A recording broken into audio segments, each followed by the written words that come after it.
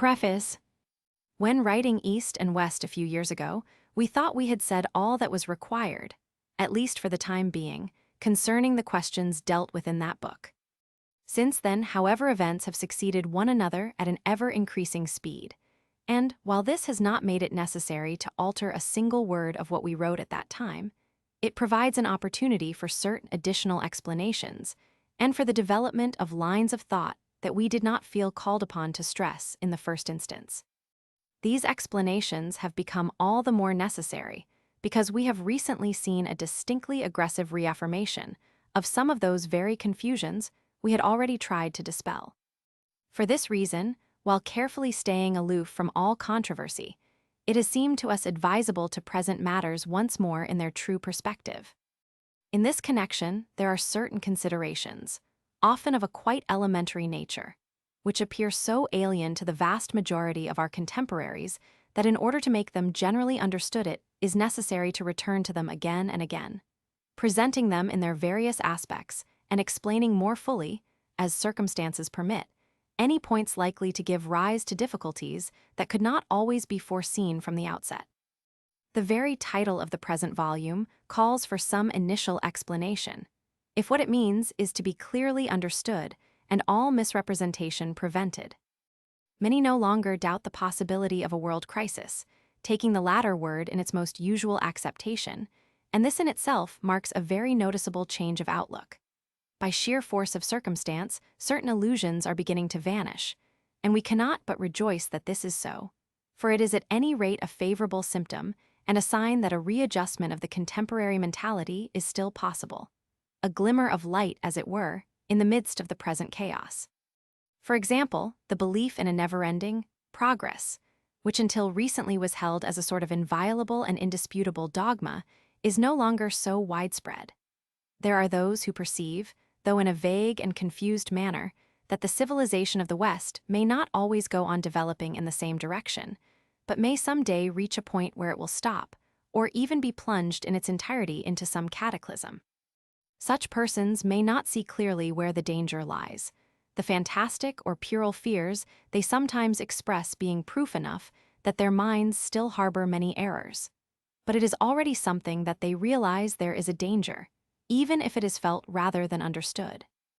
And it is also something that they can conceive that this civilization, with which the moderns are so infatuated, holds no privileged position in the history of the world, and may easily encounter the same fate as has befallen many others that have already disappeared at more or less remote periods, some of them having left traces so slight as to be hardly noticeable, let alone recognizable. Consequently, when it is said that the modern world is in the throes of a crisis, this is usually taken to mean that it has reached a critical phase, or that a more or less complete transformation is imminent, and that a change of direction must soon ensue, whether voluntarily or no, whether suddenly or gradually, whether catastrophic or otherwise, remaining to be seen. This use of the word crisis is perfectly legitimate, and indeed corresponds in part to what we think ourselves, but in part only, for our point of view is a more general one. For us, it is the modern age in its entirety that is in a state of crisis, which is precisely why we entitled this book The Crisis of the Modern World. It seems, however, that the crisis is nearing its solution, and this has the effect of emphasizing still further the abnormality of the state of affairs that has already existed for some centuries, though the consequences were never before so apparent as they are now. This is also the reason for the increasing speed with which events are now unfolding. Such a state of affairs may doubtless continue for some time longer, but not indefinitely, and, even without being able to assign a definite time limit, one has the impression that it cannot last very much longer. But the word crisis also contains other implications, making it an even more apt term for what we wish to express. Indeed, its etymology, which is often lost from sight in current usage, but must be kept in mind if one wishes to restore to the word its full meaning and original value, makes it to some extent synonymous with the words judgment and discrimination. The phase that can properly be termed critical in any order of things is the one immediately preceding a resolution, be this favorable or unfavorable, in other words, one in which a turn is taken either for the better or for the worse. It is therefore the phase in which it is possible to pass judgment on the results achieved, to balance the pros and the cons, and, to some extent, to classify the results, either positively or negatively, and to see which way the balance will swing in the end. We do not aim, of course, at giving a classification that will be totally complete. To do this would be premature, since the crisis is not yet ended, and since it is perhaps impossible even to say exactly when, and in what manner, it will end. It is always preferable to refrain from prognostications that cannot be based on grounds clearly intelligible to all, and that therefore could be misinterpreted, adding to the confusion rather than relieving it. All we can undertake at the moment is to contribute, to a certain extent, and as far as the means at our disposal allow, toward making those capable of it aware of some of the consequences that seem already fully established. By so doing, we shall be preparing the ground, albeit in a partial and rather indirect manner, for those who must play their part in the future judgment, following which a new era will open in the history of mankind. Certain of the expressions just used will doubtless awaken in the minds of some the idea of what is called the Last Judgment, or Doomsday, and quite correctly, though whether this be understood literally or symbolically, or in both ways, since in reality the two conceptions are not mutually exclusive, is here of little consequence. Nor is this the place or time for a fuller explanation of this point. In any case, the reference to balancing pros and cons, and judging results either positively or negatively, may well have suggested the division of the chosen, and the damned, into two groups to be thus immutably fixed henceforward. Even if this is but an analogy, one must admit that it is valid, well-founded, and in conformity with the nature of things, a point that calls for further explanation. It is certainly no accident that so many people today are haunted by the idea of the end of the world. It may be regrettable in some respects, since the extravagances to which this idea, when ill understood, gives rise, and the messianic vagaries that spring from it in certain circles, all of them manifestations of the mental disequilibrium of our time, only aggravate this same disequilibrium to an extent that is impossible altogether to overlook. Nevertheless, this obsession with the end of the world is a fact that one cannot ignore. No doubt the most convenient attitude when confronted with things of this kind is simply to dismiss them without further inquiry as errors or fantasies of no importance. We consider, however, that even if they are in fact errors, it is better, while denouncing them as such, to probe for the reasons that have given rise to them and to seek the modicum of truth, deformed though it may be, that they may nevertheless contain. For, since error has after all a purely negative manner of existence, absolute error cannot exist anywhere, and is indeed a meaningless expression. If the matter is viewed in this way, it becomes easy to see that the preoccupation with the end of the world is closely connected with the state of general mental unrest in which we are at present living. The vague foreboding of an end, which in fact is near, works uncontrollably on the imaginations of some people, and quite naturally gives rise to wild, and for the most part grossly materialized mental images that in their turn assume external form in the extravagances to which we have alluded. This explanation is, however, no excuse for such extravagances. At least, even if the persons who fall involuntarily into error, being predisposed to it by a mental state for which they are not responsible, are to be excused, it can never be a reason for excusing the error itself. For our part, we certainly cannot be accused of undue indulgence toward the pseudo-religious manifestations of the contemporary world, any more than toward modern errors in general. Indeed, we know that there are those who would be inclined rather to reproach us with the opposite of tolerance, and it may be that what is said here will enable them to understand better our attitude in these matters, an attitude that consists in abiding always by the only point of view that concerns us, that of impartial and disinterested truth. But this is not the whole question at issue.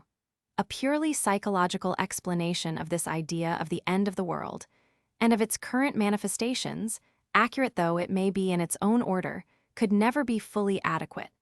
To accept it as such would be to yield to one of those modern illusions which we take every opportunity of condemning. As we have said, there are those who have a vague feeling that something is approaching its end, without being able to define exactly the nature or extent of the change they foresee. It is impossible to deny that this feeling is based on reality, even though it be vague and subject to false interpretations or imaginative deformations.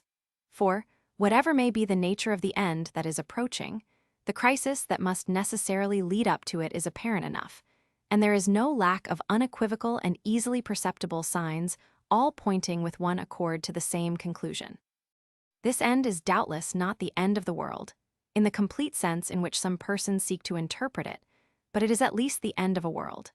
And if it is Western civilization in its present form that is to end, it is understandable that those who are accustomed to see nothing beyond it, and for whom this is civilization unqualified, should incline to the belief that everything will end with it, and that its disappearance will in fact be the end of the world.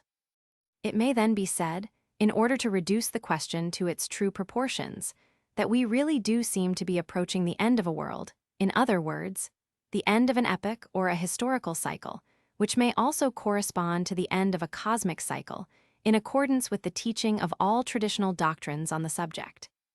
There have already been many occurrences of this sort in the past, and there will doubtless be others in the future. These occurrences are of varying importance, according to whether they terminate longer or shorter periods, and whether they affect the whole of mankind or merely one or another of its component parts. That is, some particular race or people. It is to be expected that, in the present state of the world, the impending change will be widespread, and that, whatever form it may assume, a point we shall not attempt to determine, it will affect more or less the whole world. In any case, the laws governing such occurrences apply analogously at different levels, so that what is true of the end of the world, in the most complete sense in which this can be conceived, it is usually taken to refer only to the terrestrial world, is also true on a proportionately lesser scale of some particular world in a much more restricted sense of the word. These preliminary remarks should make it easier to understand the questions we are about to consider. We have already had occasion to refer fairly frequently in other works to the cyclic laws.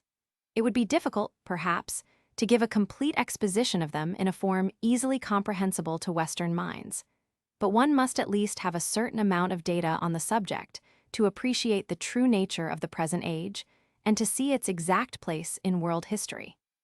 We shall therefore begin by showing that the characteristic features of this age are in fact those that the traditional doctrines have from all time indicated for the cyclic period to which it corresponds.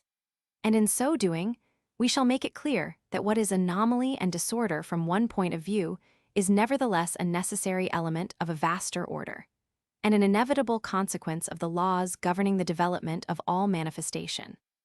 Let it be said at once, however, that this is no reason to submit passively to the disorder and obscurity that seem to be triumphing at the moment, for were it so, we should have nothing better to do than to remain silent. On the contrary, it is a reason for striving to the utmost to prepare the way out of this dark age, for there are many signs that its end is already relatively near, if not imminent.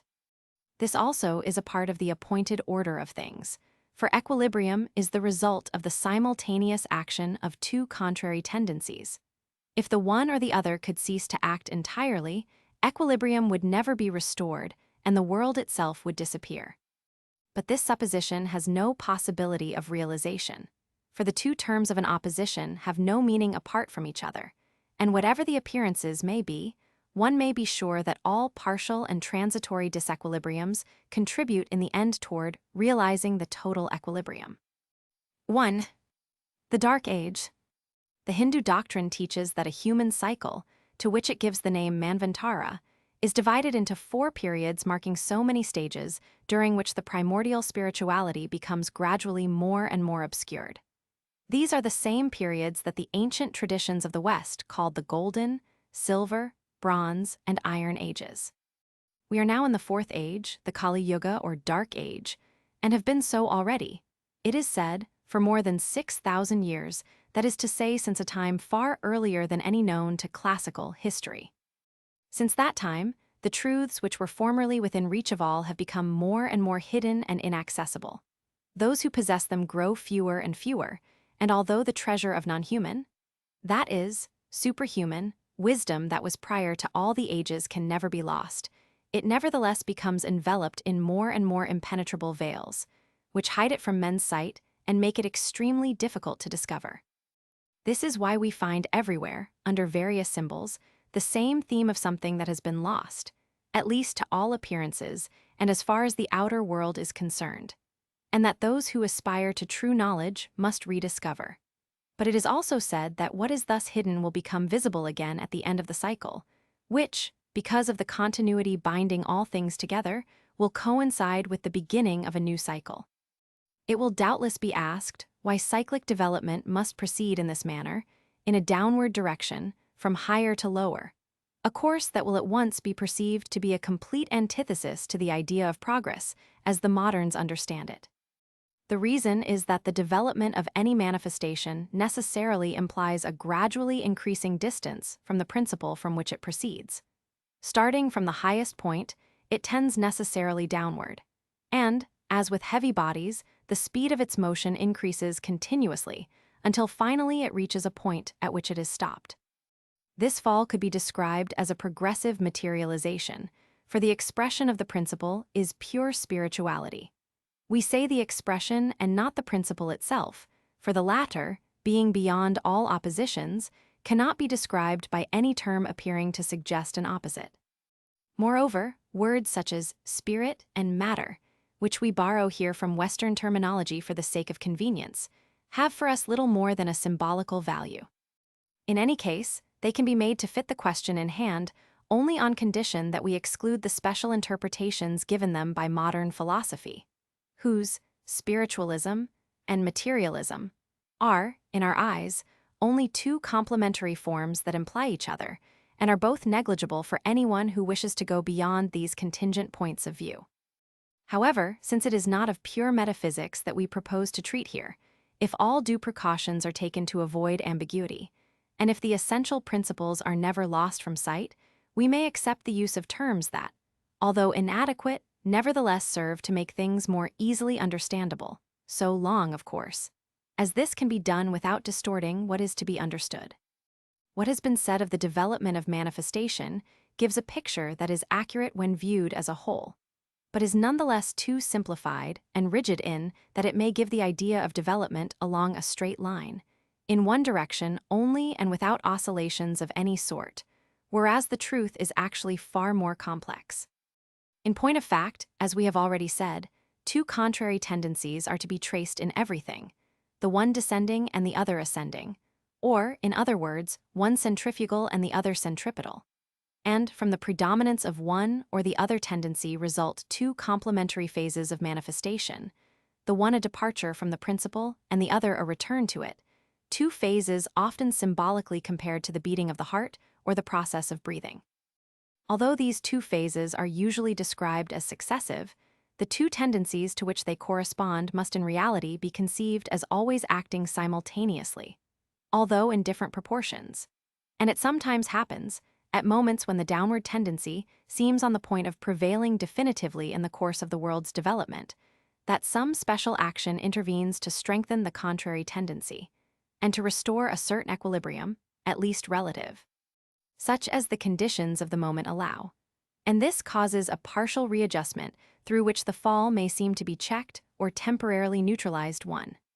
It is obvious that these traditional data, of which we can give only a bare outline here, open the way to conceptions that are deeper, wider, and altogether different from the various attempts at a philosophy of history that are so popular with modern writers. However, we have for the moment no intention of going back to the origin of the present cycle or even to the beginning of the Kali Yuga. We shall only be concerned, directly at least, with a far more limited field, namely with the last phases of the Kali Yuga. Actually, within each of the great periods of which we have spoken, it is possible to go further and distinguish secondary phases constituting so many subdivisions of it. And since each part is analogous after its own fashion to the whole, these subdivisions reproduce, so to speak, on a much smaller scale, the general course of the greater cycle in which they are contained. But here also a complete investigation of the ways in which this law applies to particular cases would carry us beyond the limits of the present study. We shall conclude these preliminary remarks by mentioning only one or two particularly critical periods among those through which mankind has more recently passed. That is, among those falling within the period usually called historical, as it is in fact the only one really accessible to ordinary or profane history. And this will lead us directly to the real object of our study, since the last of these critical periods is none other than the one that constitutes what is termed the modern age. It is a strange fact, and one which appears never to have received proper attention, that the strictly historical period, in the sense that we have just indicated, goes back exactly to the 6th century before the Christian era, as though there were at that point a barrier in time impossible to penetrate by the methods of investigation at the disposal of ordinary research. Indeed, from this time onward, there is everywhere a fairly precise and well-established chronology, whereas for everything that occurred prior to it, only very vague approximations are usually obtained, and the dates suggested for the same events often vary by several centuries. This is very noticeable even in the case of countries of whose history we possess more than a few scattered vestiges, such as Egypt, for example. But what is perhaps even more astonishing is that, in an exceptional and privileged case like that of China, which possesses annals relating to far more distant periods and dated by means of astronomical observations that leave no room for doubt, modern writers nonetheless class these periods as legendary, as if they saw in them a domain in which they have no right to any certainty, and in which they do not allow themselves to obtain any. So-called classical antiquity is therefore a very relative antiquity, and far closer to modern times than to real antiquity, since it does not even go back to the middle of the Kali Yuga, whose length is itself, according to the Hindu doctrine, only a 10th part of the whole Manvantara. And this is sufficient indication of how far the moderns are justified in priding themselves on the extent of their historical knowledge. They will doubtless seek to justify themselves by replying that all this refers only to legendary periods and is therefore unworthy of consideration.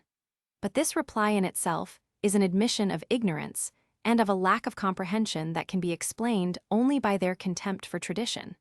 The specifically modern outlook is in fact, as we shall explain further on, identical with the anti-traditional outlook. In the 6th century, before the Christian era, considerable changes took place for one reason or another among almost all peoples, changes which however varied in character from country to country. In some cases, it was a readaptation of the tradition to conditions other than those previously prevailing, a readaptation that was accomplished in a rigorously orthodox sense. This is what occurred, for example, in China, where the doctrine, primitively established as a single whole, was then divided into two clearly distinct parts. Taoism, reserved for an elite and comprising pure metaphysics and the traditional sciences of a properly speculative nature, and Confucianism, which was common to all without distinction, and whose domain was that of practical and mainly social applications. Among the Persians, there seems also to have been a readaptation of Mazdaism.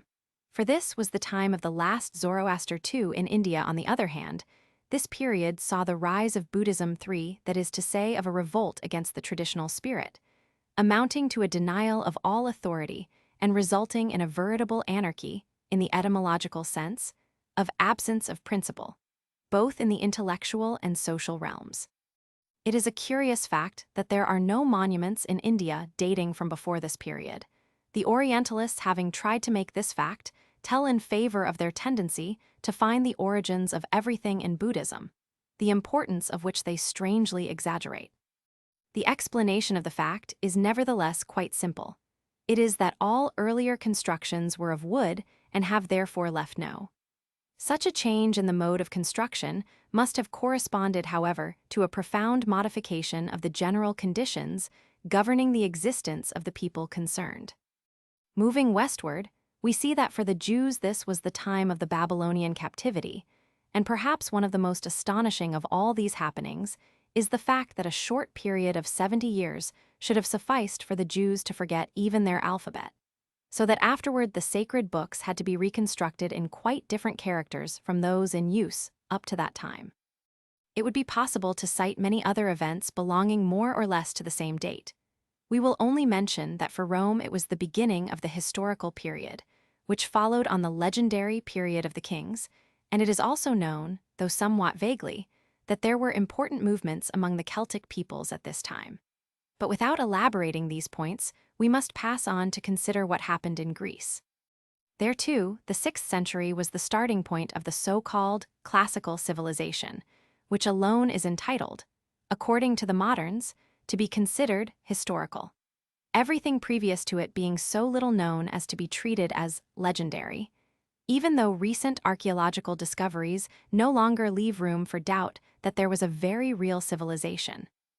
And we have reasons for supposing that this first Hellenic civilization was far more interesting intellectually than what followed, and that the relationship between the two is to some extent analogous to that between medieval and modern Europe.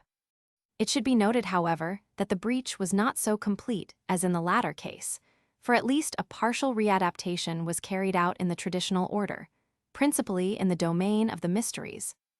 One may refer here to the case of Pythagorism, which was primarily a restoration, under a new form, of the earlier Orphic tradition, and whose connection with the Delphic cult of the Hyperborean Apollo bears witness to an unbroken and regular line of descent from one of the most ancient traditions of mankind.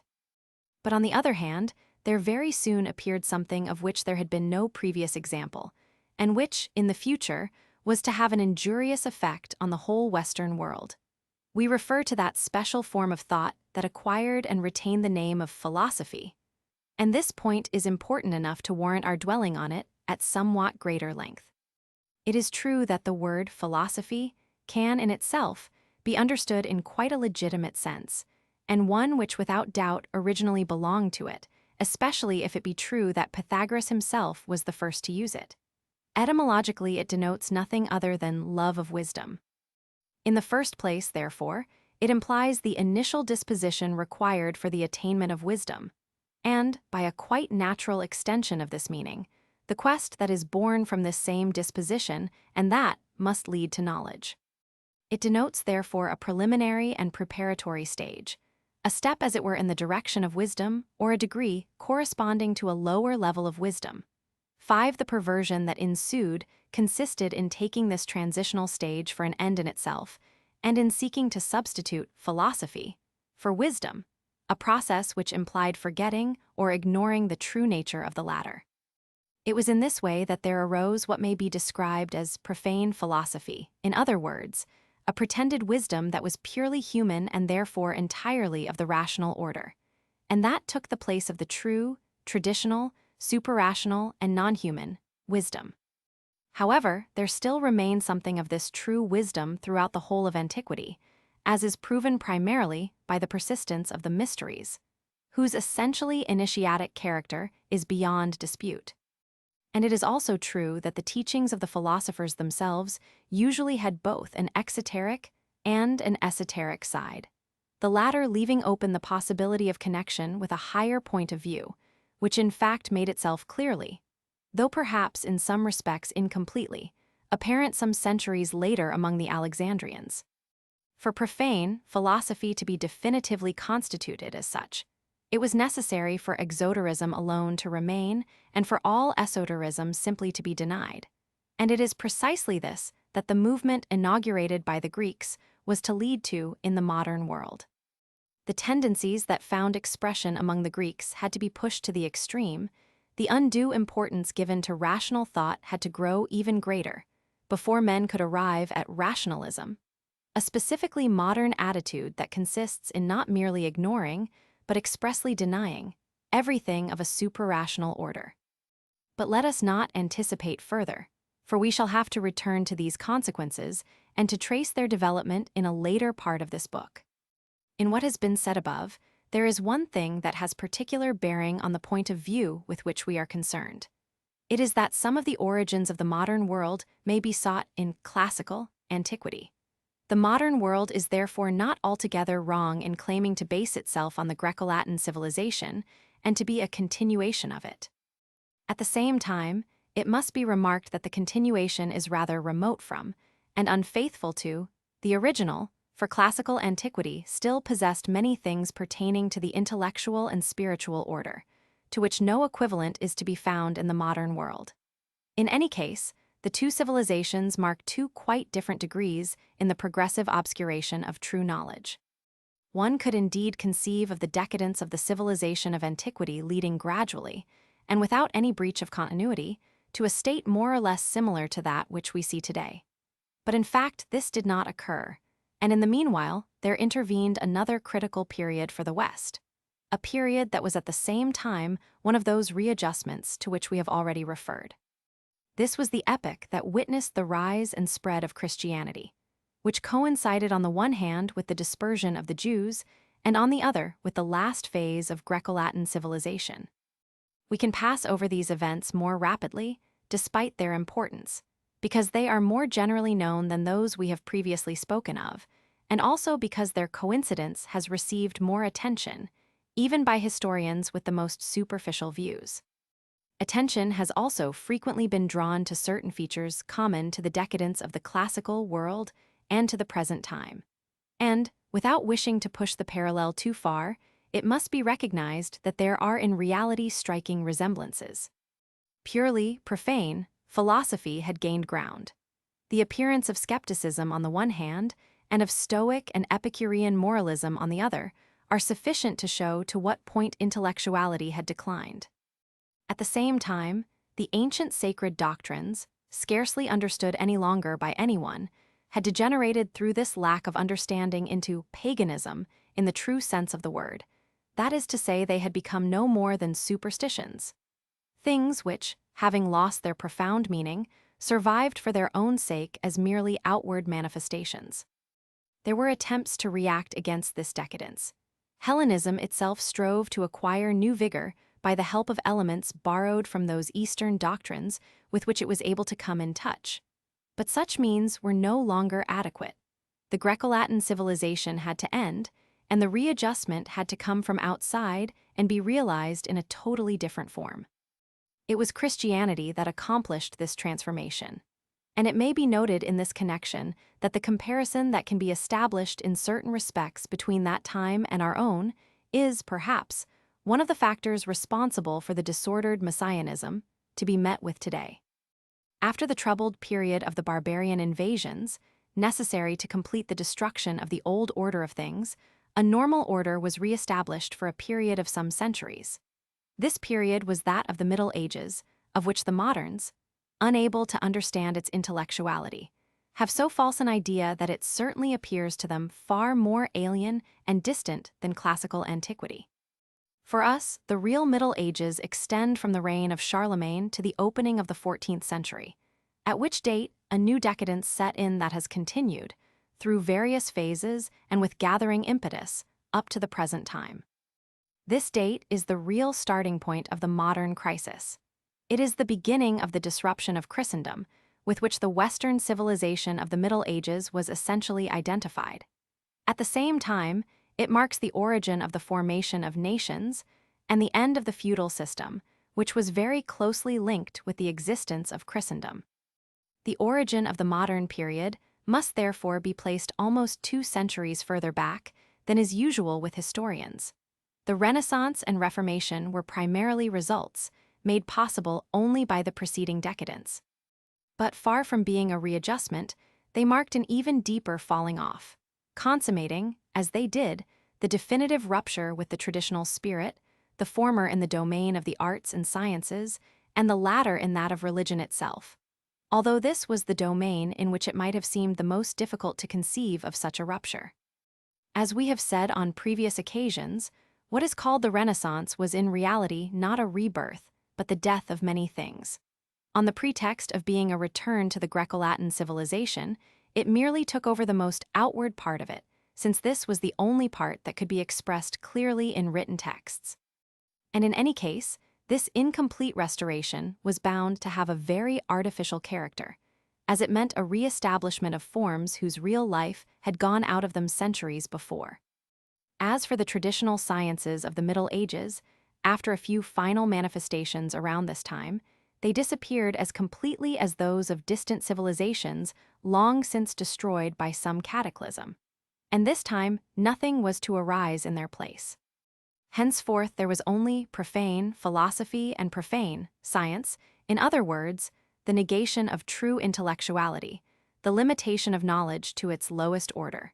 Namely, the empirical and analytical study of facts divorced from principles, a dispersion in an indefinite multitude of insignificant details, and the accumulation of unfounded and mutually destructive hypotheses, and of fragmentary views leading to nothing other than those practical applications that constitute the sole real superiority of modern civilization. A scarcely enviable superiority, moreover, which, by stifling every other preoccupation, has given the present civilization the purely material character that makes of it a veritable monstrosity. An altogether extraordinary fact is the rapidity with which medieval civilization was completely forgotten.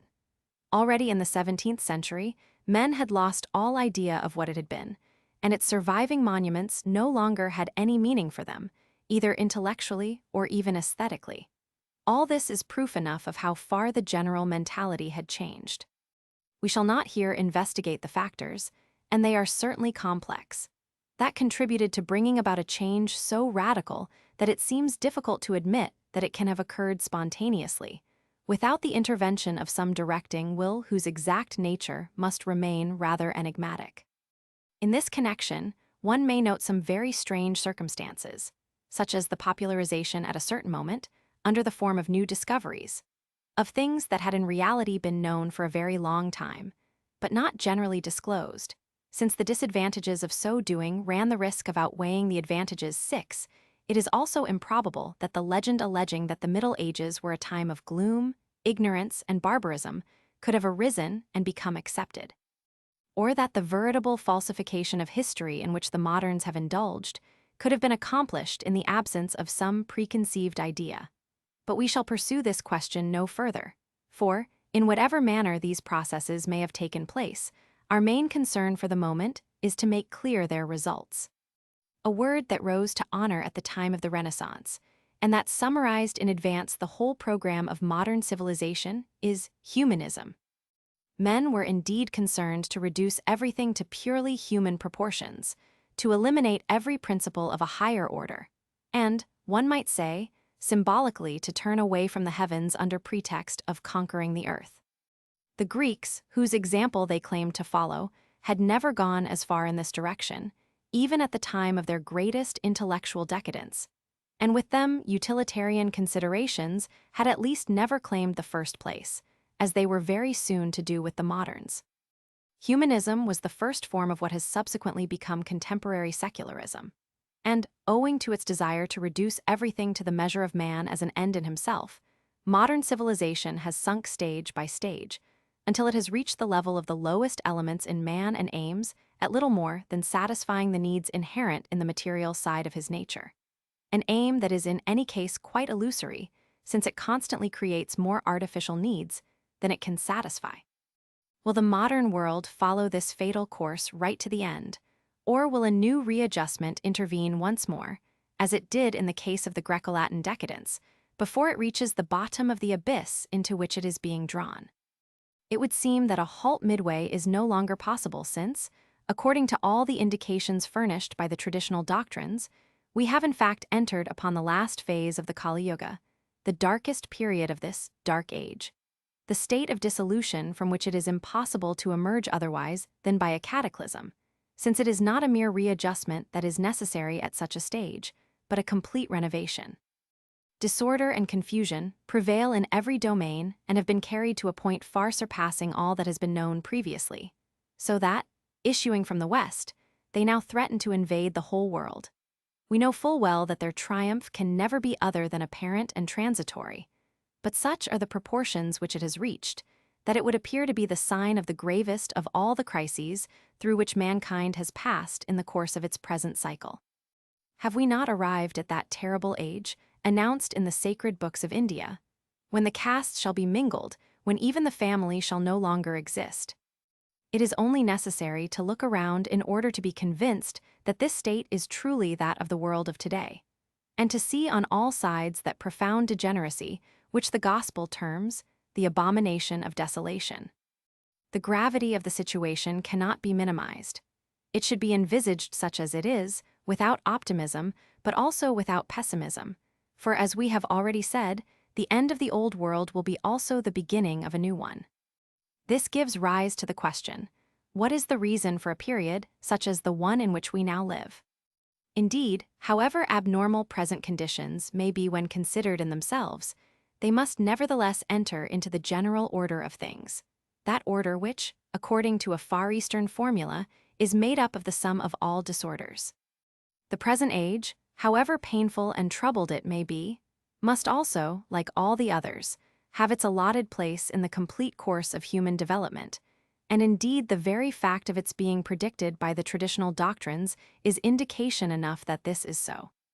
What we have already said regarding the general trend of a cycle of manifestation toward progressive materialization gives a direct explanation of such a state, and shows that what is abnormal and disordered from a particular point of view is nevertheless, but the consequence of a law implied in a higher and more extensive point of view. We will add, without dwelling upon the question, that like every change of state, the passage from one cycle to another can take place only in darkness. This is another law of great importance and with numerous applications, but for that very reason, a detailed exposition of it would carry us too far from our subject 7. Nor is this all. The modern period must necessarily correspond with the development of certain possibilities that have lain within the potentiality of the present cycle ever since its origin, and however low the rank of these possibilities in the hierarchy of the whole, they like the others were bound to manifest themselves at their appointed time. In this connection, it might be said that what, according to tradition, characterizes the ultimate phase of a cycle is the realization of all that has been neglected or rejected during the preceding phases. And indeed, this is exactly the case with modern civilization, which lives as it were only by that for which previous civilizations had no use. To confirm this fact, it is enough to observe how the genuine and traditional representatives of such of the more ancient civilizations as have endured in the East up to the present appraise Western sciences and their industrial applications. These lower forms of knowledge, so worthless to anyone possessing knowledge of a different and higher order, had nevertheless to be realized. But this could not occur except at a stage where true intellectuality had disappeared.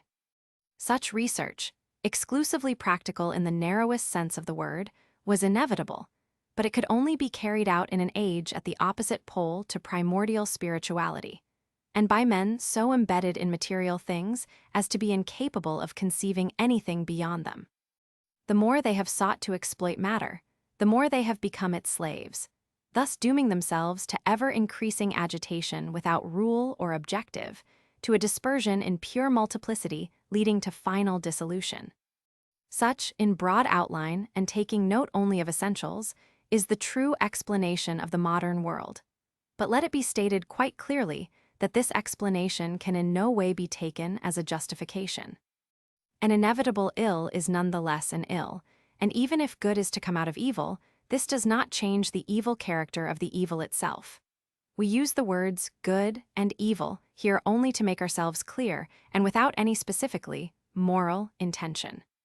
Partial disorders cannot but exist, since they are necessary elements in the total order, but a period of disorder is in itself nevertheless comparable to a monstrosity, which, though the consequence of certain natural laws, is still a deviation and an error, or to a cataclysm, which, though resulting from the normal course of events, is nevertheless a subversion and an anomaly when viewed in itself. Modern civilization, like all things, has of necessity its reason for existing, and if indeed it represents the state of affairs that terminates a cycle, one can say that it is what it should be and that it comes in its appointed time and place. But it should nonetheless be judged according to the words of the gospel, so often misunderstood.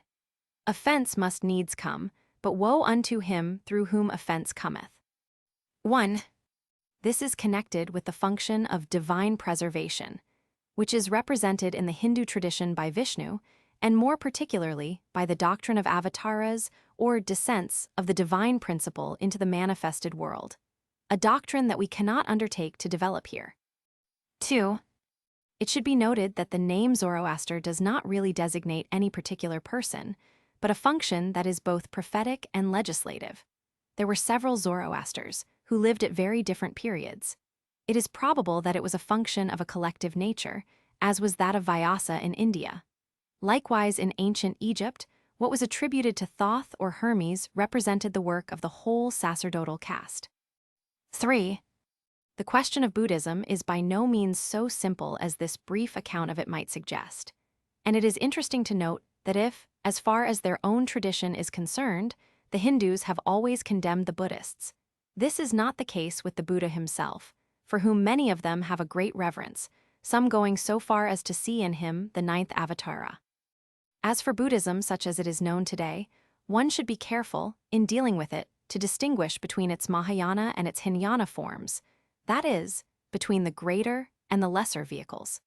In general, one may say that Buddhism outside India differs markedly from the original Indian form, which began to lose ground rapidly after the death of Ashoka and eventually disappeared.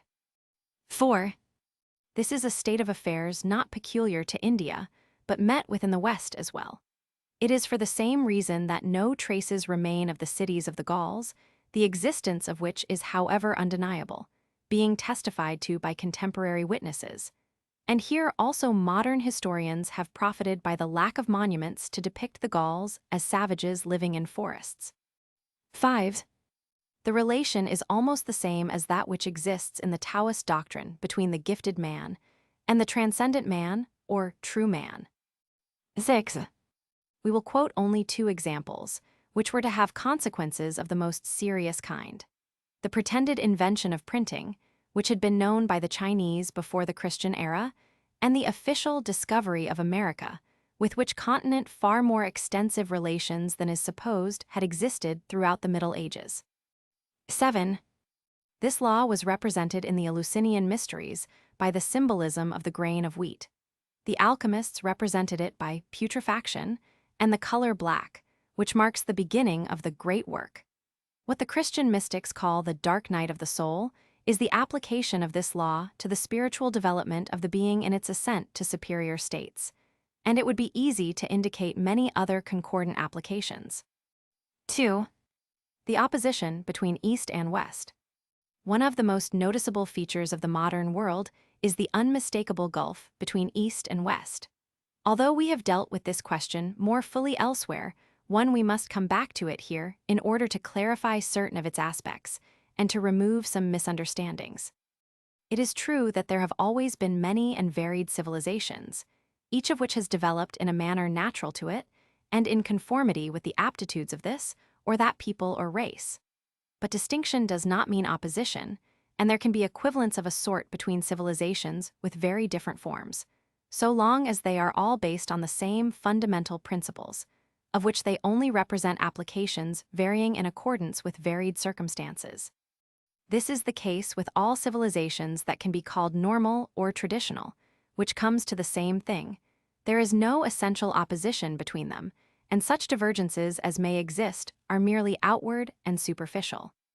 On the other hand, a civilization that recognizes no higher principle, but is in reality based only on a negation of principles, is by this very fact ruled out from all mutual understanding with other civilizations.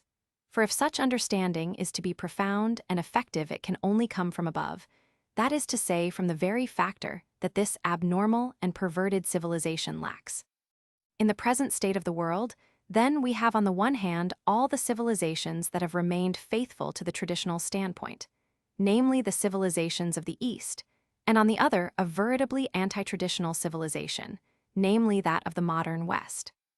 There are, it is true, those who have denied that the division of mankind into East and West corresponds to any real difference. But it seems beyond doubt that, in the present time at any rate, this difference actually does exist. In the first place, the existence of a Western civilization, common to Europe and America, is a fact that everyone must recognize, whatever opinion may be held as to its value. The question is less simple with regard to the East, for there are actually several Eastern civilizations, and not one only. The distinction, and even the opposition, between the East and the West is, however, fully justified by the fact that these civilizations have certain common features, such as characterize what we have called a traditional civilization, and that these features are lacking in that of the West. That this is so is due to the fact that all the Eastern civilizations are alike traditional in character. To give a more definite idea of these civilizations, we will repeat here the general division between them that we have already laid down elsewhere, and which, though possibly somewhat simplified for someone wishing to enter into detail, is nevertheless correct in its main outlines. The Far East is represented essentially by the Chinese civilization, the Middle East, that is, India, by the Hindu, and the Near East by the Islamic. It should be added that in many respects this last is to be regarded as occupying an intermediate position between East and West, and that it has many features in common with Western civilization as it was in the Middle Ages. If one considers Islam in relation to the modern West, however, one cannot but see that it is just as opposed to it as are the properly Eastern civilizations, with which, from this point of view, it must therefore be classed. The last remark raises an important point. There was no reason for opposition between East and West as long as there were traditional civilizations in the West as well as in the East. The opposition has meaning only as far as the modern West is concerned, for it is far more an opposition between two mentalities than between two more or less clearly defined geographical entities. In certain periods, of which the nearest to us is the medieval, the Western mentality was much more akin, in its more important features, to what is still the Eastern mentality than to what it has itself become in modern times. Western civilization was then comparable to the civilizations of the East in the same way as these are comparable to one another. During recent centuries, there has occurred a great change that is far more serious than any of the deviations that may have occurred previously in periods of decadence, for it has proceeded to the point of an absolute reversal of the trend of human activity. And this change had its origin only in the West. When, therefore, in speaking of the world of today, we use the expression Western mentality, this means the same as the modern mentality. And since the other mentality has continued to exist only in the East, we can, also with reference to the present state of things, call it the Eastern mentality. These two terms, then, express nothing more than an actual fact.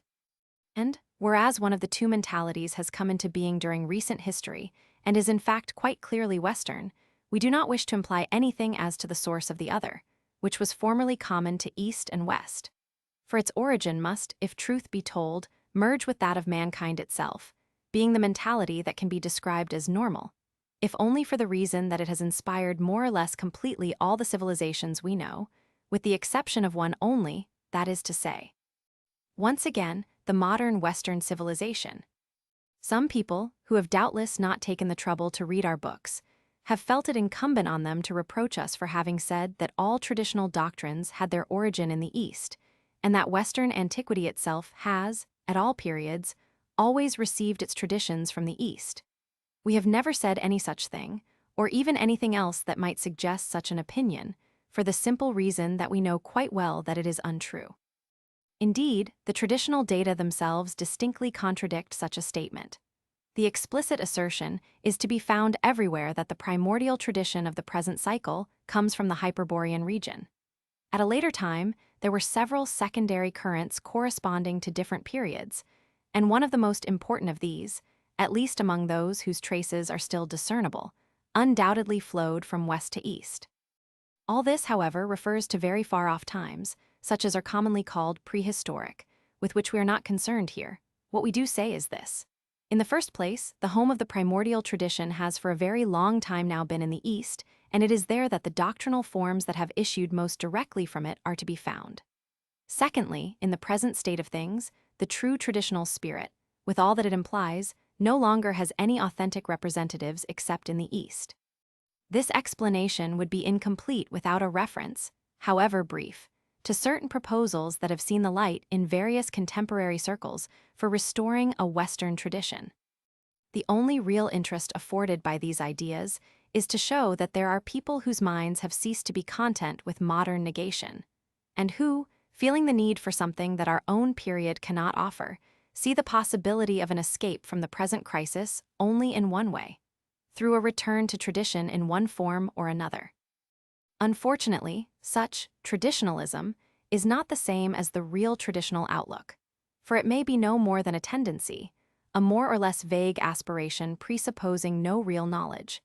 And it is unfortunately true that, in the mental confusion of our times, This aspiration usually gives rise to fantastic and imaginary conceptions devoid of any serious foundation.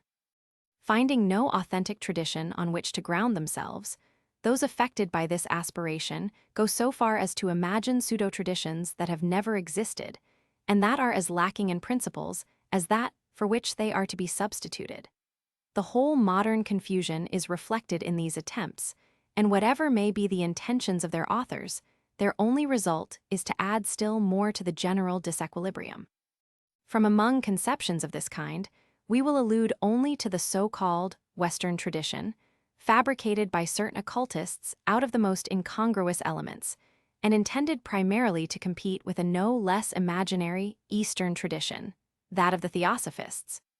We have spoken of these matters at sufficient length elsewhere, and prefer to pass on without further delay to the examination of other theories more worthy of attention, which reveal at least a desire to refer to traditions that have had a real existence.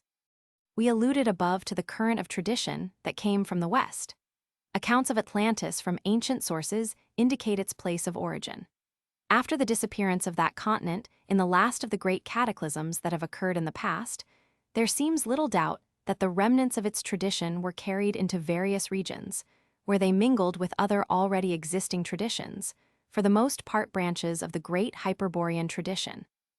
And it is very possible that the doctrines of the Celts in particular were among the products of this fusion. We are far from disputing this, but let it not be forgot that the real Atlantean form disappeared thousands of years ago, together with the civilization to which it belonged, and whose destruction can have come about only as the result of a perversion that may have been comparable in some respects to the one that confronts us today, with the important difference, however, that mankind had not yet entered upon the Kali Yuga. Also, it should be remembered that the Atlantean tradition corresponded only to a secondary period in our cycle, and it would thus be a great mistake to seek to identify it with the primordial tradition out of which all the others have issued, and which alone endures from the beginning to the end. It would be superfluous here to set forth all the data justifying these statements. We insist merely on the conclusion that it is impossible now to resuscitate an Atlantean tradition or to attach oneself more or less directly to it. There is a high degree of fantasy in attempts of this sort. It is nonetheless true that it may be of interest to investigate the origins of the elements that have come together to form later traditions, as long as, in so doing, all necessary precautions are taken to guard against illusion. But such investigations cannot lead to the resurrection of a tradition that is not adapted to any of the present conditions of our world.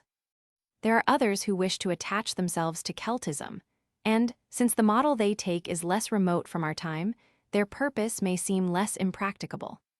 But where can one find Celtism, today in a pure state, and with sufficient vitality to be able to serve as a basis?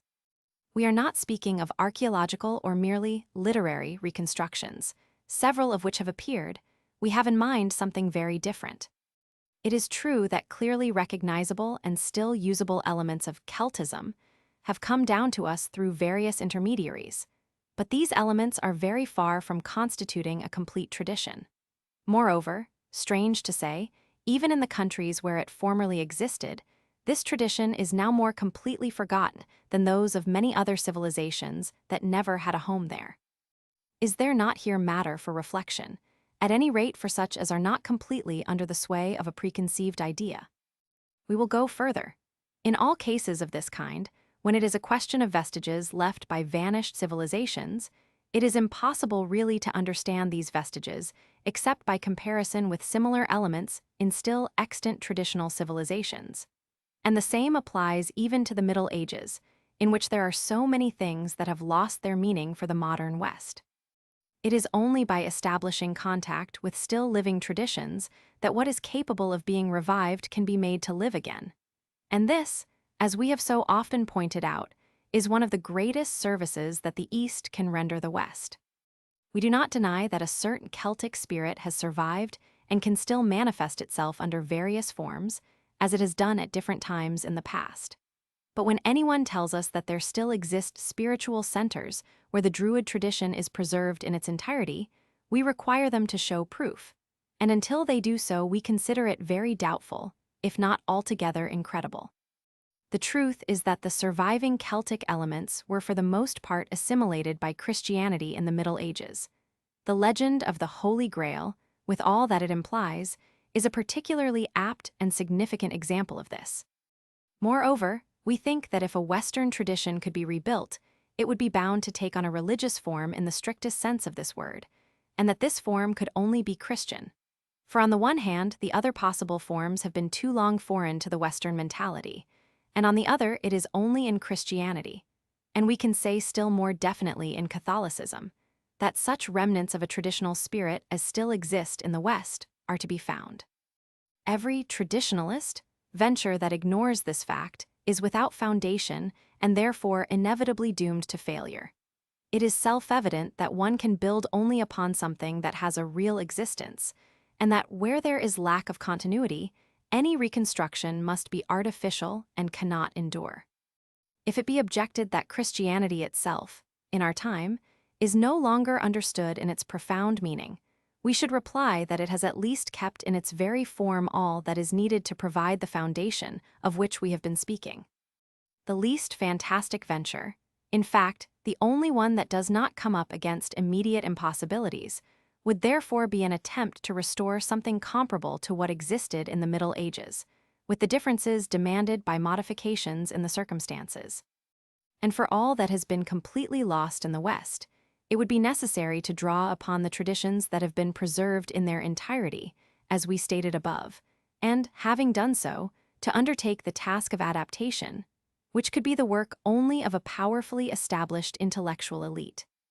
All this we have said before, but it is useful to insist on it again because too many inconsistent fantasies are given free rein at present, and also because it is important to have it understood that, if the Eastern traditions in their own special forms can certainly be assimilated by an elite, which by its very definition must be beyond all forms, they certainly cannot be so by the mass of Western people, for whom they were not made, unless some unforeseen transformation takes place. If a Western elite comes to be formed, real knowledge of the Eastern doctrines will, for the reason that we have just given, be essential to it in the fulfillment of its functions. But the remainder, the majority of people, whose lot it will be to reap the benefits of its work, can quite well remain unaware of this, receiving the influence from it unwittingly and in any case by means that will be beyond their perception, though nonetheless real and effective. We have never said anything different, but we thought it well to repeat it here as clearly as possible, because, if we must not expect always to be understood by all, we at least endeavor to avoid having intentions ascribed to us that are in no way our own. But it is the present state of things that concerns us most, so let us leave forecasts aside and dwell a moment longer on the suggestions that are at present to be met with for restoring a Western tradition. There is one observation that would in itself suffice to show that these ideas are not in order. This is that they are almost always conceived from an attitude of more or less open hostility toward the East. It must be added that even those who wish to base themselves on Christianity are sometimes governed by this feeling. They seem set above all on finding points of opposition, which are really quite imaginary. And it is for this reason that we have encountered the absurd opinion that if the same things are found, expressed in almost identical form, in both Christianity and the Eastern doctrines, they nevertheless do not have the same meaning in the two cases and have even contrary meanings. Those who make such assertions prove thereby that whatever may be their pretensions, they have not gotten very far in their understanding of the traditional doctrines, and have not perceived the fundamental identity underlying all the differences in outward form. And, even in cases where this identity is quite clear, they obstinately persist in not recognizing it. Also, the view they hold of Christianity itself is quite superficial, and could not correspond to the notion of a real traditional doctrine offering a complete synthesis that would embrace every domain. It is the basic principle that they lack, and in this, they are affected far more than they may suppose by the modern outlook against which they wish to react. And when they have occasion to use the word tradition, they certainly do not give it the same meaning we do. In the mental confusion that marks our times, the word tradition itself has come to be applied indifferently to all sorts of things, often quite insignificant. For example, to mere customs with no wider bearing and sometimes of quite recent origin. We have remarked elsewhere on an abuse of the same kind in the use of the word religion. These perversions of language must be distrusted, as they reflect a sort of degeneracy of the corresponding ideas. And the fact that somebody calls himself a traditionalist does not prove that he knows, even vaguely, what tradition is in the true sense of the word. For our part, we refuse absolutely to give this name to anything that is of a purely human order. It is not superfluous to state this outright at a time when expressions such as traditional philosophy, to take an example, crop up at every turn. A philosophy, even though it be all that it should be, has no right to this designation, since it is entirely of the rational order even when it does not deny all that goes beyond this order. It is no more than a structure raised by human individuals without revelation or inspiration of any sort, which means, to cut a long story short, that it is essentially profane. Moreover, despite all the illusions that some seem to cherish, the mentality of a race and an epoch is certainly not going to be put right by any merely bookish science, but only by something very different from philosophical speculation, which, even at the best of times, is condemned by its very nature to remain outward and much more verbal than real. The lost tradition can be restored and brought to life again only by contact with the living traditional spirit. And, as we have already said, it is only in the East that this spirit is still fully alive. It is nonetheless true that the first necessity is the existence in the West of an aspiration toward a return to the traditional outlook, but this could hardly be more than a mere aspiration. The various movements of anti-modern reaction that have already arisen, all very incomplete in our opinion, can only strengthen us in this conviction for, while doubtless excellent on their negative and critical side, they are nevertheless far from constituting a restoration of true intellectuality, and flourish only within the limits of a rather narrow mental horizon. They are at least something, however, in that they point to a frame of mind of which it would have been hard to find a trace even a few years ago. If all Westerners are no longer unanimous in contenting themselves with the exclusively material development of modern civilization, this may be a sign that for them not all hope of salvation has yet vanished. Be this as it may, if the West should somehow return to its tradition, its opposition to the East would thereby be resolved and cease to exist, as it has its roots only in the Western deviation and is in reality nothing other than the opposition between the traditional and anti-traditional outlooks. Therefore, contrary to the views we have described above, one of the first results of a return to tradition would be to make an understanding with the East immediately feasible, such as is possible between all civilizations that possess comparable or equivalent elements, and only between such, since these elements form the only ground on which an effective understanding can be based. The real traditional outlook is always and everywhere essentially the same, whatever outward form it may take. The various forms that are specially suited to different mental conditions and different circumstances of time and place are merely expressions of one and the same truth. But this fundamental unity beneath apparent multiplicity can be grasped only by those who are able to take up a point of view that is truly intellectual. Moreover, it is in the intellectual realm that are to be found the principles from which everything else derives, either consequentially or by way of application. It is therefore on these principles that there must first of all be agreement if there is to be a really profound understanding, for they represent what is really essential. As soon as they are properly understood, agreement will come of itself. It should be added that knowledge of principles is essential knowledge, or metaphysical knowledge, in the true sense of the word, and is as universal as are the principles themselves. It is therefore entirely independent of all individual contingencies, which must on the contrary intervene as soon as one descends to applications. Therefore, this purely intellectual domain is the only one in which there is no need for the work of adaptation between different mentalities.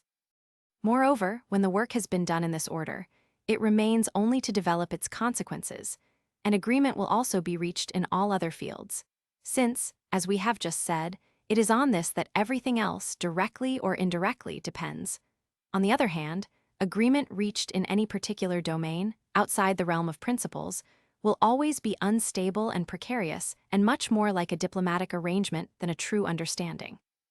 This is why, we say again, a true understanding can come only from above and not from below, and this should be taken in a twofold sense.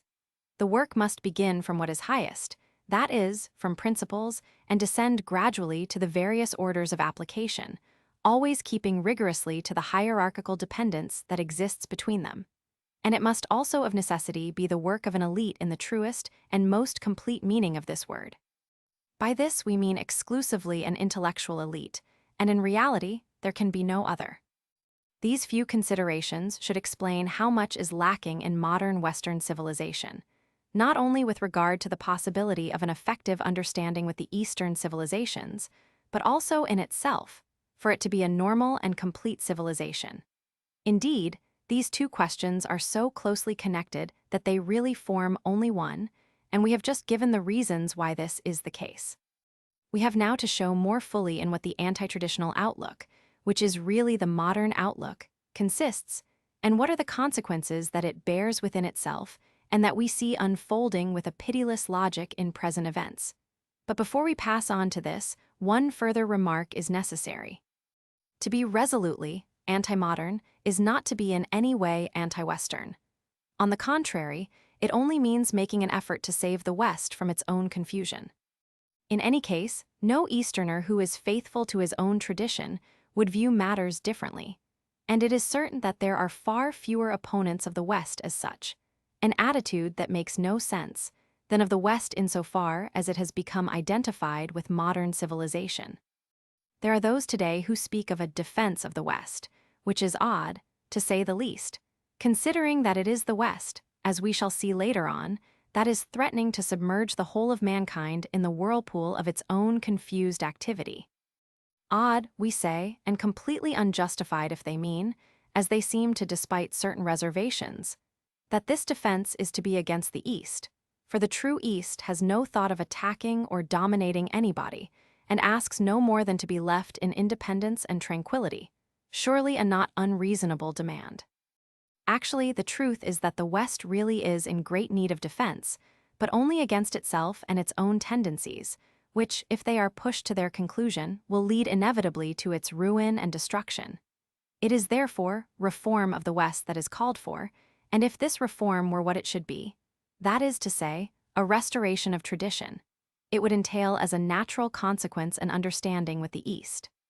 For our own part, we ask no more than to contribute, as far as our means permit, both to the reform and to the understanding, if indeed there is still time, and if any such result can be attained before the arrival of the final catastrophe toward which modern civilization is heading. But even if it were already too late to avoid this catastrophe, the work done to this end would not be useless, for it would serve in any case to prepare, however distantly, the discrimination of which we spoke at the beginning, and thereby to assure the preservation of those elements that must escape the shipwreck of the present world to become the germs of the future world. 1. See East and West. 3. Knowledge and action.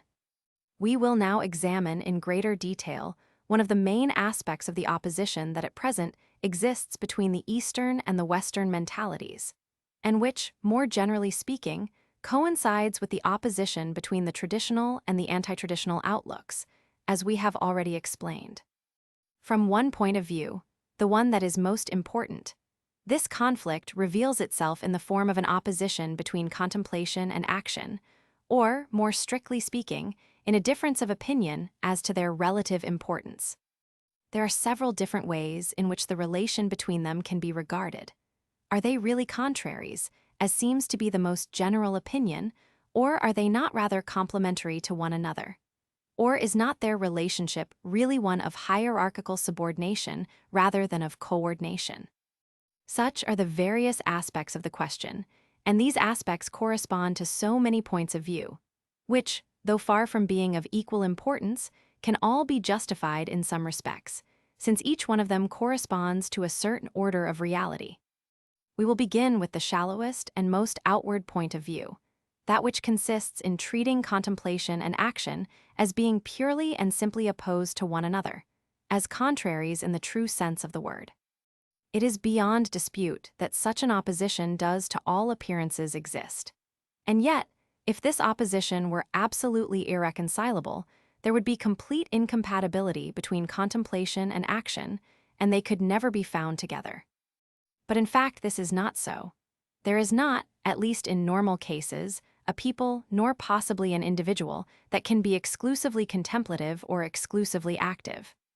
What is true is that there are two tendencies, the one or the other of which must almost inevitably predominate, so that the development of the one seems to take place at the expense of the other for the simple reason that human activity, in the widest sense of the term, cannot exert itself equally in all realms and all directions at the same time.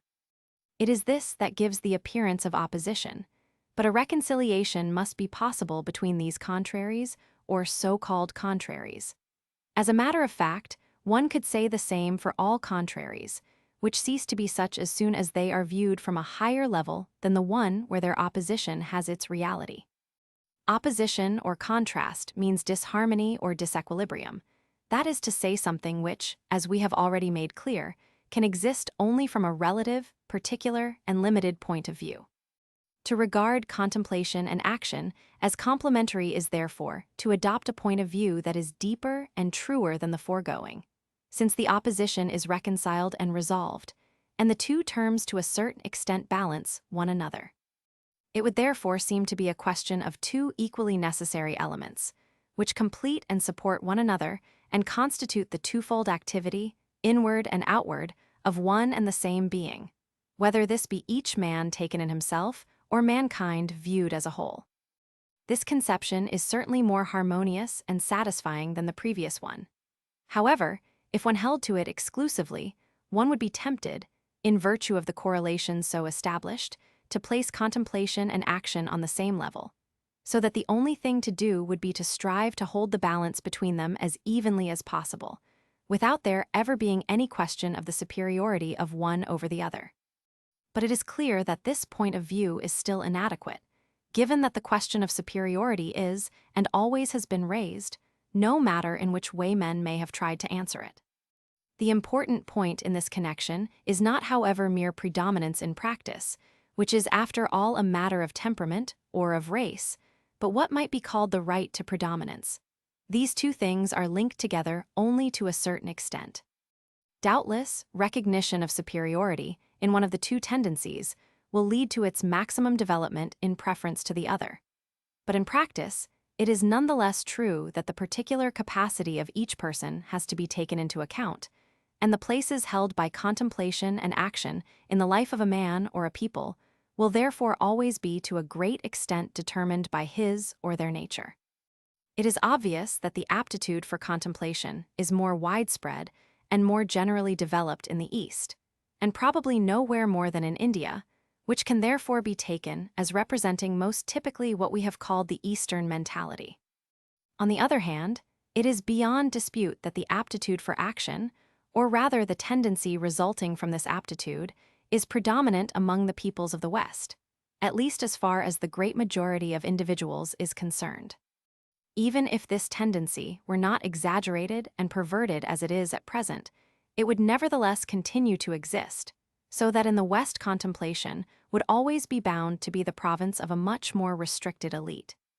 It is for this reason that it is commonly said in India that, if the West returned to a normal state and had a regular social organization, there would be many kshatriyas, but relatively few Brahmins. If, however, the intellectual elite were effectually constituted and its supremacy recognized, this would be enough to restore everything to order.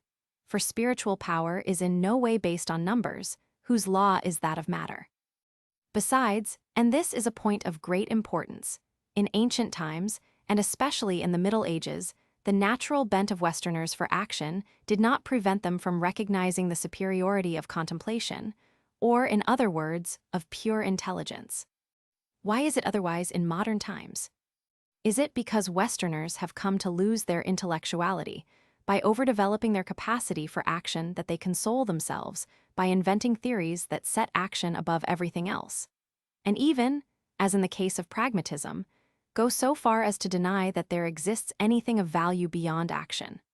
Or is the contrary true, namely, that it is the acceptance of this point of view that has led to the intellectual atrophy we see today? In both instances, and if, as is probable, the truth lies between the two, the results are exactly the same. Things have reached a point at which it is time to react. And this, be it said once more, is where the East can come to the help of the West, assuming the West is willing, not by thrusting upon it conceptions that are foreign to its mentality, as some persons seem to fear, but by helping it to recover the lost meaning of its own tradition. The present antithesis between East and West may be said to consist in the fact that the East upholds the superiority of contemplation over action, whereas the modern West, on the contrary, maintains the superiority of action over contemplation. In this case, it is no longer a question of points of view, of which each may have its justification and be accepted as the expression of a relative truth, as was the case when we spoke of contemplation and action as being simply opposed or complementary to one another, with a consequent relationship of coordination between them. Relations of subordination are by their very nature irreversible, and the two conceptions are in fact contradictory and therefore exclusive of one another. If, therefore, one admits that there really is subordination, one conception must be true and the other false. But before proceeding to the root of the matter, let us note one more point. Whereas the outlook that has survived in the East is found in all ages, as we observed above, the other attitude dates from only quite recently. And this, even apart from all other considerations, should in itself suggest that it is in some way abnormal. This impression is confirmed by the exaggeration into which the modern Western mentality falls through following its own inherent tendency, so that, not content with proclaiming on every occasion the superiority of action, men have come to the point of making action their sole preoccupation and of denying all value to contemplation, the true nature of which they ignore or entirely fail to understand. The Eastern doctrines, on the contrary, while asserting as clearly as possible the superiority, and even the transcendence, of contemplation over action, nonetheless allow action its legitimate place and make no difficulty in recognizing its importance in the order of human contingencies too. The Eastern doctrines are unanimous, as also were the ancient doctrines of the West, in asserting that contemplation is superior to action, just as the unchanging is superior to change-3 action, being merely a transitory and momentary modification of the being, cannot possibly carry its principle and sufficient reason in itself. If it does not depend on a principle outside its own contingent domain, it is but illusion. And this principle, from which it draws all the reality it is capable of possessing, its existence and its very possibility, can be found only in contemplation, or, if one will, in knowledge, for these two terms are fundamentally synonymous, or at least coincide, since it is impossible in any way to separate knowledge from the process by which it is acquired, for similarly change, in the widest sense of the word, is unintelligible and contradictory. In other words, it is impossible without a principle from which it proceeds and which, being its principle, cannot be subject to it, and is therefore necessarily unchanging. It was for this reason that, in the ancient world of the West, Aristotle asserted that there must be an unmoved mover of all things. It is knowledge that serves as the unmoved mover of action. It is clear that action belongs entirely to the world of change and becoming. Knowledge alone gives the possibility of leaving this world and the limitations that are inherent in it, and when it attains to the unchanging, as does principial or metaphysical knowledge, that is to say knowledge in its essence, it becomes itself possessed of immutability, for all true knowledge essentially consists in identification with its object. This is precisely what modern Westerners overlook. They admit nothing higher than rational or discursive knowledge, which is necessarily indirect and imperfect, being what might be described as reflected knowledge. And even this lower type of knowledge they are coming more and more to value only insofar as it can be made to serve immediate practical ends. Absorbed by action to the point of denying everything that lies beyond it, they do not see that this action itself degenerates, from the absence of any principle, into an agitation as vain as it is sterile. This indeed is the most conspicuous feature of the modern period. Need for ceaseless agitation, for unending change, and for ever-increasing speed, matching the speed with which events themselves succeed one another. It is dispersion in multiplicity, and in a multiplicity that is no longer unified by consciousness of any higher principle. In daily life, as in scientific ideas, it is analysis driven to an extreme, endless subdivision, a veritable disintegration of human activity in all the orders in which this can still be exercised.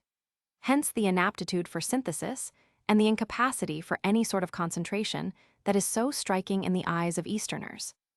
These are the natural and inevitable results of an ever more pronounced materialization, for matter is essentially multiplicity and division, and this, be it said in passing, is why all that proceeds from matter can beget only strife and all manner of conflicts between peoples as between individuals. The deeper one sinks into matter, the more the elements of division and opposition gain force and scope.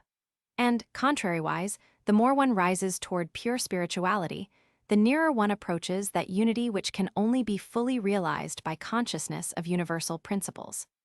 What is most remarkable is that movement and change are actually prized for their own sake, and not in view of any end to which they may lead. This is a direct result of the absorption of all human faculties in outward action, whose necessarily fleeting character has just been demonstrated.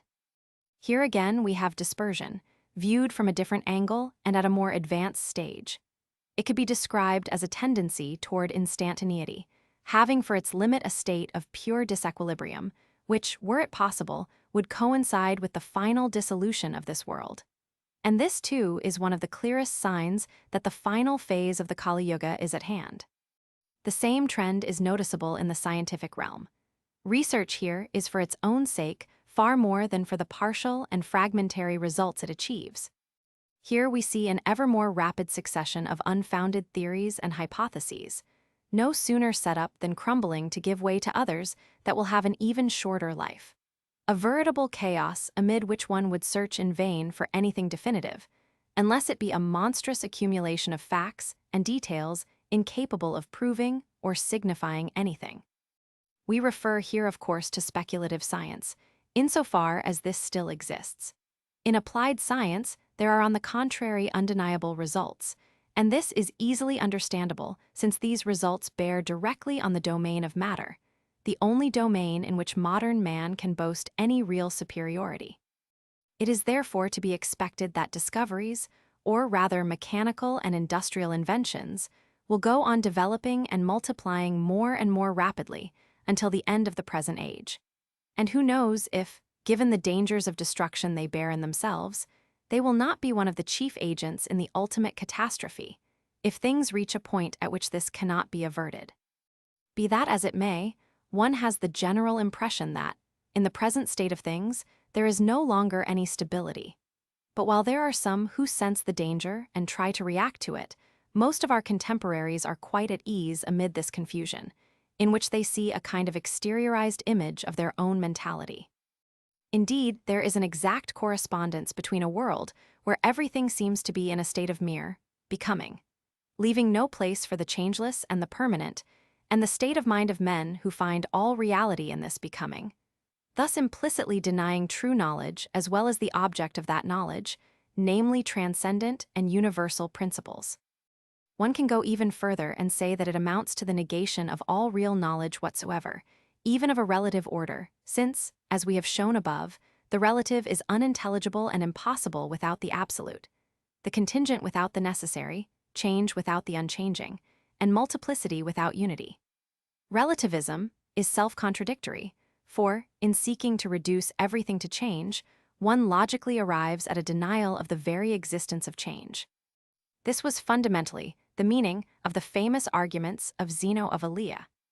However, we have no wish to exaggerate and must add that theories such as these are not exclusively encountered in modern times. Examples are to be found in Greek philosophy also, the universal flux of Heraclitus being the best known. Indeed, it was this that led the school of Elea to combat his conceptions, as well as those of the atomists, by a sort of reductio ad absurdum. Even in India, something comparable can be found, though, of course, considered from a different point of view from that of philosophy. For Buddhism also developed a similar character. One of its essential theses being the dissolubility of all things. These theories, however, were then no more than exceptions, and such revolts against the traditional outlook, which may well have occurred from time to time throughout the whole of the Kali Yuga, were, when all is said and done, without wider influence. What is new is the general acceptance of such conceptions that we see in the West today.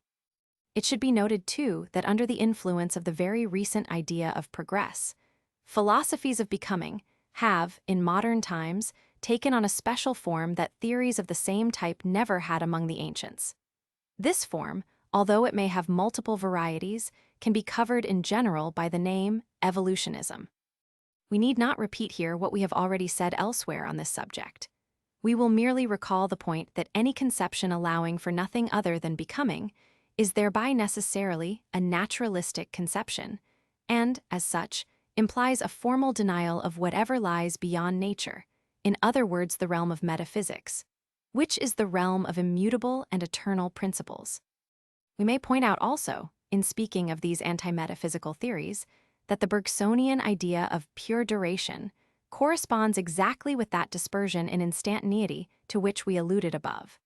A pretended intuition, modeled on the ceaseless flux of the things of the senses, far from being able to serve as an instrument for obtaining true knowledge, represents in reality the dissolution of all possible knowledge.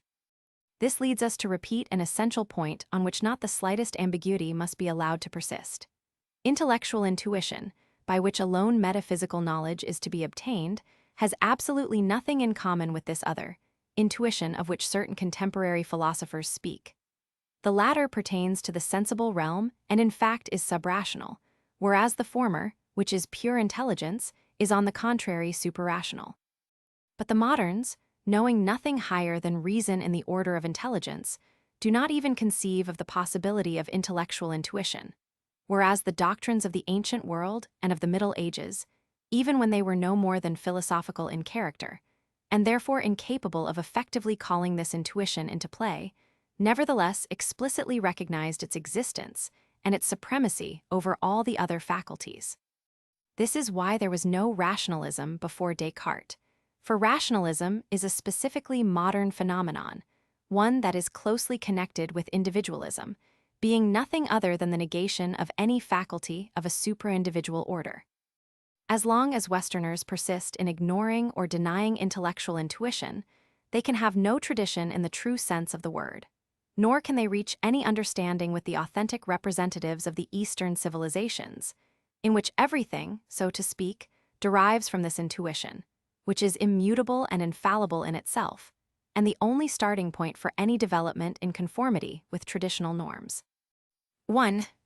Contemplation and action are in fact the respective functions of the two first castes, the Brahmins and the Kshatriyas. The relationship between them is the same as that between the spiritual authority and the temporal power. But we do not propose to go into this aspect of the question here, as it would require separate treatment. See the author's spiritual authority and temporal power. 2. Those who doubt the very real, though relative, importance assigned to action by the traditional doctrines of the East, and notably of India, have only to refer for evidence to the Bhagavad Gita, which, as it is important to remember if one is to grasp its meaning aright, is a book destined especially for Kshatriyas. 3. It is in virtue of this relationship that the Brahmin is said to be the type of the stable being, whereas the Kshatriya is the type of the mobile or mutable being. Thus, all beings in this world, depending on their nature, are in relation principally with one or the other, for there is a perfect correspondence between the cosmic and the human orders. 4. On the contrary, it should be noted that results in the realm of action, owing to its essentially momentary nature, are always separated from that which produces them, whereas knowledge bears its fruit in itself. 5. Soon after its origin, Buddhism in India became identified with one of the principal manifestations of the Kshatriyas, revolt against the authority of the Brahmins, and, as may be easily seen from what has gone before, there is in a general way a very direct connection between denial of any immutable principle and denial of the spiritual authority, between reduction of all reality to becoming and assertion of the supremacy of the temporal power, whose proper domain is the world of action. And it could be shown that naturalist or anti-metaphysical doctrines always arise when the element representing the temporal power takes the ascendancy in a civilization over that which represents the spiritual authority. See Spiritual Authority and Temporal Power, in which Guinan treats this subject in considerable detail. AD 4. Sacred and Profane Science. We have just seen that in civilizations of a traditional nature, intellectual intuition lies at the root of everything.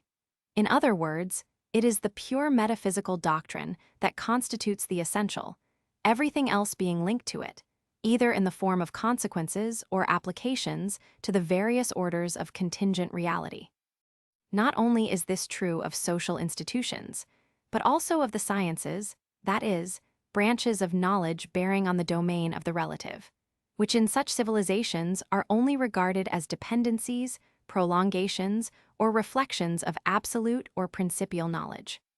Thus, a true hierarchy is always and everywhere preserved. The relative is not treated as non-existent, which would be absurd. It is duly taken into consideration, but is put in its rightful place, which cannot but be a secondary and subordinate one. And even within this relative domain, there are different degrees of reality, according to whether the subject lies nearer to or further from the sphere of principles. Thus, as regards science, there are two radically different and mutually incompatible conceptions, which may be referred to respectively as traditional and modern. We have often had occasion to allude to the traditional sciences that existed in antiquity and the Middle Ages and which still exist in the East, though the very idea of them is foreign to the Westerners of today. It should be added that every civilization has had traditional sciences of its own and of a particular type. Here we are no longer in the sphere of universal principles, to which pure metaphysics alone belongs, but in the realm of adaptations. In this realm, by the very fact of its being a contingent one, account has to be taken of the whole complex of conditions, mental and otherwise, of a given people, and, we may even say, of a given period in the existence of this people. Since, as we have seen above, there are times at which readaptations become necessary. These readaptations are no more than changes of form, which do not touch the essence of the tradition. With a metaphysical doctrine, only the expression can be modified in a manner more or less comparable to a translation from one language into another, whatever be the forms it assumes for the sake of expressing itself. Insofar as expression is possible, metaphysics remains one, just as truth itself is one. The case is different, however, when one passes to the realm of applications. With sciences, as with social institutions, we are in the world of form and multiplicity. Therefore, different forms can be said to constitute different sciences, even when the object of study remains at least partially the same. Logicians are apt to regard a science as being defined entirely by its object, but this is oversimplified and misleading. The angle from which the object is envisaged must also affect the definition of the science. The number of possible sciences is indefinite. It may well happen that several sciences study the same things, but under such different aspects and therefore by such different methods, and with such different intentions that they are in reality different sciences. This is especially liable to be the case with the traditional sciences of different civilizations, which, though mutually comparable nevertheless, cannot always be assimilated to one another, and often cannot rightly be given the same name. The difference is even more marked if instead of comparing the different traditional sciences, which at least all have the same fundamental character, one tries to compare the sciences in general with the sciences of the modern world. It may sometimes seem at first sight that the object under study is the same in both cases, and yet the knowledge of it that the two kinds of science provide is so different that on closer examination, one hesitates to say that they are the same in any respect. A few examples may make our meaning clearer. To begin with, we will take a very general one, namely, physics, as understood by the ancients and by the moderns respectively. Here the profound difference between the two conceptions can be seen without leaving the Western world. The term physics, in its original and etymological sense, means precisely the science of nature without qualification. It is therefore the science that deals with the most general laws of becoming, for nature and becoming are in reality synonymous, and it was thus that the Greeks, and notably Aristotle, understood this science. If there are more specialized sciences dealing with the same order of reality, they can amount to no more than specifications of physics, dealing with one or another more narrowly defined sphere. Already, therefore, one can see the significant deviation of meaning to which the modern world has subjected the word physics, using it to designate exclusively one particular science among others, all of which are equally natural sciences. And this is an example of that process of subdivision we have already mentioned as being one of the characteristics of modern science. This specialization, arising from an analytical attitude of mind, has been pushed to such a point that those who have undergone its influence are incapable of conceiving of a science that deals with nature in its entirety. Some of the drawbacks of this specialization have not passed altogether unnoticed, especially the narrowness of outlook that is its inevitable outcome. But even those who perceive this most clearly seem nonetheless resigned to accept it as a necessary evil entailed by the accumulation of detailed knowledge, such as no man could hope to take in at once. On the one hand, they have been unable to perceive that this detailed knowledge is insignificant in itself, and not worth the sacrifice of synthetic knowledge which it entails. For synthetic knowledge, though it too is restricted to what is relative, is nevertheless of a much higher order. And on the other hand, they have failed to see that the impossibility of unifying the multiplicity of this detailed knowledge is due only to their refusal to attach it to a higher principle. In other words, it is due to a persistence in proceeding from below and from outside, whereas it is the opposite method that would be necessary if one wished to have a science of any real speculative value. If one were to compare ancient physics, not with what the moderns call by this name, but with the totality of all the natural sciences as at present constituted, for this is its real equivalent, the first difference to be noticed would be the division it has undergone into multiple specialities that are, so to speak, foreign to one another. This, however, is only the most outward side of the question, and it is not to be supposed that by joining together all these particular sciences, one would arrive at an equivalent of ancient physics. The truth is that the point of view is quite different, and therein lies the essential difference between the two conceptions referred to above. The traditional conception, as we have said, attaches all the sciences to the principles of which they are the particular applications, and it is this attachment that the modern conception refuses to admit. For Aristotle, physics was only second in its relation to metaphysics. In other words, it was dependent on metaphysics and was really only an application to the province of nature of principles that stand above nature and are reflected in its laws. And one can say the same for the medieval cosmology. The modern conception, on the contrary, claims to make the various sciences independent, denying everything that transcends them, or at least declaring it to be unknowable and refusing to take it into account, which in practice comes to the same thing. This negation existed de facto long before it was erected into a systematic theory under such names as positivism or agnosticism, and it may truly be said to be the real starting point of all modern science. It was, however, only in the 19th century that men began to glory in their ignorance, for to proclaim oneself an agnostic means nothing else, and claim to deny to others any knowledge to which they had no access themselves. And this marked yet one more stage in the intellectual decline of the West. By seeking to sever the connection of the sciences with any higher principle, under the pretext of assuring their independence, the modern conception robs them of all deeper meaning and even of all real interest from the point of view of knowledge. It can only lead them down a blind alley, by enclosing them, as it does, in a hopelessly limited realm. Moreover, the development achieved in this realm is not a deepening of knowledge, as is commonly supposed, but on the contrary remains completely superficial, consisting only of the dispersion in detail already referred to and an analysis as barren as it is laborious. This development can be pursued indefinitely without coming one step closer to true knowledge. It must also be remarked that it is not for its own sake that, in general, Westerners pursue science. As they interpret it, their foremost aim is not knowledge, even of an inferior order, but practical applications, as can be deduced from the ease with which the majority of our contemporaries confuse science and industry. and from the number of those for whom the engineer represents the typical man of science. But this is connected with another question that we shall have to deal with more fully further on.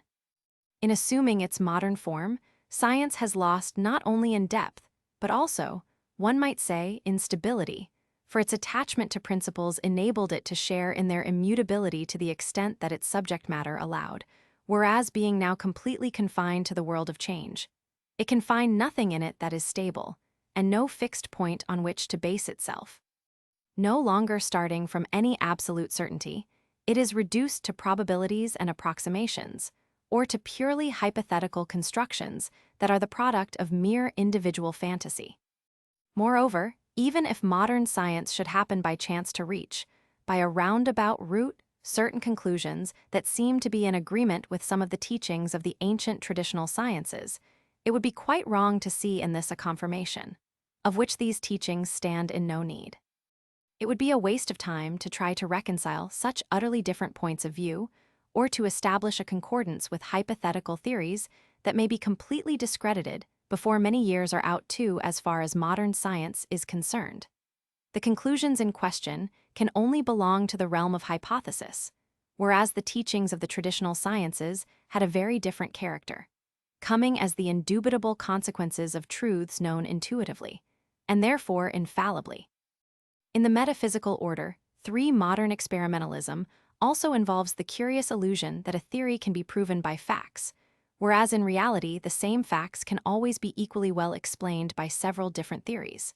Some of the pioneers of the experimental method, such as Claude Bernard, have themselves recognized that they could interpret facts only with the help of preconceived ideas, without which they would remain brute facts, devoid of all meaning and scientific value. Since we have been led to speak of experimentalism, the opportunity may be taken to answer a question that may be raised in this connection. Why have the experimental sciences received a development in modern civilization such as they never had in any other? The reason is that these sciences are those of the sensible world, those of matter, and also those lending themselves most directly to practical applications. Their development, proceeding hand in hand with what might well be called the superstition of facts, is therefore in complete accord with specifically modern tendencies, whereas earlier ages could not find sufficient interest in them to pursue them to the extent of neglecting, for their sake, knowledge of a higher order. It must be clearly understood that we are not saying that any kind of knowledge can be deemed illegitimate, even though it be inferior. What is illegitimate is only the abuse that arises when things of this kind absorb the whole of human activity, as we see them doing at present. One could even conceive, in a normal civilization, of sciences based on an experimental method being attached to principles in the same way as other sciences, and thus acquiring a real speculative value. If in fact this does not seem to have happened, it is because attention was turned for preference in a different direction, and also because, even when it was a question of studying the sensible world as far as it could appear interesting to do so, the traditional data made it possible to undertake this study more advantageously by other methods and from another point of view.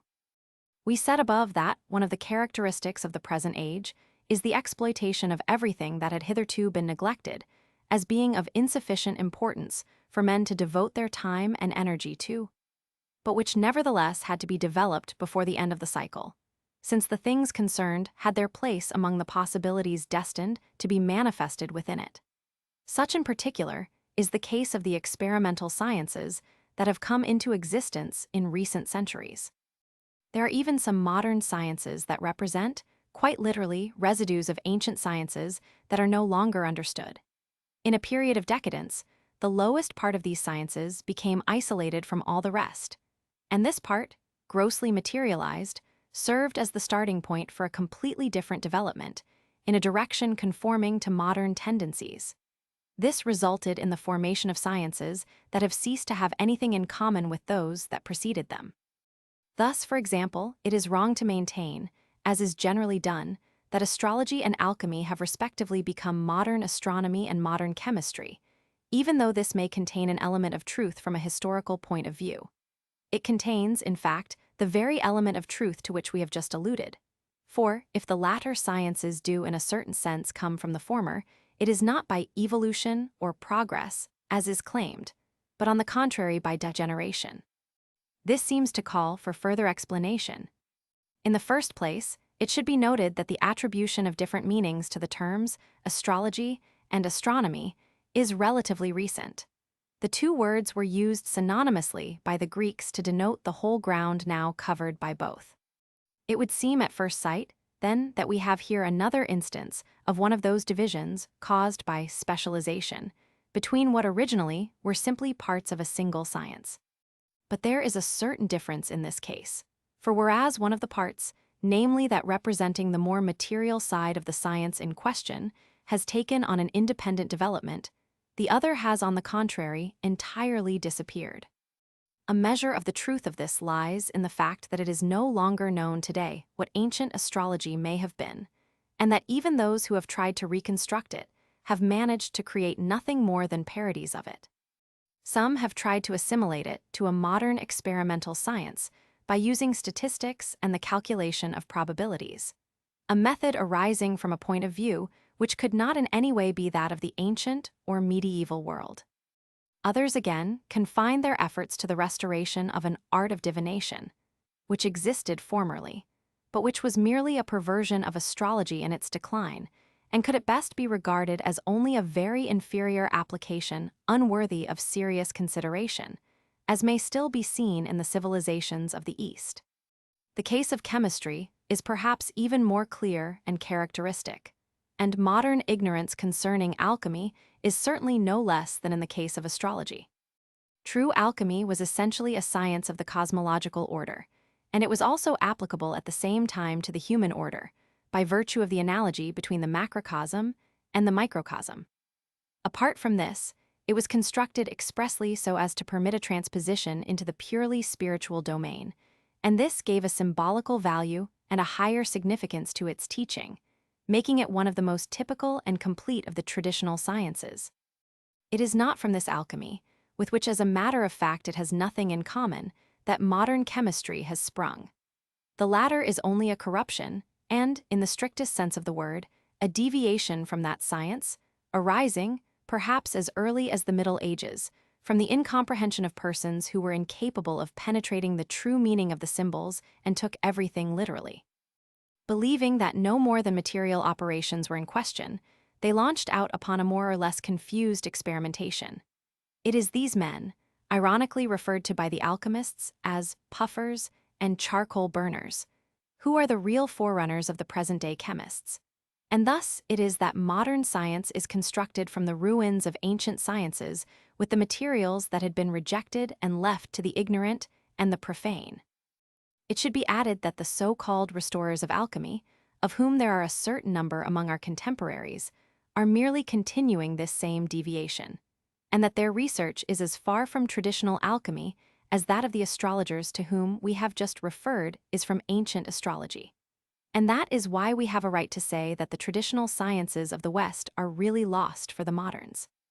We will confine ourselves to these few examples, although it would be easy to give others taken from slightly different realms and showing everywhere the same degeneration.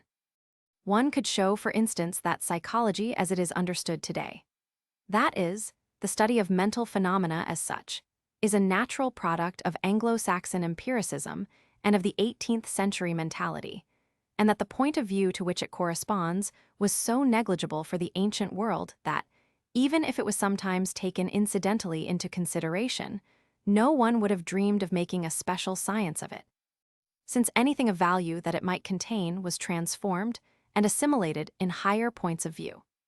In quite a different field, one could show also that modern mathematics represents no more than the outer crust, or exoteric, side of Pythagorean mathematics. The ancient idea of numbers has indeed become quite unintelligible to the moderns, because, here too, the higher portion of the science, which gave it its traditional character, and therewith a truly intellectual value, has completely disappeared, a case that is very similar to that of astrology. But to pass all the sciences in review, one after another, would be somewhat tedious. We consider that we have said enough to make clear the nature of the change to which modern sciences owe their origin, a change that is the direct opposite of progress, amounting indeed to a veritable regression of intelligence. We will now return to considerations of a general order concerning the purposes served respectively by the traditional sciences and the modern sciences, so as to show the profound difference that exists between the real purpose of the one and of the other. According to the traditional conception, any science is of interest less in itself than as a prolongation or secondary branch of the doctrine, whose essential part consists in pure metaphysics for actually, though every science is legitimate as long as it keeps to the place that belongs to it by virtue of its own nature.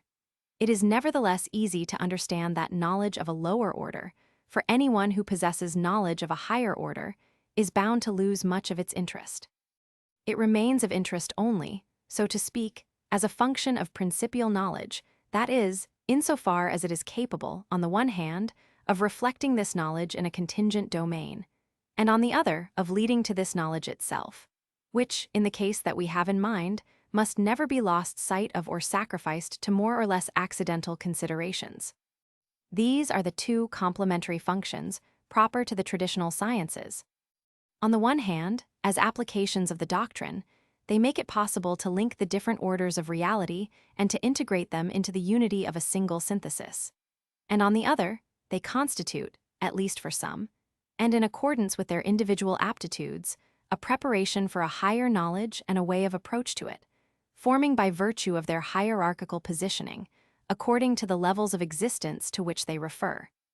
So many rungs, as it were, by which it is possible to climb to the level of pure intellectuality. 5. It is only too clear that modern sciences cannot in any way serve either of these purposes. This is why they can be no more than profane science, whereas the traditional sciences, through their connection with metaphysical principles, are effectively incorporated in sacred science. The coexistence of the two roles we have just mentioned does not imply a contradiction or a vicious circle, as those who take a superficial view of the question might suppose, but it is a point calling for further discussion. It could be explained by saying that there are 2 points of view, one descending and the other ascending, one corresponding to the unfolding of knowledge starting from principles and proceeding to applications further and further removed from them, and the other implying a gradual acquisition of this knowledge, proceeding from the lower to the higher, or, if preferred, from the outward to the inward. The question does not have to be asked, therefore, whether the sciences should proceed from below upward or from above downward, or whether, to make their existence possible, they should be based on knowledge of principles or on knowledge of the sensible world. This question can arise from the point of view of profane philosophy and seems, indeed, to have arisen more or less explicitly in this domain in ancient Greece, but it cannot exist for sacred science, which can be based only on universal principles. The reason why this is pointless in the latter case is that the prime factor here is intellectual intuition, which is the most direct of all forms of knowledge, as well as the highest, and which is absolutely independent of the exercise of any faculty of the sensible or even the rational order.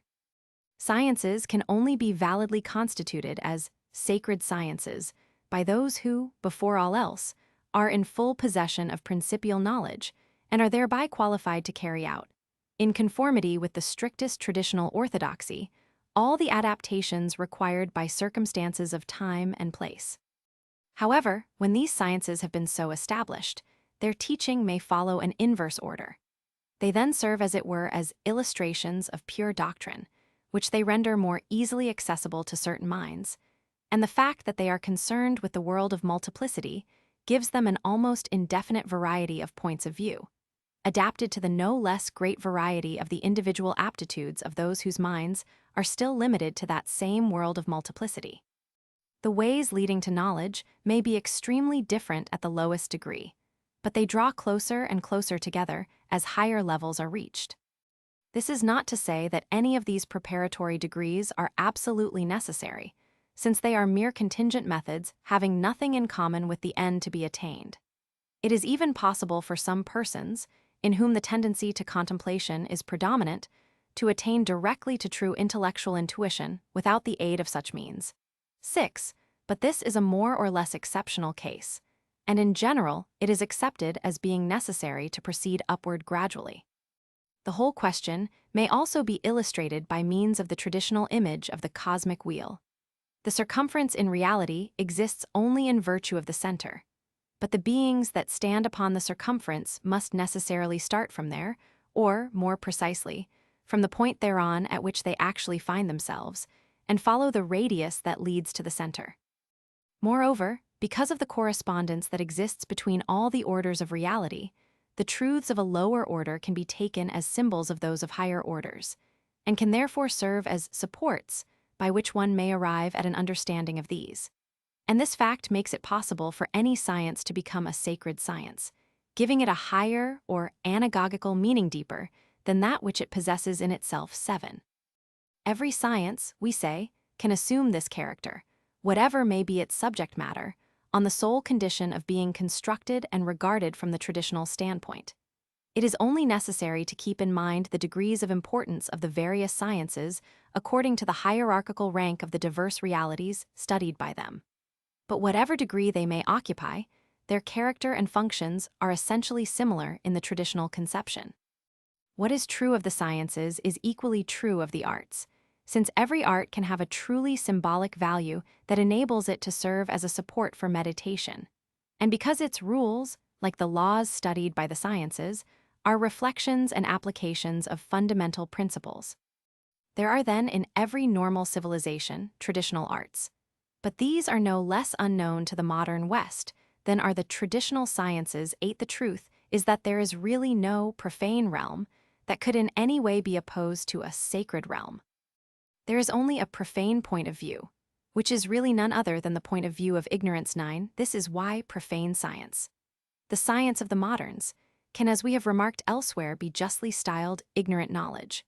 Knowledge of an inferior order confining itself entirely to the lowest level of reality, knowledge ignorant of all that lies beyond it, of any aim more lofty than itself, and of any principle that could give it a legitimate place, however humble, among the various orders of knowledge as a whole.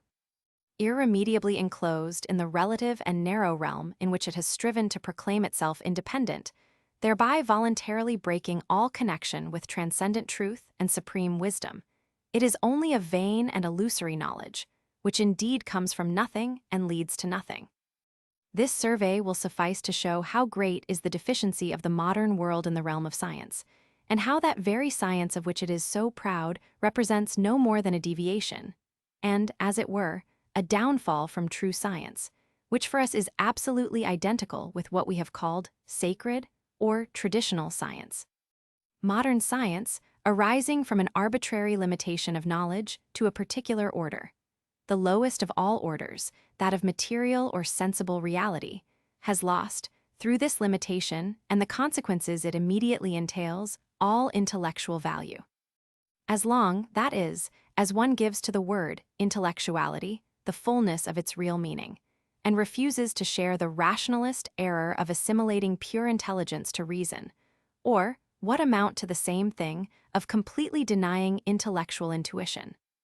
The root of this error, as of a great many other modern errors, and the cause of the entire deviation of science that we have just described, is what may be called individualism, an attitude indistinguishable from the anti-traditional attitude itself, and whose many manifestations in all domains constitute one of the most important factors in the confusion of our time. We shall therefore now study this individualism more closely. 1.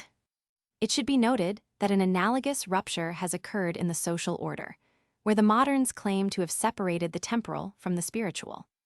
We do not mean to deny that the two are distinct, since they are in fact concerned with different provinces, just as are metaphysics and the sciences.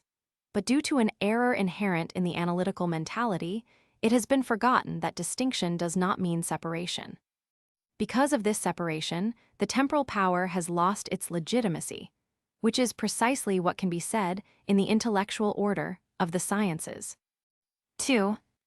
Within the religious realm, the same can be said about that type of apologetics that claims to agree with the results of modern science, an utterly illusory undertaking and one that constantly requires revision, one that also runs the risk of linking religion with changing and ephemeral conceptions, from which it must remain completely independent. 3. It would be easy to give examples of this. We will mention only one of the most striking: the difference in the conceptions of ether of Hindu cosmology and modern physics. 4.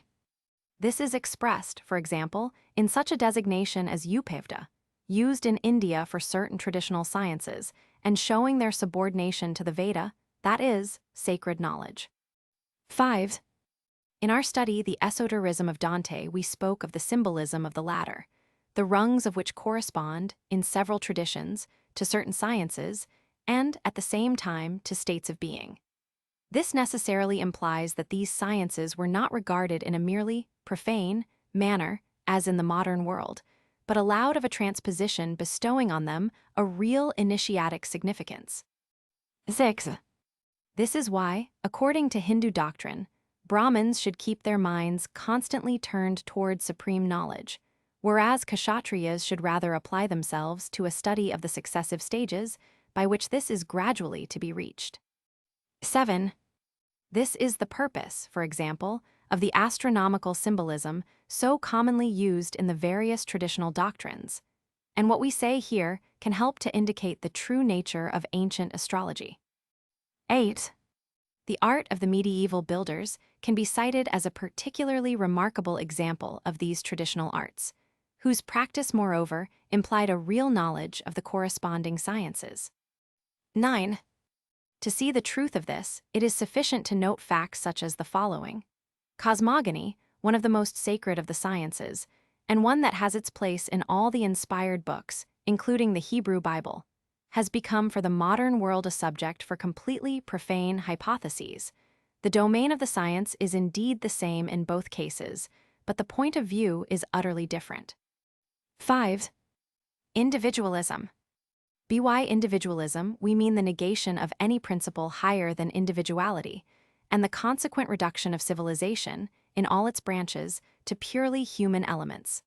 Fundamentally, therefore, individualism amounts to the same thing as what, at the time of the Renaissance, was called humanism.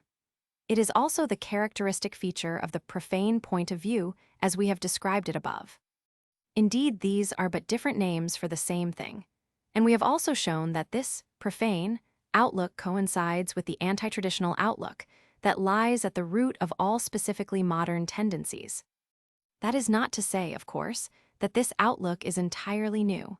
It had already appeared in a more or less pronounced form in other periods, but its manifestations were always limited in scope and apart from the main trend, and they never went so far as to overrun the whole of a civilization, as has happened during recent centuries in the West. What has never been seen before is the erection of an entire civilization on something purely negative, on what indeed could be called the absence of principle. And it is this that gives the modern world its abnormal character and makes of it a sort of monstrosity, only to be understood if one thinks of it as corresponding to the end of a cyclical period, as we have already said. Individualism, thus defined, is therefore the determining cause of the present decline of the West, precisely because it is, so to speak, the mainspring for the development of the lowest possibilities of mankind, namely those possibilities that do not require the intervention of any superhuman element, and which, on the contrary, can only expand freely if every superhuman element be absent, since they stand at the antipodes of all genuine spirituality and intellectuality. Individualism implies, in the first place, the negation of intellectual intuition, inasmuch as this is essentially a supra-individual faculty, and of the knowledge that constitutes the true province of this intuition, namely metaphysics understood in its true sense. That is why everything that modern philosophers understand by the word metaphysics, if they admit the existence of anything at all under this name, is completely foreign to real metaphysics. It consists indeed of nothing but rational constructs or imaginative hypotheses, and thus purely individual conceptions, most of which bear only on the domain of physics or, in other words, of nature. Even if any question is touched upon that could really belong to the metaphysical order, the manner in which it is envisaged and treated reduces it to the level of pseudo-metaphysics, and precludes any real or valid solution. It would seem, indeed, as if the philosophers are much more interested in creating problems, however artificial and illusory they may be, than in solving them. And this is but one aspect of the irrational love of research for its own sake, that is to say, of the most futile agitation in both the mental and the corporeal domains.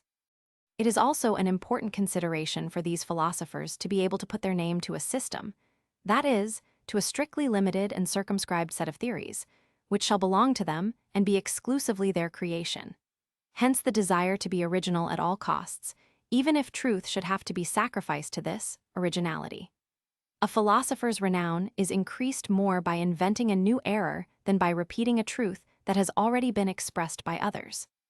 This form of individualism, the begetter of so many systems that contradict one another even when they are not contradictory in themselves, is to be found also among modern scholars and artists. But it is perhaps in philosophy that the intellectual anarchy to which it inevitably gives rise is most apparent. In a traditional civilization, it is almost inconceivable that a man should claim an idea as his own, and in any case, were he to do so, he would thereby deprive it of all credit and authority, reducing it to the level of a meaningless fantasy. If an idea is true, it belongs equally to all who are capable of understanding it. If it is false, there is no credit in having invented it. A true idea cannot be new, for truth is not a product of the human mind. It exists independently of us, and all we have to do is to take cognizance of it. Outside this knowledge, there can be nothing but error. But do the moderns on the whole care much about truth, or do they even know what it is? Here again words have lost their real meaning, inasmuch as some people, for instance contemporary pragmatists, go so far as to misappropriate the word truth for what is simply practical utility, that is to say for something that is quite foreign to the intellectual order. The logical outcome of the modern deviation is precisely the negation of truth, as well as of the intelligence of which truth is the object. But let us not anticipate further, and on this point merely say that the kind of individualism of which we have been speaking is the chief source of the illusions about the importance of so-called great men. To be a genius, in the profane sense of the word, amounts to very little, and is utterly incapable of making up for the lack of true knowledge. As we are speaking of philosophy, we shall mention some of the consequences of individualism in this field, though without entering into every detail. First of all, there was the negation of intellectual intuition and the consequent raising of reason above all else, this purely human and relative faculty being treated as the highest part of the intelligence, or even as coinciding with the whole of the intelligence. This is what constitutes rationalism, whose real founder was Descartes. This limitation of intelligence was, however, only a first stage. Before long, reason itself was increasingly relegated to mainly practical functions, in proportion as applications began to predominate over such sciences as might still have kept a certain speculative character. And Descartes himself was already at heart much more concerned with these practical applications than with pure science. More than this, individualism inevitably implies naturalism, since all that lies beyond nature is, for that very reason, out of reach of the individual as such. Naturalism and the negation of metaphysics are indeed but one and the same thing, and once intellectual intuition is no longer recognized, no metaphysics is any longer possible. But whereas some persist in inventing a pseudo-metaphysics of one kind or another, others, with greater frankness, assert its impossibility. From this has arisen relativism in all its forms, whether it be the criticism of Kant or the positivism of Auguste Comte. And since reason itself is quite relative and can deal validly only with a domain that is equally relative, it is true to say that relativism is the only logical outcome of rationalism. By this means, however, rationalism was to bring about its own destruction. Nature and becoming, as we said above, are in reality synonymous. A consistent naturalism can therefore only be one of the philosophies of becoming, already mentioned, of which the specifically modern type is evolutionism. It was precisely this that finally turned against rationalism, by accusing reason of being unable to deal adequately, on the one hand, with what is solely change and multiplicity, and, on the other, with the indefinite complexity of sensible phenomena. This is in fact the position taken up by one form of evolutionism, namely Bergsonian intuitionism, which in fact is not less individualistic and anti-metaphysical than rationalism itself. Indeed, although it is just in its criticism of the latter, it sinks even lower by appealing to a faculty that is really infrarational, to a vaguely defined sensory intuition more or less mixed up with imagination, instinct, and sentiment. It is highly significant that there is no longer any question here of truth, but only of a reality that is reduced exclusively to the sensible order and conceived as something essentially changing and unstable. With such theories, intelligence is reduced to its lowest part, and reason itself is no longer admitted except insofar as it is applied to fashioning matter for industrial uses. After this, there remained but one step: the total denial of intelligence and knowledge altogether, and the substitution of utility for truth. This step was pragmatism, to which we have just referred. Here we are no longer even in the merely human domain as with rationalism, for the appeal to the subconscious, which marks the complete reversal of the normal hierarchy, brings us down, in fact, to the infrahuman. This, in its main outlines, is the course that profane philosophy, left to itself and claiming to limit all knowledge to its own horizon, was bound to tread, and has indeed trodden. As long as there existed a higher knowledge, nothing of this sort could happen, for philosophy was bound at least to respect that of which it was ignorant, but whose existence it could not deny. But when this higher knowledge had disappeared, its negation, already a fact, was soon erected into a theory, and it is from this that all modern philosophy has sprung. But we have dwelt long enough on philosophy, to which it would be wrong to attribute overmuch importance, whatever place it may appear to hold in the modern world. From our point of view, it is interesting mainly because it expresses, in as clear a form as possible, the tendencies of this or that period, much more than it actually creates them. And even if it can be said to direct them to a certain extent, it does so only secondarily and when they are already formed. Thus, for instance, it is certain that all modern philosophy has its origin in Descartes, but the influence exerted by him, firstly on his own time, and then on those that followed, an influence not confined to philosophers alone, would not have been possible had his conceptions not been in agreement with already existing tendencies, which, as a matter of fact, prevailed among his contemporaries in general. The modern mentality is reflected in Cartesianism, and, through Cartesianism, it acquired a clearer knowledge of itself than it possessed before. Moreover, if a movement in any domain is as conspicuous as Cartesianism has been in that of philosophy, it is always rather more as a result than as a cause. It is not something spontaneous, but the result of a wider underlying activity. If a man like Descartes is especially representative of the modern deviation, so that to some extent, and from a certain point of view one can say that he personifies it, it remains none the less true that he is not its sole or first originator, and that one would have to go much further back to trace its source. In the same way, the Renaissance and the Reformation, which are usually considered to be the first great manifestations of the modern mentality, completed the breach with tradition rather than provoked it. For us, the beginning of this breach is to be found in the 14th century, and it is at this date, and not a century or two later, that the beginning of modern times should be fixed. This breach with tradition calls for further comment, for it is precisely this that produced the modern world, whose characteristics could all be summed up under one single heading, namely opposition to the traditional spirit. And negation of tradition, once again, is the same as individualism.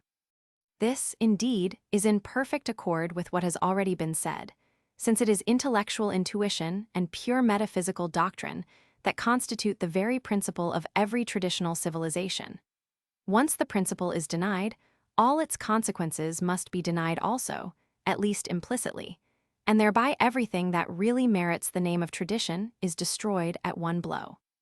We have already seen how this process has worked in the case of the sciences, and we shall therefore not return to them, but pass on to another province, in which the manifestations of the anti-traditional outlook strike the eye perhaps even more immediately, since the changes produced have had a direct effect on the great mass of the people in the West.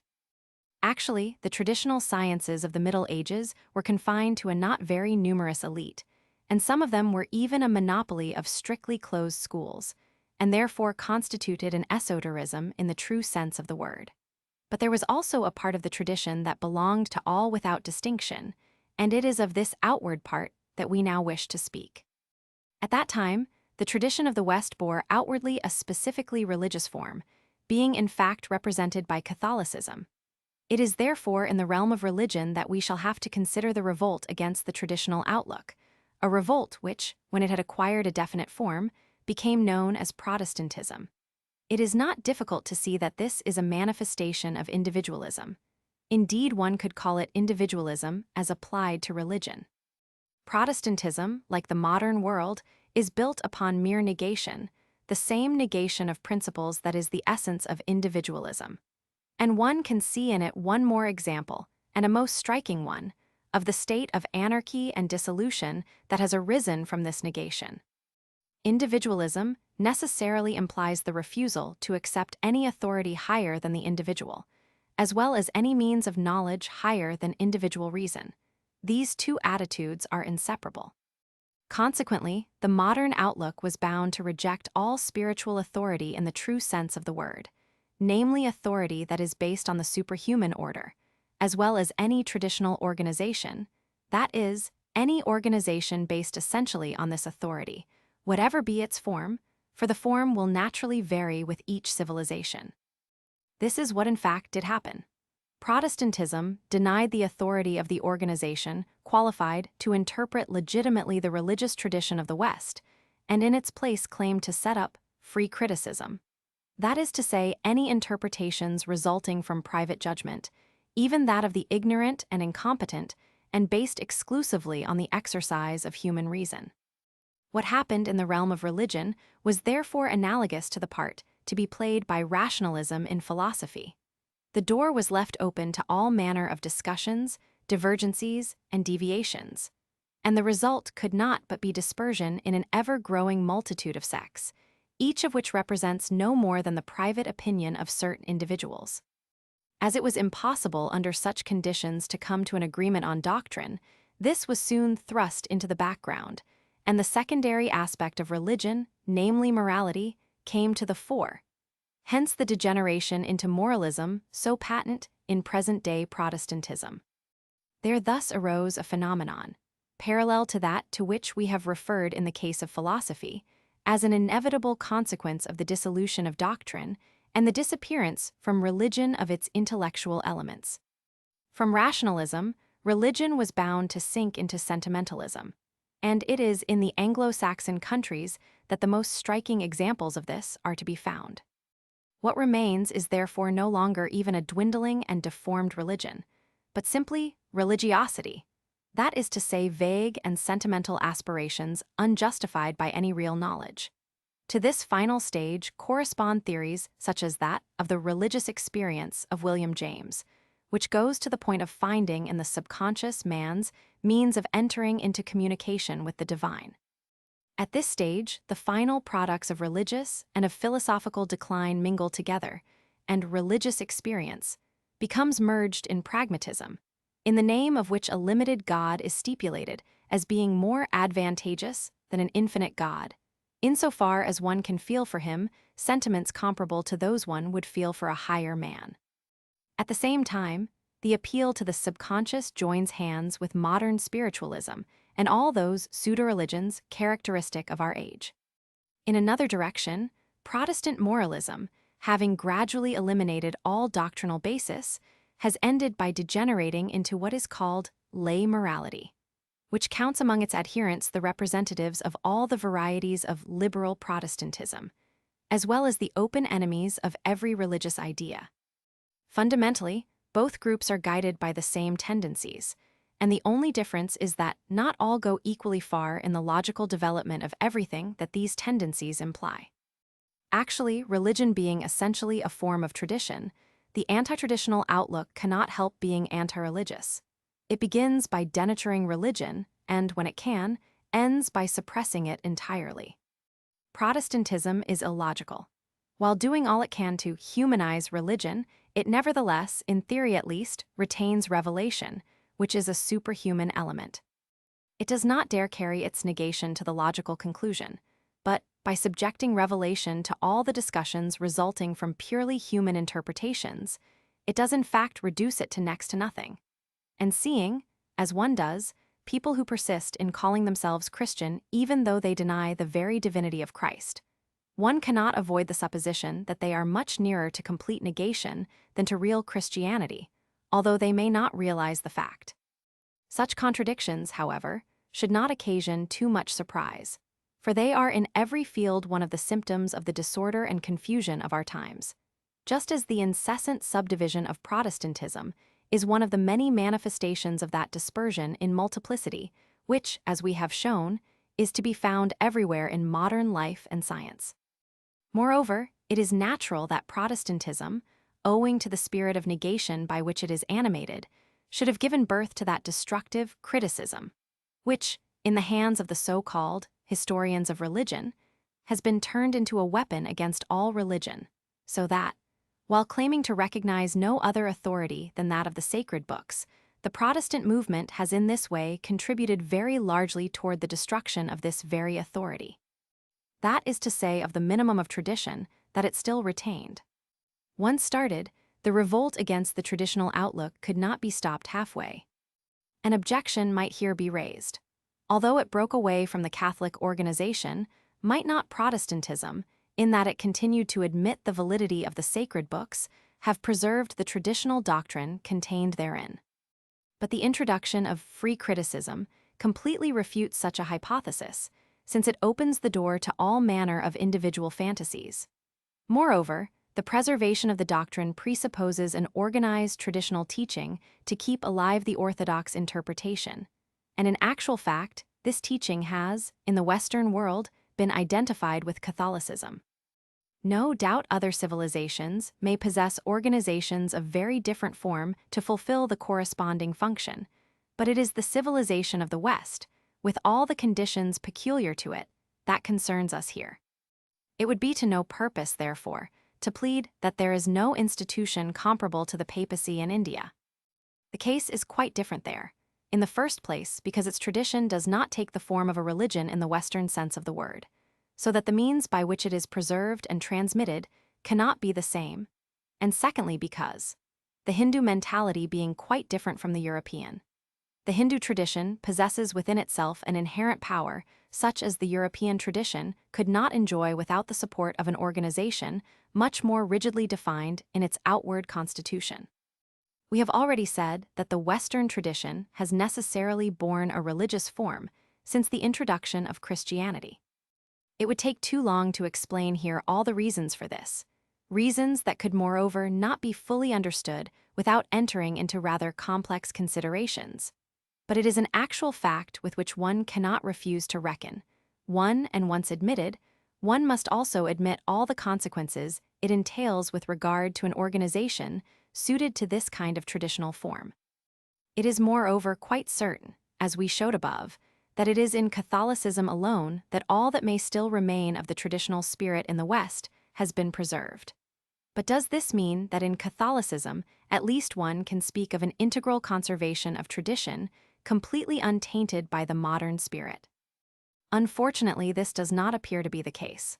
Or, more precisely, if the deposit of tradition has remained intact, which is in itself much, it is doubtful whether its deeper meaning is fully understood even by a restricted elite, which, if it existed, would doubtless show itself either in action or in influence, neither of which, in fact, is anywhere to be seen. Most probably, therefore, there is only what might be termed a preservation of the tradition in a latent state, in which state it is always possible for those who are capable of it to rediscover its meaning, even though no one may be fully aware of it at the present time. Moreover, outside the religious domain, scattered here and there in the Western world, there are also many signs or symbols descended from ancient traditional doctrines and preserved without being understood. In such cases, contact with the fully living traditional spirit is necessary to awaken what has thus fallen into a kind of sleep, and to restore the lost understanding. And, be it said once more, it is mainly in this respect that the West will require help from the East if it is to recover knowledge of its own tradition.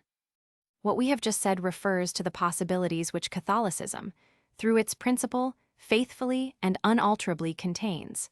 With Catholicism, therefore, the influence of the modern outlook is unable to do more than prevent certain things from being effectively understood, at least for a certain time. However, one would have to admit a more positive effect of the modern outlook on the present state of Catholicism if one judged it by the way in which the great majority of its adherents understand it today. That is, if one can use the expression positive for something that is, in reality, essentially negative. In saying this, we are thinking not only of more or less specific movements, such as that which was actually called modernism, and which was nothing other than an attempt, happily frustrated, to smuggle the anti-traditional outlook into the Catholic Church itself. We are thinking more particularly of a state of mind that is more general and diffused, less easily definable, and therefore still more dangerous, and whose great danger lies in the fact that those who are affected by it are often unaware of its existence. It is possible to think oneself sincerely religious and not be at all religious at heart. It is even possible to consider oneself a traditionalist without having the least notion of the real traditional spirit. And this is one more symptom of the mental confusion of our time.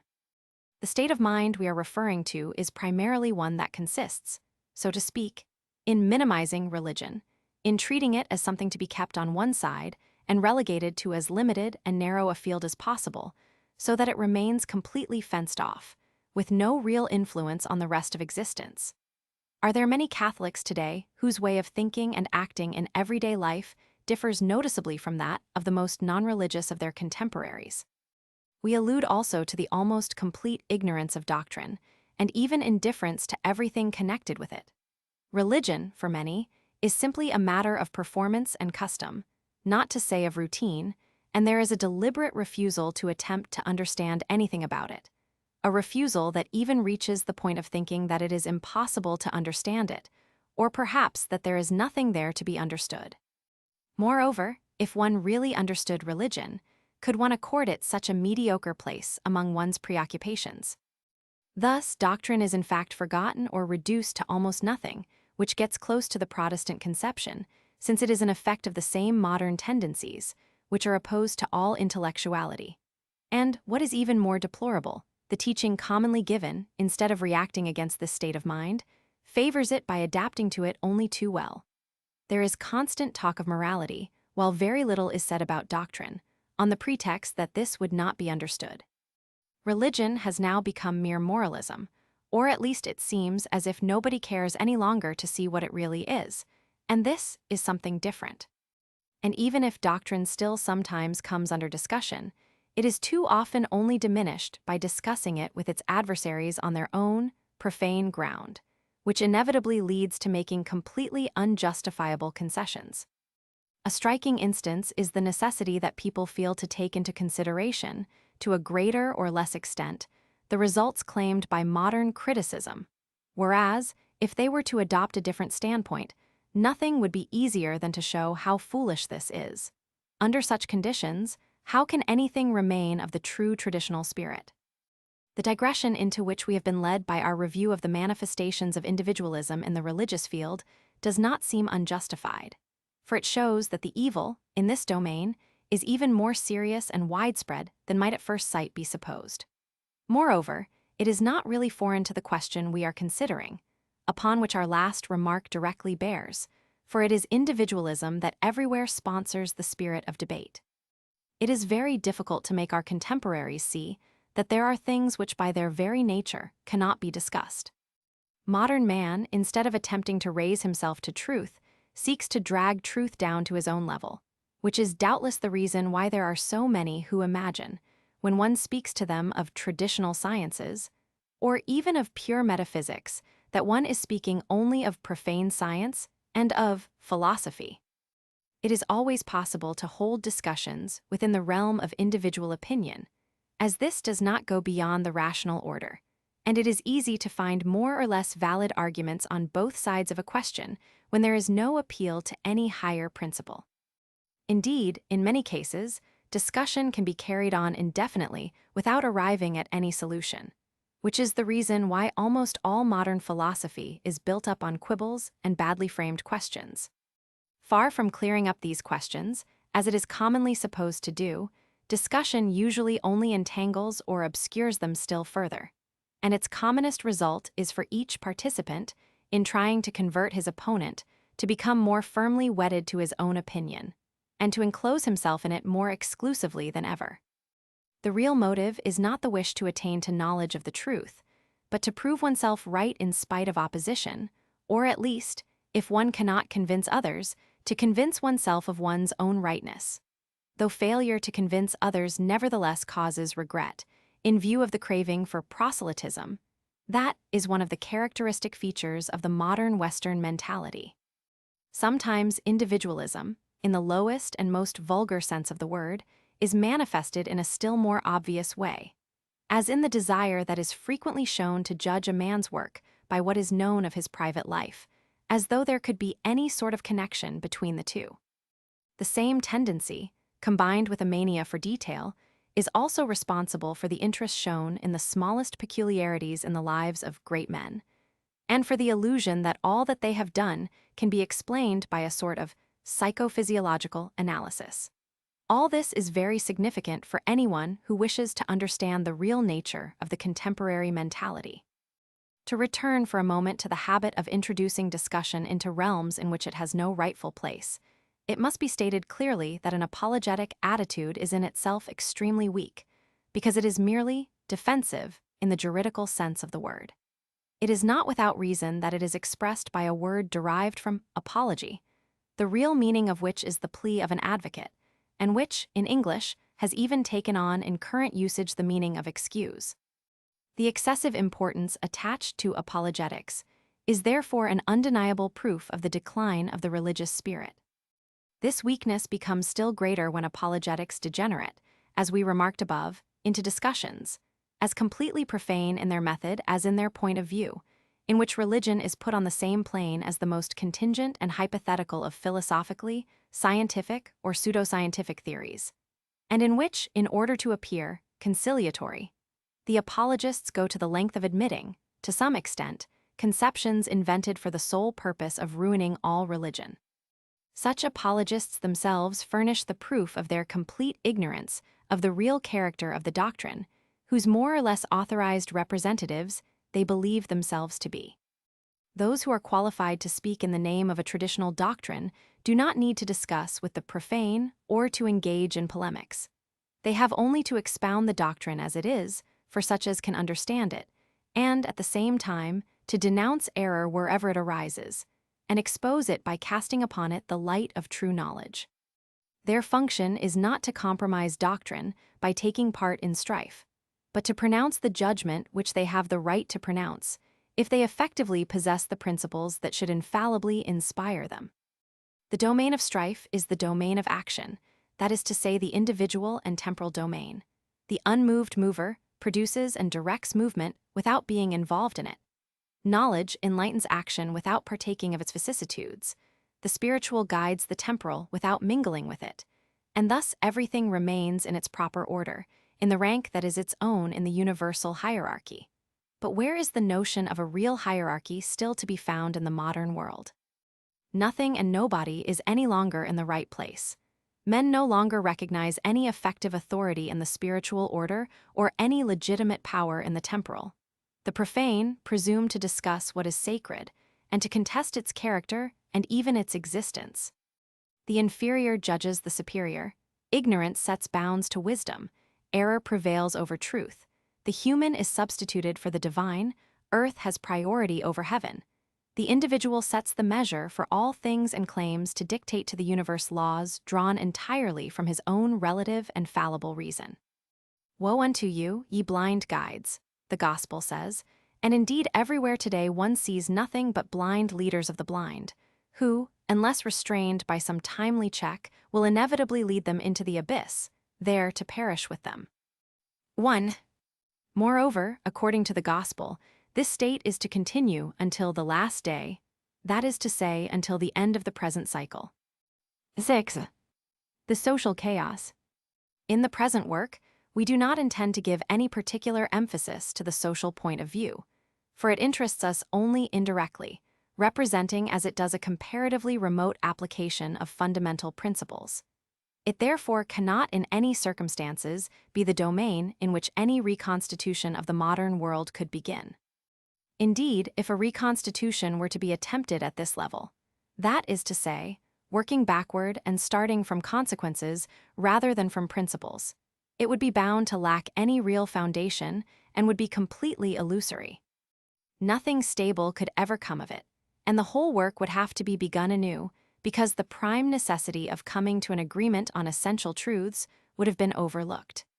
It is for this reason that we find it impossible to consider political contingencies, even in the widest sense of this term, as being more than outward signs of the mentality of a period. But even though we regard them in this light, we cannot altogether overlook the manifestations of the modern confusion as they affect the social sphere. As we have already pointed out, under the present state of affairs in the Western world, nobody any longer occupies the place that he should normally occupy by virtue of his own nature. This is what is meant by saying that the castes no longer exist. For caste, in its traditional meaning, is nothing other than individual nature, with the whole array of special aptitudes that this carries with it, and that predisposes each man to the fulfillment of one or another particular function. Since the undertaking of a function, no matter of what sort, is no longer dictated by any legitimate rule, the inevitable result is that each person finds himself obliged to do whatever kind of work he can get, often that for which he is the least qualified. The part he plays in the community is determined, not by chance, which does not in reality exist one, but by what might appear to be chance, that is, by a network of all sorts of incidental circumstances. What exerts the least influence is precisely the one factor that should count for most in the matter, namely the differences of nature between one man and another. It is the negation of these differences, bringing with it the negation of all social hierarchy, that is the cause of the whole disorder. This negation may not have been deliberate at first, and may have been more practical than theoretical, since the mingling of the castes preceded their complete suppression, or, to put it differently, the nature of individuals was misunderstood before it began to be altogether ignored. At all events, this same negation has subsequently been raised by the moderns to the rank of a pseudo-principle under the name of equality. It would be quite easy to show that equality can nowhere exist, for the simple reason that there cannot be two beings who are at the same time really distinct and completely alike in every respect.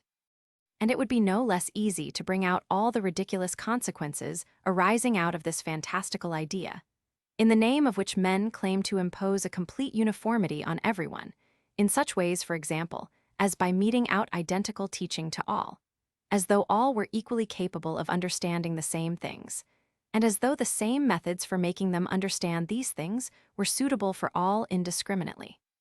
However, it could well be asked whether it is not a question of learning rather than of understanding. That is to say, whether memory is not put in the place of intelligence in the modern, purely verbal and bookish conception of education, whose object is only the accumulation of rudimentary and heterogeneous notions, and in which quality is sacrificed entirely to quantity, as happens, for reasons that we shall explain more fully below, everywhere in the modern world. Here again, we have dispersion in multiplicity. Much could be added here concerning the evils of compulsory education, but on these we cannot dwell, and, in order to keep within the scheme of the present work, we must confine ourselves to remarking incidentally on this particular consequence of the egalitarian theories, as being one of those elements of confusion that today are too numerous for it to be possible to enumerate every single one of them.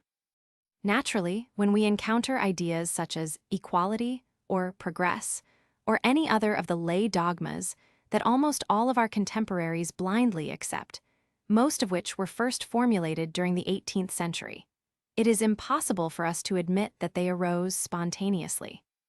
They are veritable suggestions, in the strictest sense of this word, though they could not of course have had any effect in a society that was not already prepared to receive them.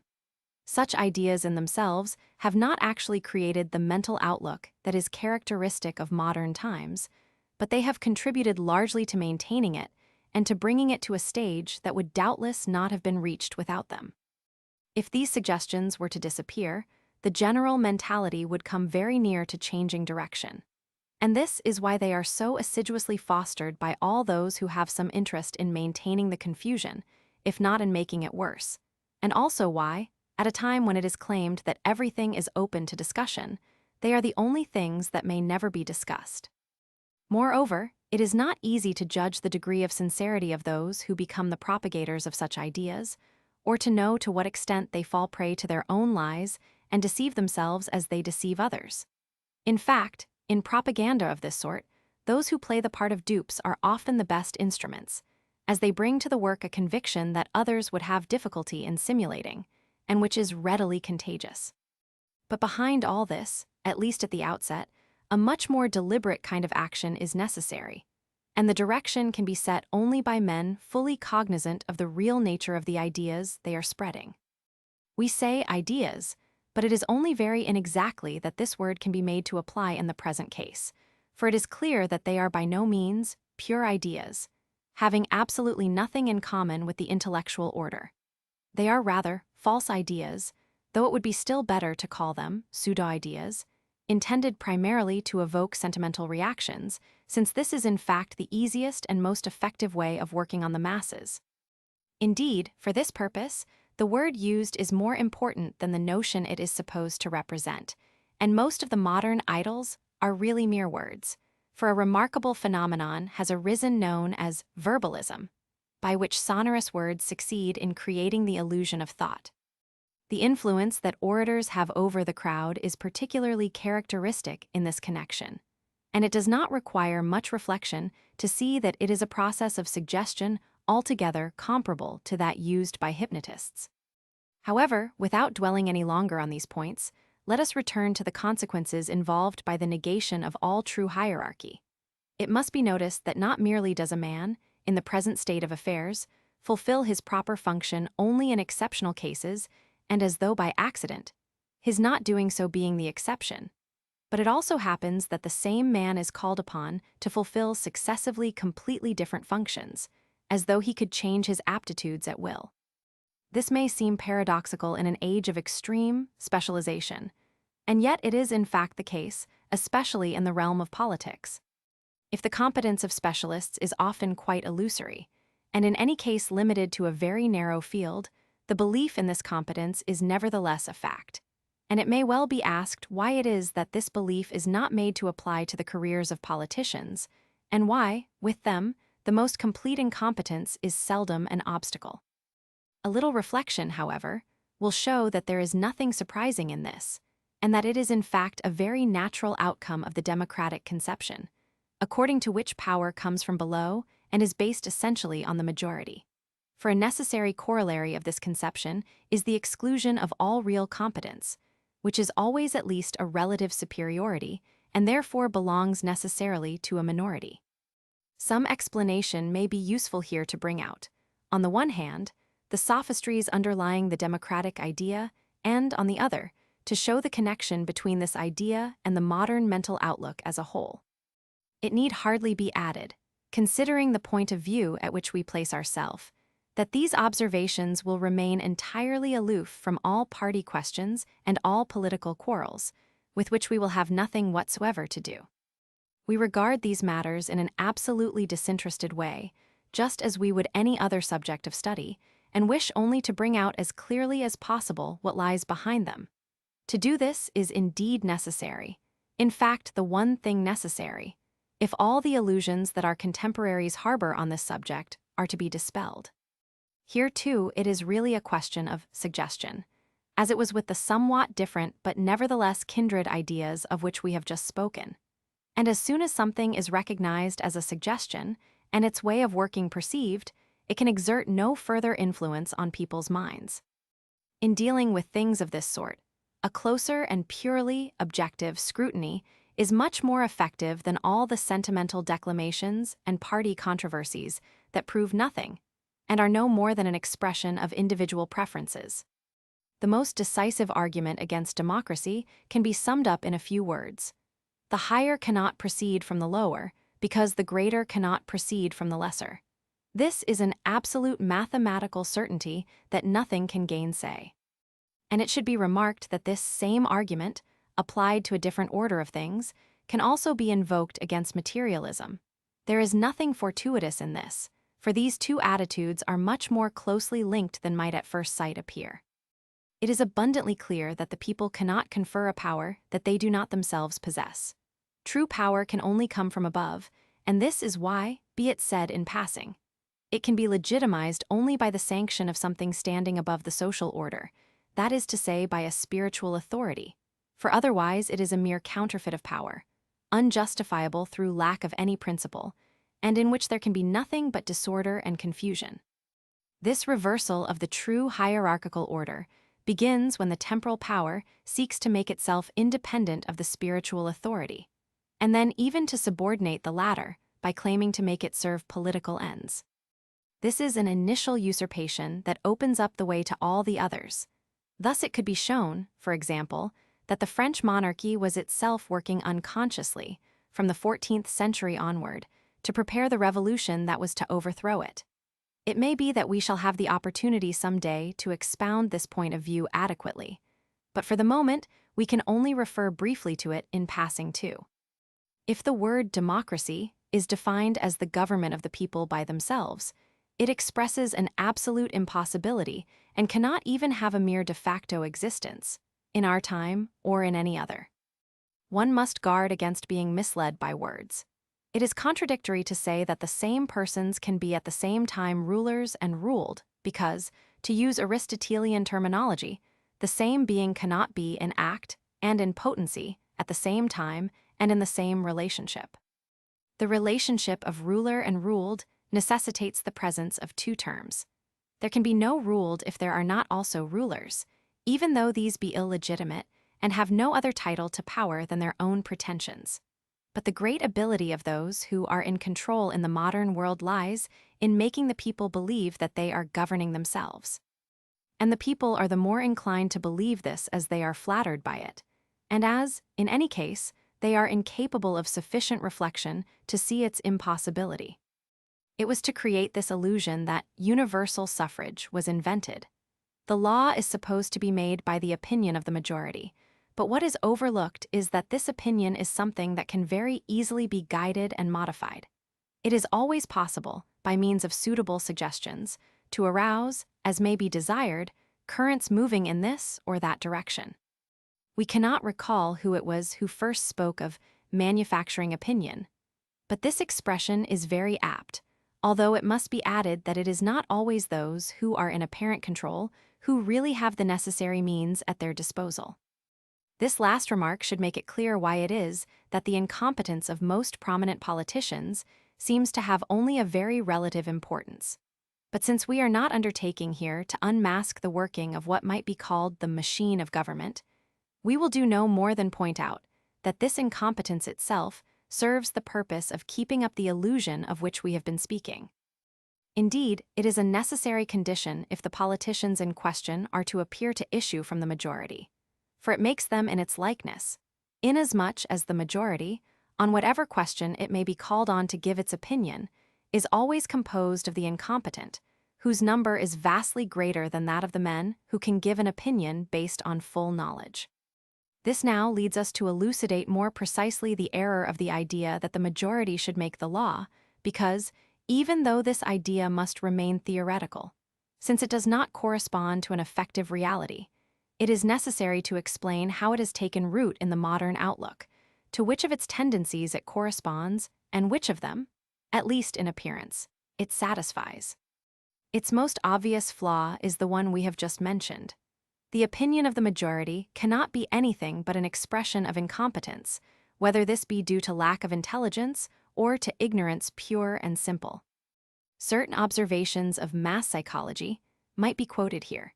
In particular, the widely known fact that the aggregate of mental reactions aroused among the component individuals of a crowd crystallizes into a sort of general psychosis, whose level is not merely not that of the average, but actually that of the lowest elements present. It should also be noted, though in a slightly different connection, that some modern philosophers have even tried to introduce the democratic theory, according to which the opinion of the majority should prevail into the intellectual realm itself, principally by claiming to find a criterion of truth in what they call universal consent. Even supposing there were some question upon which all men were in agreement, this agreement would prove nothing in itself. Moreover, even if such a unanimity really existed, which is all the more unlikely in that, whatever be the question, there are always many people who have no opinion at all and have never even thought about it. It would in any case be impossible to prove it in practice, so that what is invoked in support of an opinion, and as a sign of its truth, amounts merely to the consent of the majority. The majority of a group, moreover, that is necessarily very limited in space and time. In this domain, the bankruptcy of the theory is even more obvious since it is easier to remove from it the influence of sentiment, which almost inevitably comes into play in the field of politics. It is this influence that is one of the chief obstacles in the way of understanding certain things, even for those who in themselves possess an intellectual capacity sufficient to understand them without difficulty.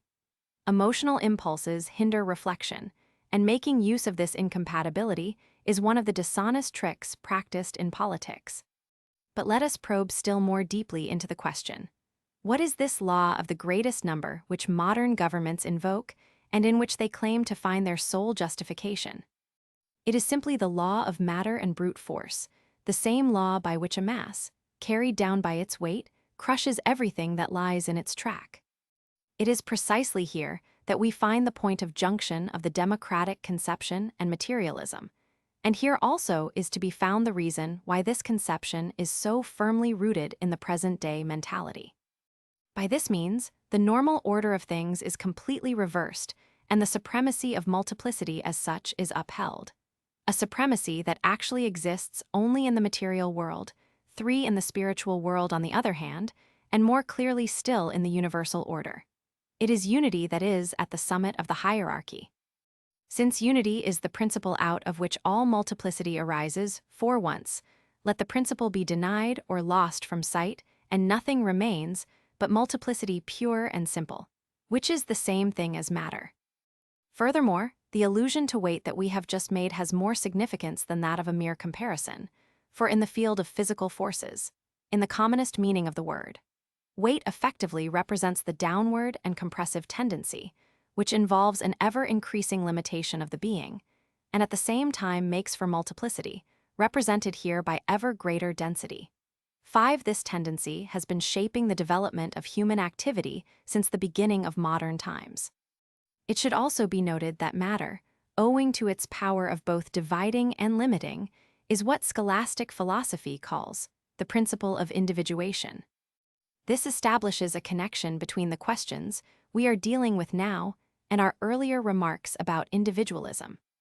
The tendency of which we have just spoken is identical with that individualizing tendency that is represented in the Judeo-Christian tradition as the fall of those who broke away from original unity 6 multiplicity, considered apart from its principle, and therefore as no longer capable of being reduced to unity, takes the form in the social realm of a community conceived only as the arithmetical sum of its component individuals. In fact, a community is no more than this, once it has ceased to be attached to any principle superior to these individuals. The law of such a community is literally that of the greatest number, and it is on this that the democratic idea is based. We must pause here to clear up a possible misunderstanding.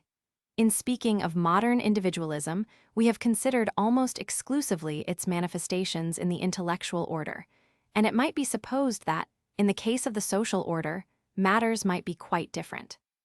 Indeed, if one takes the word individualism in its narrowest sense, one could be tempted to oppose the collectivity to the individual, and to think that facts such as the increasingly invasive role of the state and the growing complexity of social institutions indicate a tendency contrary to individualism. In reality, however, it is not so, because the collectivity, being nothing other than the sum of the individuals within it, cannot be opposed to them, any more than can the state itself, conceived in the modern fashion and viewed as a simple representation of the masses, in which no higher principle is reflected. And it will be recalled that individualism, as we have defined it, consists precisely in the negation of every supra-individual principle. Therefore, if conflicts arise in the social sphere between tendencies, all of which equally find their place within the modern outlook, they are not conflicts between individualism and something else, but simply between the various forms that individualism itself is capable of assuming. it is easy to see that such conflicts must be more numerous and more serious in our time than they have ever been before, owing to the absence of any principle capable of unifying the multiplicity, and because individualism necessarily implies division. This division, with the chaotic state of things resulting from it, is the fatal outcome of an utterly material civilization, for it is matter itself that is really the source of division and multiplicity. Finally, there remains one direct consequence of the democratic idea to consider, and this is the negation of the idea of an elite. It is not for nothing that democracy is opposed to aristocracy, for this latter word, at least when taken in its etymological sense, means precisely the power of the elite. The elite can by definition only be the few, and their power, or rather their authority, deriving as it does from their intellectual superiority, has nothing in common with the numerical strength on which democracy is based, a strength whose inherent tendency is to sacrifice the minority to the majority, and therefore quality to quantity, and the elite to the masses. Thus the guiding function exercised by a true elite, and its very existence, since of necessity it plays this role if it exists at all, is utterly incompatible with democracy, which is closely bound up with the egalitarian conception, and therefore with the negation of all hierarchy. The very foundation of the democratic idea is the supposition that one individual is as good as another, simply because they are equal numerically, and in spite of the fact that they can never be equal in any other way. A true elite, as we have already said, can only be an intellectual one, and that is why democracy can arise only where pure intellectuality no longer exists, as is the case in the modern world. However, since equality is in fact impossible, and since, despite all efforts toward leveling, the differences between one man and another cannot in practice be entirely suppressed, men have been brought, by a curious illogic, to invent false elites, of several kinds moreover, that claim to take the place of the one true elite. And these false elites are based on a variety of totally relative and contingent points of superiority, always of a purely material order. This is obvious from the fact that the social distinction that counts most in the present state of things is that based on wealth, that is to say, on a purely outward superiority of an exclusively quantitative order, the only superiority, in fact, that is consistent with democracy, based as it is on the same point of view. It may also be added that even those who set themselves up as opponents of this state of affairs are incapable of producing any real remedy for the disorder, and may even aggravate it by going ever further in the same direction, because they also make no appeal to any principle of a higher order. The struggle is merely between different varieties of democracy, with more or less emphasis on the egalitarian tendency, just as it is, as we have said above, a struggle between the varieties of individualism, which amounts to exactly the same thing. These few reflections seem sufficient to give an idea of the social conditions of the contemporary world, and at the same time, to show that there can be only one way out of the chaos, in the social domain as in all others: the restoration of intellectuality, which would result in the formation once more of an elite. This elite must be regarded as presently non-existent in the West, since the name cannot be applied to the few isolated and disconnected elements that do no more than represent, so to speak, non-developed possibilities. Indeed, these elements usually show little more than tendencies or aspirations, which lead them, it is true, to react against the modern outlook, but without their being able to influence it in any effective way. What they lack is true knowledge and traditional data, which cannot be improvised and which an intelligence left to its own resources, especially in circumstances so unfavorable in every respect, can only supply imperfectly and to a very slight extent. Consequently, there are nothing but disjointed efforts, which often go astray owing to lack of principle and doctrinal guidance. It might be said that the modern world protects itself by its very dispersion, from which even its adversaries do not succeed in escaping. This will continue to be the case as long as the latter keep to the profane ground on which the modern mentality enjoys an obvious advantage, as this is its proper and exclusive province. And, as a matter of fact, their remaining on this ground shows that, despite all appearances, this mentality still has a very strong hold over them. It is for this reason that so many people, although moved by undeniably good intentions, are unable to understand that a beginning can be made only from principles, and persist in frittering away their energies in some relative sphere, social or otherwise, in which, under such conditions, nothing real or durable can ever be accomplished. The true elite, on the other hand, would not have to intervene directly in these spheres or take any part in outward action. It would direct everything by an influence of which the people were unaware, and which, the less visible it was, the more powerful it would be. It is enough to consider the already mentioned power of suggestion, which does not demand any true intellectuality, in order to get an idea of how much greater would be the power of an influence that was based on pure intellectuality, and worked even more invisibly because of its very nature. Instead of this power being lessened by the division inherent in multiplicity, and by the weakness involved by all lies and illusions, it would on the contrary be intensified by concentration on principial unity, and would be one with the strength of truth itself. 1. What men call chance is simply their ignorance of causes. If the statement that something had happened by chance were to mean that it had no cause, it would be a contradiction in terms. 2. Guinan did develop these points later in his spiritual authority and temporal power. Ide. 3. One has only to read St. Thomas Aquinas to see that numerus stat ex part materiae, number is on matter's side. 4. In this case, as in all others, the analogy between one order of reality and another applies in a strictly inverse sense. 5. This tendency is the one that the Hindu doctrine calls tamas and assimilates to ignorance and darkness.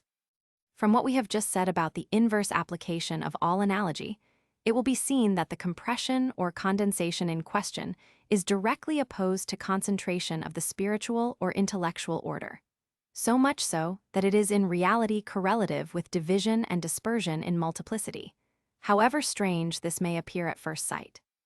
The same applies to uniformity obtained, according to the egalitarian conception, from below and at the lowest level, which is the direct opposite of the higher and principial unity. 6. This is why Dante puts the symbolical abode of Lucifer at the center of the earth, that is to say, at the point where the forces of weight converge from all sides. From this point of view, it is the opposite of the spiritual or heavenly center of attraction symbolized in most traditional doctrines by the sun. 7. A material civilization. From all that has been said above, it seems sufficiently clear that Easterners are justified in reproaching modern Western civilization for being exclusively material. It has developed along purely material lines only, and from whatever point of view it is considered, one is faced with the more or less direct results of this materialization. However, there is still something to be added to what we have already said about this. In the first place, we must explain the different meanings that can be given to a word such as materialism. For if we use it to characterize the contemporary world, people who claim to be very modern, without considering themselves in any way materialistic, will be sure to protest and will feel convinced that this is mere calumny. We must therefore begin with an explanation that will remove in advance any ambiguity that might arise on this point. It is significant in itself that the very word, materialism, does not go any further back than the 18th century. It was invented by the philosopher Berkeley, who used it to designate any theory that accepted the real existence of matter. It is scarcely necessary to say that it is not this meaning of the word that concerns us here, since we are not raising the question of the existence of matter. A little later, the same word took on a narrower meaning, the one in fact that it still retains. It came to denote a conception according to which nothing else exists but matter and its derivatives. It should be remarked that such a conception is something altogether new and essentially a product of the modern outlook, and therefore corresponds to at least some of the tendencies that are inherent in this outlook, one, but we intend at present to speak of materialism mainly in another, much wider, and yet very definite sense. In this sense, materialism stands for a complete state of mind, of which the conception that we have just described is only one manifestation among many others, and which, in itself, is independent of any philosophical theory. This state of mind is one that consists in more or less consciously putting material things, and the preoccupations arising out of them, in the first place, whether these preoccupations claim to be speculative or purely practical. And it cannot be seriously disputed that this is the mentality of the immense majority of our contemporaries. The whole of the profane science that has developed in the course of recent centuries is a study of only the sensible world, is enclosed entirely within this world, and works by methods that can be applied only to this domain. These methods alone are proclaimed to be scientific, which amounts to rejecting any science that does not deal with material things. Among those who think in this way, and even among those who have specialized in the sciences in question, there are nevertheless many who would refuse to call themselves materialists, or accept the philosophical theory that bears this name. There are even some who gladly profess a religious faith, and whose sincerity is not in doubt, but their scientific attitude does not differ appreciably from that of the avowed materialists. The question has often been raised whether, from the religious point of view, modern science should be denounced as atheistic or materialistic. But the question has usually been badly put. It is quite certain that this science does not explicitly profess atheism or materialism. It merely, because of its prejudices, ignores certain things, without formally denying them, as this or that philosopher may have done. In connection with modern science, therefore, one can only speak of de facto materialism, or what might be called practical materialism. But the evil is perhaps even more serious, as it is deeper and more widespread. A philosophical attitude may be something very superficial, even with the professional philosophers. And besides, there are people whose mind would recoil from actual negation, but who have no objection to complete indifference. This is what is most to be feared, for to deny something one must think about it to some extent, however little that may be, whereas an attitude of indifference makes it possible not to think about it at all.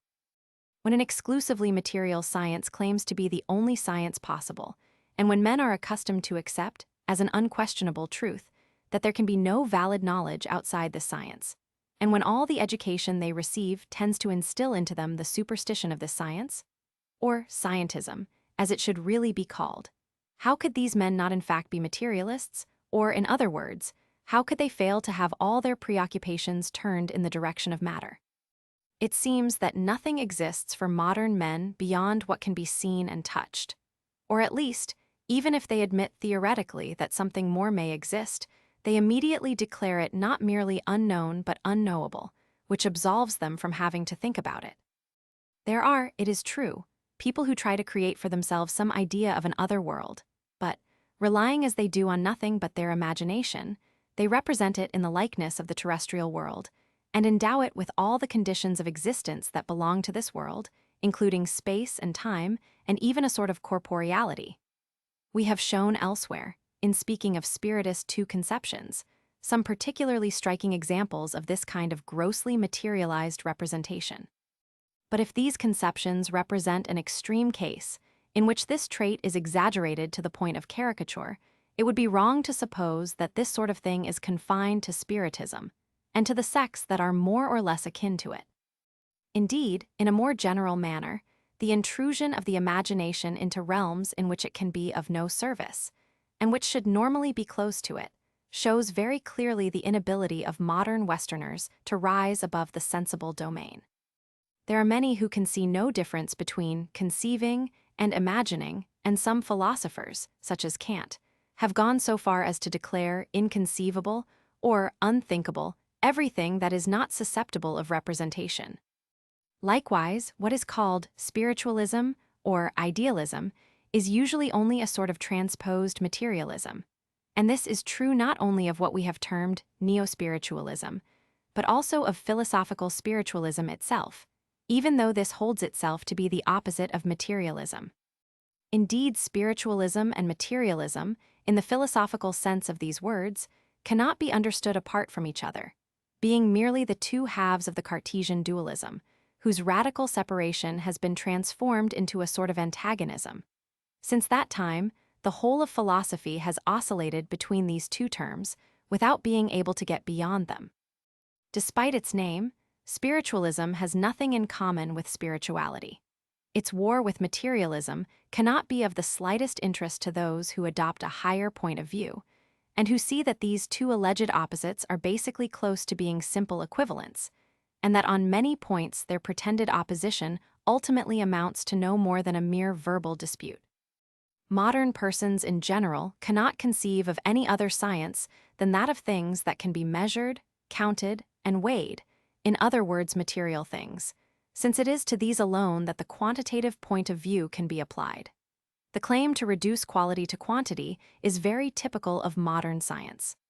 This tendency has reached the point of supposing that there can be no science, in the real meaning of the word, except where it is possible to introduce measurement, and that there can be no scientific laws except those that express quantitative relations. It is a tendency that arose with the mechanism of Descartes. Since then, it has become more and more pronounced, notwithstanding the rejection of Cartesian physics, for it is not bound up with any particular physical theory, but with a general conception of scientific knowledge. Today, attempts are made to apply measurement even in the psychological field, the very nature of which excludes such a method. The point has been reached of no longer understanding that the possibility of measurement derives from a quality inherent in matter, that is to say, from its indefinite divisibility. Or else, it is thought that this quality is to be found in all that exists, which comes to the same as materializing everything. As we have said before, matter is the principle of division and of all that is multiplicity. The predominance given to the quantitative point of view, a predominance to be found, as we have already shown, even in the social domain, is thus really materialism in the sense that we defined above. This materialism is not necessarily connected with philosophical materialism, which, in fact, it preceded in the development of the tendencies inherent in the modern outlook. We will not dwell on the mistake of seeking to reduce quality to quantity, or on the inadequacy of all attempts at explanation that are more or less of the mechanistic type. That is not our present purpose, and we will remark only in this connection that even in the sensible order, a science of this kind has but little connection with reality, the greater part of which is bound to elude it. Speaking of reality leads us to mention another fact, which might easily be overlooked, but which is very significant as a sign of the state of mind we are speaking of. It is that people commonly use the word reality to denote exclusively reality of the sensible order.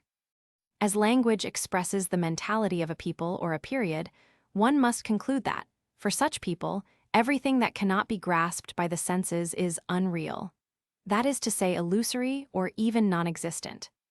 They may not be clearly aware of it, but this negative conviction is nonetheless deeply held, and, if they deny it, one can be certain that though they may not be aware of it, their denial is merely the expression of something even more outward, and indeed may be no more than verbal.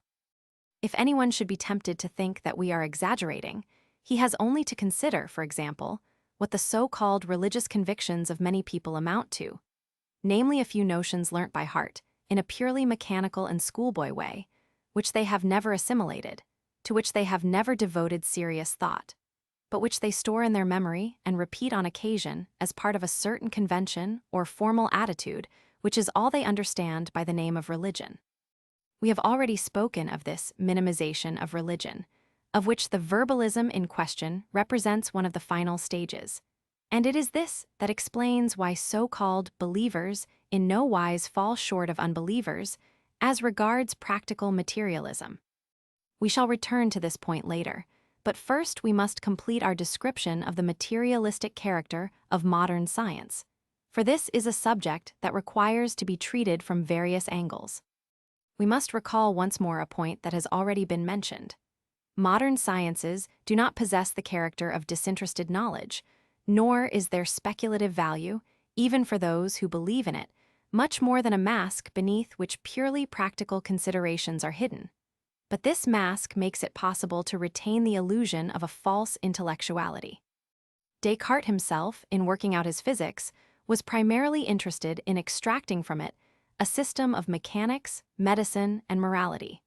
But a still greater change was brought about by the diffusion of the influence of Anglo-Saxon empiricism.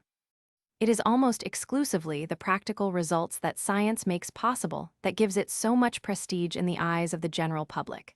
Because here again are things that can be seen and touched. We have said that pragmatism represents the outcome of all modern philosophy and the last stage in its decline. But outside philosophy, there is also, and has been for a long time, a widespread and unsystematized pragmatism that is to philosophical pragmatism what practical is to theoretical materialism, and which is really the same as what people call common sense. What is more, this almost instinctive utilitarianism is inseparable from the materialist tendency. For common sense consists in not going beyond the things of this earth, as well as in ignoring all that does not make an immediate practical appeal. In particular, it is common sense that sees only the world of the senses as real, and that admits of no knowledge other than the one that comes from the senses. Moreover, it ascribes value to this narrow form of knowledge only insofar as it offers a possibility of satisfying either material needs or a certain sentimentalism, for in reality sentiment, and this must be frankly stated at the risk of shocking contemporary moralism, lies quite close to matter. In all this, there remains no place for intelligence, or at most only insofar as intelligence may consent to serve for the attainment of practical ends, and to become a mere instrument subordinated to the requirements of the lowest and most corporeal part of the human individual, a tool for making tools. To quote a significant expression of Bergson, it is an utter indifference to truth that begets pragmatism in all its forms. Under such conditions, industry is no longer merely an application of science, an application from which science should, in itself, remain completely independent. It has become the reason for, and justification of, science to such an extent that here too the normal relations between things have been reversed. What the modern world has striven after with all its strength, even when it has claimed in its own way to pursue science, is really nothing other than the development of industry and machinery. And in thus seeking to dominate matter and bend it to their service, men have only succeeded, as we said at the beginning of this book, in becoming its slaves. Not only have they limited their intellectual ambition, if such a term can still be used in the present state of things, to inventing and constructing machines, but they have ended by becoming in fact machines themselves. Indeed, it is not only scholars, but also technicians and even workers who have to undergo the specialization that certain sociologists praise so highly under the name of division of labor. And for the workers, it makes intelligent work quite impossible. Very different from the craftsmen of former times, they have become mere slaves of machines with which they may be said to form part of a single body. In a purely mechanical way, they have constantly to repeat certain specific movements, which are always the same and always performed in the same way, so as to avoid the slightest loss of time. Such at least is required by the most modern methods, which are supposed to represent the most advanced stage of progress. Indeed, the object is merely to produce as much as possible. Quality matters little. It is quantity alone that is of importance, which brings us back once more to the remark we have already made in other contexts, namely, that modern civilization may truly be called a quantitative civilization, and this is merely another way of saying it is a material civilization. Anyone who wants still further evidence of this truth can find it in the tremendous importance that economic factors take on nowadays, both in the lives of peoples and of individuals. Industry, commerce, finance, these seem to be the only things that count. And this is in agreement with the fact already mentioned that the only social distinction that has survived is the one based on material wealth. Politics seem to be altogether controlled by finance, and trade competition seems to be the dominant influence in determining the relations between peoples. It may be that this is only so in appearance, and that these factors are really not so much causes as means of action, but the choice of such means is a clear sign of the character of the period to which they are suited. Moreover, our contemporaries are convinced that it is almost exclusively economic conditions that dictate historical events, and they even imagine that it has always been so. A theory has even been invented according to which everything is to be explained by economic factors alone, and has been named, significantly, historical materialism. Here also may be seen the effect of one of those suggestions to which we referred above, suggestions whose power is all the greater in that they correspond to the tendencies of the general mentality. And the result of this suggestion is that economic factors have really come to decide almost everything that occurs in the social sphere. It is true that the masses have always been led in one manner or another, and it could be said that their part in history consists primarily in allowing themselves to be led, since they represent a merely passive element, a matter in the Aristotelian sense of the word.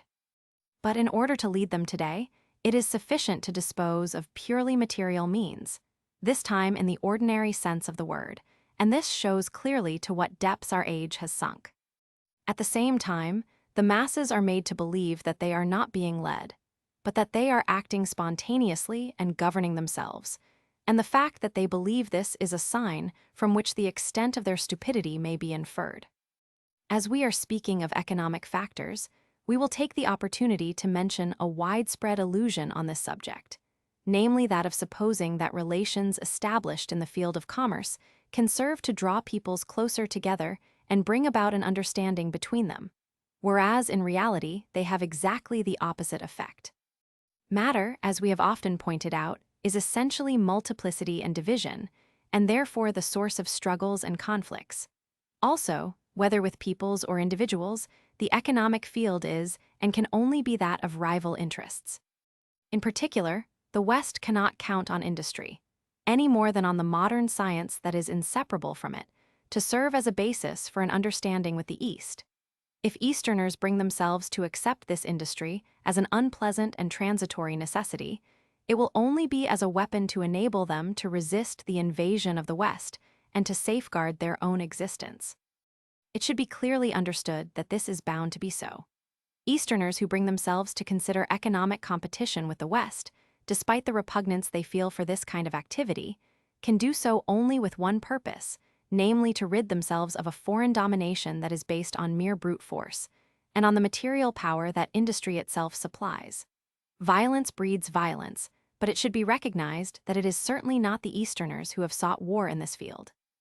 Moreover, apart from the question of the relations between East and West, it is easy to see that one of the most conspicuous results of industrial development is that engines of war are being constantly perfected, and their power of destruction increased at an ominous rate. This alone should be enough to shatter the pacifist dreams of some of the admirers of modernist progress. But the dreamers and idealists are incorrigible, and their gullibility seems to know no bounds.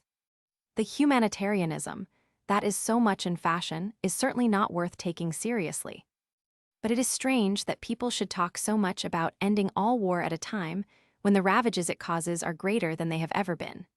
Not only because the means of destruction have been multiplied, but also because, as wars are no longer fought between comparatively small armies composed solely of professional soldiers, all the individuals on both sides are flung against each other indiscriminately, including those who are the least qualified for this kind of function.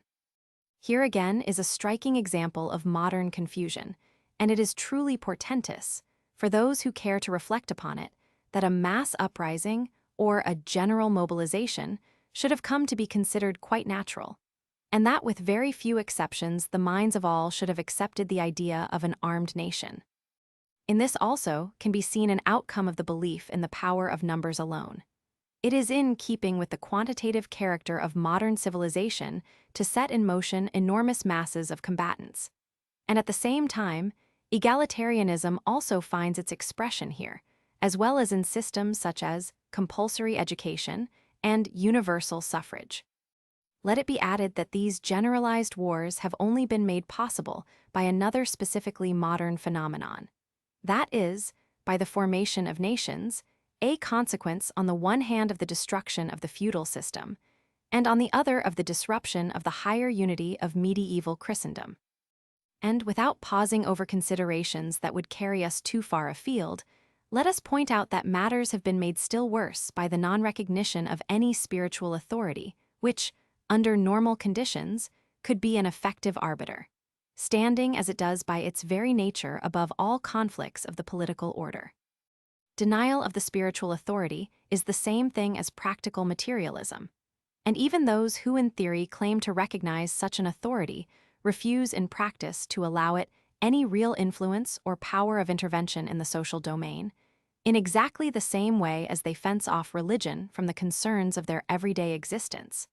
Whether in public or in private life, it is the same mental outlook that prevails. Even if we admit that material development does have certain advantages, though, indeed, from a very relative point of view, the sight of consequences, such as those just mentioned, leads one to question whether they are not far outweighed by the inconveniences. We say this without referring to the many things of incomparably greater value that have been sacrificed to this one form of development. We do not speak of the higher knowledge that has been forgotten, the intellectuality that has been overthrown, and the spirituality that has disappeared. Simply taking modern civilization on its merits, we affirm that, if the advantages and inconveniences of what has been brought about were set against each other, the result might well on balance prove to be negative. The inventions, whose number is at present growing at an ever-increasing pace, are all the more dangerous in that they bring into play forces whose real nature is quite unknown to the men who utilize them. And this ignorance is the best proof of the worthlessness of modern science as an explanatory means, that is to say, considered as knowledge, even were one's attention confined entirely to the physical realm. At the same time, the fact that such ignorance in no way interferes with practical applications proves that this science is in reality directed only to practical ends, and that it is industry that is the only real object of all its research. The danger inherent in these inventions, even in those that are not expressly created for a purpose destructive to mankind, but which nonetheless cause just as many catastrophes, without mentioning the unsuspected disturbances that they create in the physical environment, will undoubtedly continue to grow, and that to an extent difficult to foretell, so that, as we have already shown, it is by no means improbable that it will be through these inventions that the modern world will bring about its own destruction, unless it can check its course in this direction while there is still time. It is not enough, however, to withhold approval of modern inventions on the grounds of their dangerous side alone. There is more than this to the affair. One hears of the benefits claimed for what men have agreed to call progress, and that one might even consent so to call, provided one take care to make it clear that there is no question of any but a purely material progress. But are not these benefits, of which people are so proud, very largely illusory? Our contemporaries claim they increase their welfare by this means. In our opinion, the end they set themselves, even if it were really attained, is hardly worth the expenditure of so much effort. But what is more, it seems a very debatable question whether they do attain it. In the first place, the fact should be taken into account that not all men have the same tastes or the same needs, and that there are still some who would wish to avoid modern commotion and the craving for speed, but who can no longer do so. Could anyone presume to maintain that it is a benefit to these people to have thrust on them what is most contrary to their nature? It will be said in reply that there are few such men today, and this is considered a justification for treating them as a negligible quantity.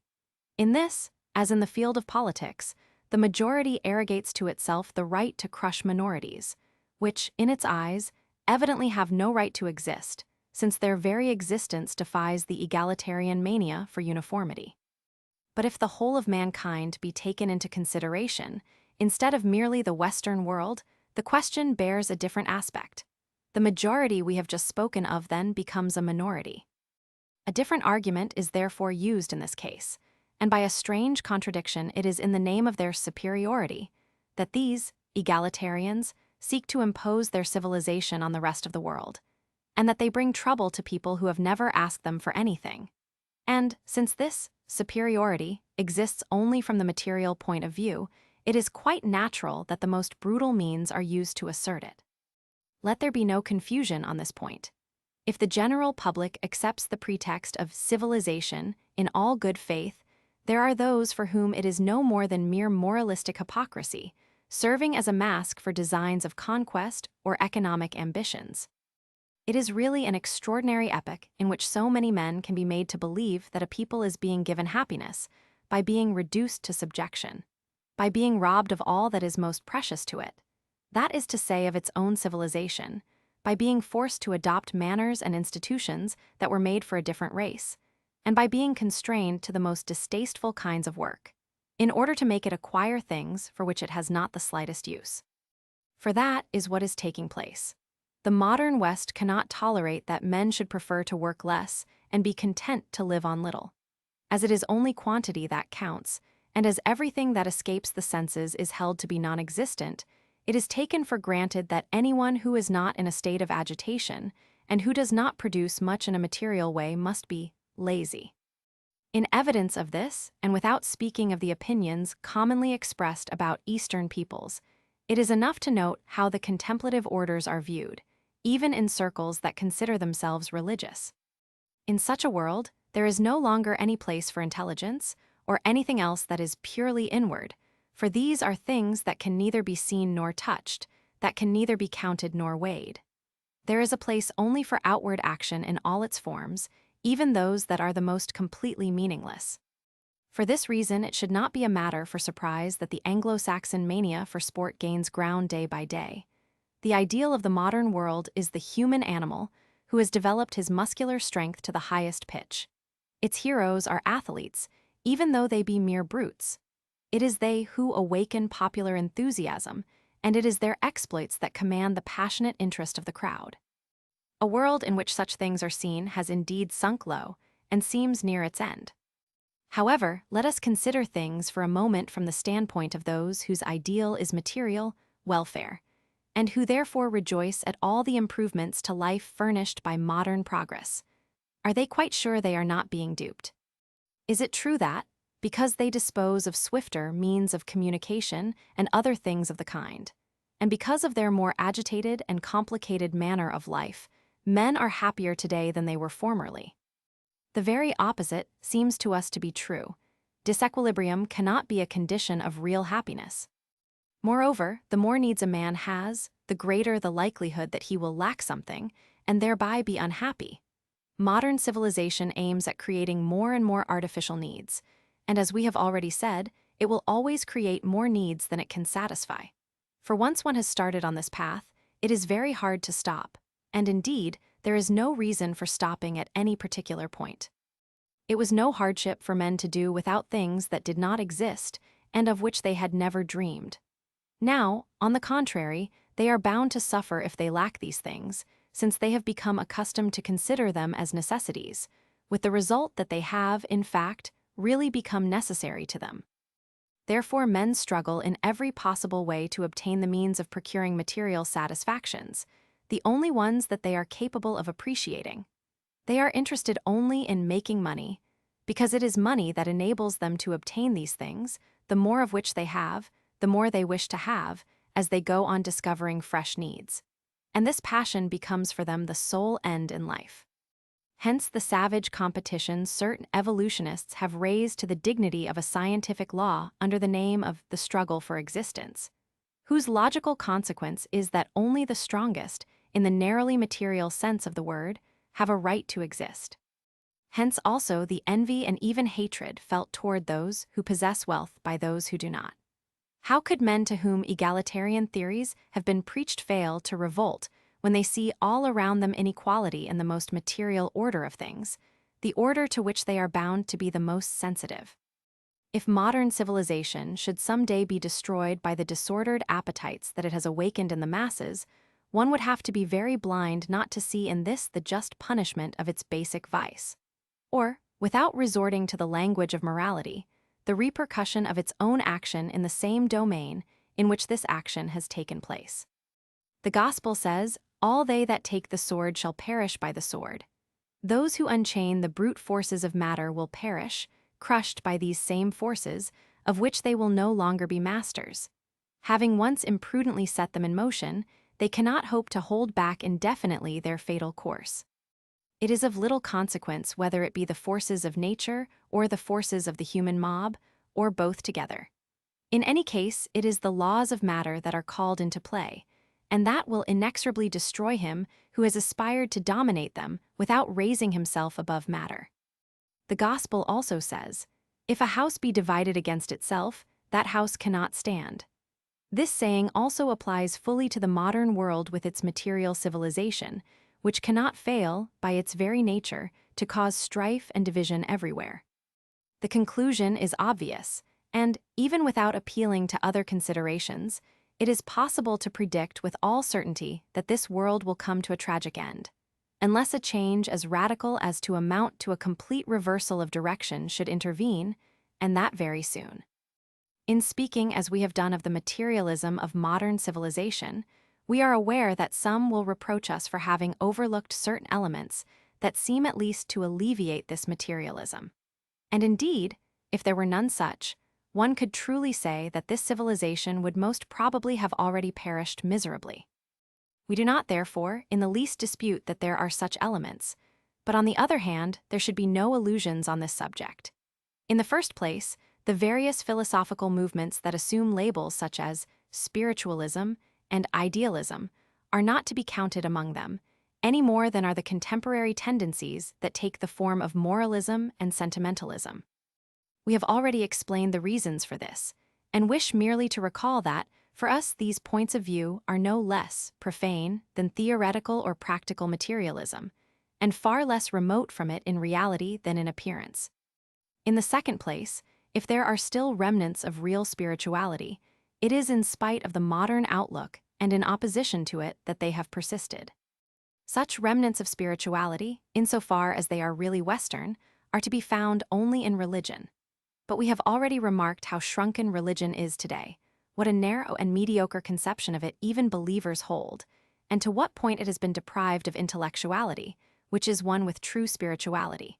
Under such conditions, if certain possibilities still remain, it is merely in a latent state, and their effective influence amounts to very little.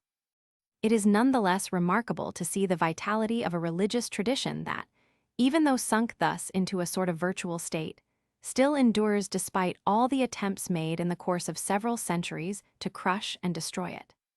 Those who are capable of reflection must see in this resistance signs of a more than human power. But we must repeat once more that this tradition does not belong to the modern world, nor is it one of its component elements, but is the direct opposite of its tendencies and aspirations. This should be admitted frankly, instead of seeking for a vain conciliation. There can be nothing but antagonism between the religious spirit, in the true sense of the word, and the modern mentality, and any compromise is bound to weaken the former and favor the latter, whose hostility, moreover, will not be placated thereby, since it can only aim at the utter destruction of everything that reflects in mankind a reality higher than the human. The modern West is said to be Christian, but this is untrue. The modern outlook is anti-Christian because it is essentially anti-religious, and it is anti-religious because, still more generally, it is anti-traditional. This is its distinguishing characteristic, and this is what makes it what it is. Undoubtedly, something of Christianity has passed even into the anti-Christian civilization of our time, even the most advanced of whose representatives, to use their own jargon, cannot help, involuntarily and perhaps unconsciously, having undergone and still undergoing a certain Christian influence, though an indirect one. However radical a breach with the past may be, it can never be quite complete and such as to break all continuity. More than this, we even assert that everything of value that there may be in the modern world has come to it from Christianity, or at any rate through Christianity. For Christianity has brought with it the whole heritage of former traditions, has kept this heritage alive so far as the state of things in the West made it possible, and still contains its latent possibilities. But is there anyone today, even among those calling themselves Christians, who has any real consciousness of these possibilities? Where are to be found, even in Catholicism, the men who know the deeper meaning of the doctrine that they profess outwardly, and who, not content with believing in a more or less superficial way, and more through sentiment than intelligence, really know the truth of the tradition they hold to be theirs? We would wish to see proof that there are at least a few such men, for this would be the greatest and perhaps the sole hope of salvation for the West. But we have to admit that, up to the present, we have not encountered any. Is one to suppose that they live in hiding, like certain Eastern sages, in some almost inaccessible retreat, or must this last hope be definitely abandoned? The West was Christian in the Middle Ages, but is so no longer. If anyone should reply that it may again become so, we will rejoinder that no one desires this more than we do, and may it come about sooner than all we see round about us would lead us to expect. But let no one delude himself on this point. If this should happen, the modern world will have lived its day. 1. Prior to the 18th century, there were mechanistic theories, from Greek atomism down to Cartesian physics.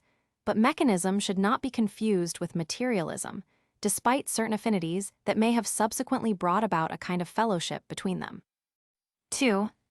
For a detailed exposition of Spiritism, see the author's The Spiritist Fallacy. Ed. 8. Western encroachment. The modern confusion had its origin in the West, as we have already said, and until the last few years remained in the West. But now a process is taking place, the gravity of which should not be overlooked. The confusion is spreading everywhere, and even the East seems to be succumbing to it. It is true that the encroachments of the West are nothing new, but hitherto they have been confined to a more or less brutal domination over other peoples, whose effects went no deeper than the domain of politics and economics. Despite all the efforts of a propaganda that worked under many different guises, the Eastern attitude of mind remained unaffected by all deviations, and the ancient traditional civilizations survived intact. Today, on the contrary, there are Easterners who are more or less completely Westernized, who have forsaken their tradition and adopted all the aberrations of the modern outlook, and these denatured elements, led astray by the teachings of European and American universities, have become a cause of trouble and agitation in their own countries. At the same time, their importance, at least for the moment, should not be exaggerated. Westerners are apt to imagine that these noisy but not very numerous individuals represent the East of today, whereas actually their influence is neither very widespread nor very deep. This mistake is easily explained, since the real Easterners make no effort at all to become known, and are therefore ignored by the West, while the modernists, if one may so call them, are the only ones who thrust themselves forward, make speeches, write, and indulge in all manner of outward activity. It is nonetheless true that this anti-traditional movement may gain ground, and all eventualities, even the most unfavorable, must be considered. The traditional spirit is already tending, as it were, to withdraw into itself, and the centers where it is preserved in its entirety are becoming more and more closed and difficult of access. This generalization of confusion corresponds exactly to what must occur in the final phase of the Kali Yuga. Let it be stated quite clearly, the modern outlook is purely Western, and those who are affected by it should be classed as Westerners mentally, even though they may be Easterners by birth. All Eastern ideas are completely alien to them, and their ignorance of the traditional doctrines is the only excuse for their hostility toward them. What may seem remarkable, and even contradictory, is that these same individuals who become the auxiliaries of Westernism, from an intellectual point of view, or, more exactly, in opposition to all real intellectuality, sometimes come to the fore as the opponents of the West in the field of politics. But there is nothing surprising in this, for it is they who strive to introduce the idea of nation in the East, and all nationalism is essentially opposed to the traditional outlook. They may wish to resist foreign domination, but in order to do so, they make use of Western methods, such as are used by the various Western peoples when fighting among themselves. And it may be that in this fact lies the justification for their existence. Indeed, if things have reached a point where the employment of such methods is inevitable, the sort of work involved can only be carried out by those elements of the community that have severed all connection with tradition. It is possible, therefore, that these elements may be temporarily utilized to this end, and then eliminated, like the Westerners themselves. Moreover, it would be quite logical for the ideas spread by Westerners to turn against them, since they are of a kind that can never beget anything but division and ruin. It is through these ideas that the modern world will perish in one way or another. It is of small importance whether this be by way of quarrels among Westerners themselves, quarrels between nations, between social classes, or, as some people assert, through the attacks of Westernized Easterners, or another possibility, as the result of a cataclysm brought about by the progress of science. In any case, the dangers facing the Western world are entirely of its own making and proceed from itself. The only question to arise is this: will the East, as a result of modern influence, have to undergo a merely transitory and superficial crisis, or will the West involve the whole of mankind in its own downfall? It would be difficult at present to give any answer based on undeniable evidence. Both contrary outlooks are now to be found in the East, but the spiritual power inherent in tradition, of which its adversaries know nothing, may triumph over the material power when this has played its part, and disperse it as light disperses the shadows. We may even say that it must triumph sooner or later, but it is possible that there will be a period of complete darkness before this happens. The traditional spirit cannot die, being in its essence above death and change, but it can withdraw completely from the outward world, and then there would really be the end of a world. From all that has been said, one may conclude that such an eventuality in the not far distant future is by no means unlikely. And, in the confusion that has arisen in the West and that is at present overflowing into the East, we may see the beginning of the end. The preliminary sign of the moment, when, according to the Hindu tradition, the whole of the sacred doctrine is to be shut in a conch shell, from which it will once more come forth intact at the dawn of the new world. But let us cease anticipating and turn to present events. The West is undeniably encroaching everywhere. Its influence first made itself felt in the material domain, since this comes most directly within its reach, working through conquest by violence or through commerce, and by securing control over the resources of other countries. But now things are going still further. Westerners, always animated by that need for proselytism, which is so exclusively theirs, have succeeded to a certain extent in introducing their own anti-traditional and materialistic outlook among other peoples. And whereas the first form of invasion only affected men's bodies, this newer form poisons their minds and kills all spirituality. In point of fact, it was the first kind of invasion that made the second one possible, so that it is ultimately only by brute force that the West has succeeded in imposing itself upon the rest of the world, as, indeed, must necessarily be the case, since in this sphere alone lies the superiority of its civilization, so inferior from every other point of view.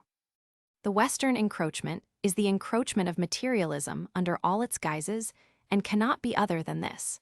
None of the more or less hypocritical veils, none of the moralistic pretexts, none of the humanitarian declamations, none of the wiles of a propaganda that knows how to be insinuating the better to achieve its destructive ends. None of these things can gainsay that Western encroachment is the encroachment of materialism. This could be disputed only by the gullible, or by those who have an interest in aiding a process that is truly satanic in the strictest sense of the word one. It is extraordinary that the very moment that Western encroachment is penetrating everywhere is the moment chosen by some people to raise a cry against the peril, dreadful for them, of a supposed infiltration of Eastern ideas into the West. What new aberration can this be? Despite the wish to confine ourselves to considerations of a general order, we cannot avoid saying here a few words about a recently published book by Henry Massis entitled Défense de l'Occident, which is one of the most characteristic manifestations of this frame of mind too. It is a book full of confusion and contradiction, and shows once more to what extent most of those who seek to react against the modern disorder are incapable of doing so in a really effective way, since they are not even very clear as to what they are fighting against. The author at times disclaims the intention of attacking the real East, and if he had in fact confined himself to a criticism of pseudo-Oriental fantasies, that is to say of purely Western theories that are being spread abroad under deceptive names, and that are merely one of the many products of the present disequilibrium, this could only meet with our full approval, especially since we ourselves have drawn attention to the real danger of this sort of thing, as well as to its inanity from an intellectual point of view. Unfortunately, however, he does not stop there, but feels the need to attribute to the East conceptions scarcely better than these, and to do so relies upon quotations taken from certain more or less official Orientalists, in which the Eastern doctrines are, as usually happens, deformed to the point of caricature. What would he say if somebody were to adopt the same method in dealing with Christianity, and claim to judge it on the basis of the works of the university hypercritics? This is exactly what he does with the doctrines of India and China, with the aggravating circumstance that the Westerners whose testimony he produces have not the slightest direct knowledge of these doctrines, whereas their fellow critics who occupy themselves with Christianity must at least be familiar with it to a certain extent, even if their hostility toward all that has to do with religion prevents them from really understanding it. Moreover, we must add in this connection that we have sometimes found it hard to convince Easterners that the studies of some Orientalist or other were the outcome of incomprehension, pure and simple, and not of a conscious and deliberate bias. So imbued are these writings with that same hostility that is inherent in the anti-traditional outlook. And we might well ask Massis whether he really considers it advisable to attack tradition abroad while striving to restore it at home. We say advisable because the whole discussion is, for him, really placed within the realm of politics. Since we take a different point of view, that of pure intellectuality, the only question that matters to us is that of truth. But such a point of view is doubtless too high and too serene for polemicists to find any satisfaction in it, and it is even doubtful whether, in their capacity as controversialists, the truth can concern them very much. 3. Massis attacks what he calls Eastern propagandists, an expression which is itself a contradiction in terms, since, as we have said often enough, the mania for propaganda is a purely Western thing, and this alone shows that there is some misunderstanding. In fact, among the propagandists he has in mind, we can distinguish two groups, and the first of them is exclusively composed of Westerners. To see Germans and Russians included among the representatives of the Eastern outlook would be truly ludicrous, if it were not a sign of the most deplorable ignorance of all that concerns the East.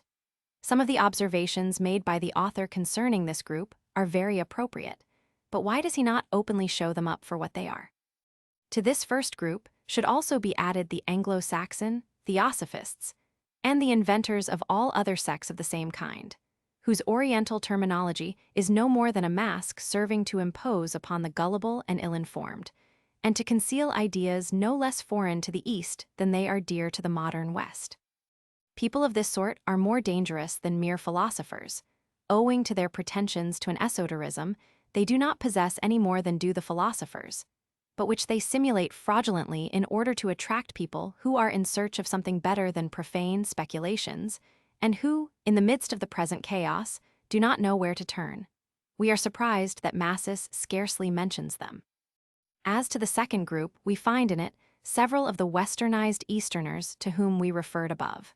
Such people are as ignorant of real Eastern ideas as are the first group, and they would therefore be quite incapable of spreading them in the West, even should they wish to do so. As a matter of fact, the aim they really set themselves is just the opposite of this, since they wish to destroy these very ideas in the East and, at the same time, to exhibit to the West their modernized East, which has been made to conform to the theories that have been instilled in them in Europe and America. Avowed agents, as they are, of the most baneful of all forms of Western propaganda, bearing as it does directly on the intelligence, they are a danger only to the East, and not to the West, of which they are a mere reflection. Of real Easterners, Massis does not mention a single one, and he would have found it very hard to do so, for he certainly does not know any. His total inability to cite the name of any Easterner who was not Westernized should have given him cause for thought, and made him understand that Eastern propagandists do not in fact exist. Furthermore, although this compels us to speak personally, which we are not in the habit of doing, the following formal declaration is necessary. As far as we are aware, there is no one else who has expounded authentic Eastern ideas in the West. And we have always done so exactly as any Easterner would have done in the same circumstances. That is to say, without the slightest intention of propaganda or popularization, and exclusively for the sake of those who are capable of understanding the doctrines as they are, without having recourse to any distortion in order to bring them within their reach. And we may add that, despite the decline of intellectuality in the West, those who understand, though obviously only a small minority, are nevertheless not so few as might have been expected. What Massis has in view are completely different undertakings. Let us not say out of zeal for his cause, though the political tone of his book would justify these words. Instead, in order to be as kind as possible, Let us say that his mind is troubled by a fear that Western civilization is near its end, and that this has caused him to believe in the existence of Eastern propaganda. At the same time, we may regret that he has been unable to discern the real causes that may indeed bring about this collapse, even though he does at times show a just severity towards certain aspects of the modern world. This is what causes the continual fluctuation in his thesis. On the one hand, he is not quite sure who are the adversaries he has to fight against, and on the other, his traditionalism leaves him very ignorant of all that constitutes the very essence of tradition, which he obviously confuses with a sort of politico-religious conservatism of the most outward kind. The best proof that Massis's mind is disturbed by fear is the extraordinary and completely incredible attitude he ascribes to these so-called Eastern propagandists. He would have us believe that they are animated by a savage hatred of the West, and that it is only to injure the West that they are striving to impart their own doctrines to her, that is to say, to bestow on her the most precious thing they possess, which constitutes, in a way, the very essence of their spirit. One is reduced to a state of bewilderment by the sheer contradictoriness of such a hypothesis. The whole laboriously erected argument crumbles in a moment, yet it would seem that the author has not even perceived this, for we are loath to suppose that he can have been aware of all the improbability of such a theory, and simply counted on his readers' lack of insight to cause them to believe it. A little elementary reflection should be enough to make it plain that the first thing for Easterners to do, if they hated the West so violently, would be to guard their doctrines jealously for their own exclusive use, and that all their efforts would be toward denying Westerners access to them. Indeed, this is a reproach that has sometimes been leveled against Easterners, and with more appearance of justification. The truth, however, is rather different. The authentic representatives of the Eastern doctrines feel hatred for nobody, and there is only one reason for their reserve. It is that they consider it utterly useless to display certain truths before those who are incapable of understanding them, but they have never refused to make them known to those who possess the necessary qualifications, whatever may be their place of origin. Is it their fault if, among such, there are very few Westerners? And at the same time, if the mass of Easterners have come at last to be really hostile to the Westerners, after having long regarded them with indifference, whose fault is it? Must one blame the elite, who, given over to intellectual contemplation, hold themselves strictly aloof from all outward agitation? Or is it not rather the fault of Westerners themselves, who have done everything to make their presence odious and intolerable? As soon as the question is put thus, as it should be, the answer becomes clear to everybody, and even if one admits that Easterners, who have hitherto given evidence of incredible patience, show at last a desire to be masters in their own home, who can bring himself honestly to blame them? It is true that, when certain passions come into play, the same things can be appreciated in a very different, and even quite contrary, sense according to the circumstances. So, for instance, when a Western people resists a foreign invasion, this is called patriotism and merits the highest praise, but when an Eastern people does so, it is called fanaticism or xenophobia and merits hatred and contempt. Moreover, is it not in the name of right and liberty, of justice and civilization, that the Europeans claim to impose their dominion over all others, and to forbid anyone to live and think otherwise than they do themselves? It cannot be denied that moralism is a truly remarkable thing, unless one prefers to conclude, as we do, that, save for exceptions as honorable as they are rare, there remain in the West really only two kinds of people, neither of them very interesting. The gullible, who take these big words at their face value and believe in their civilizing mission, completely unaware of the materialist barbarism in which they are sunk, and the guileful, who exploit this state of mind to gratify their instincts of violence and cupidity. In any case, one thing is certain, and that is that Easterners are a menace to nobody and do not dream of invading the West in any way whatsoever. They have enough to do for the moment in defending themselves against European oppression, which threatens now to assail even their minds. And it is curious, to say the least, to see the aggressors taking up the pose of victims. This clarification was necessary, for these are things that needed to be said.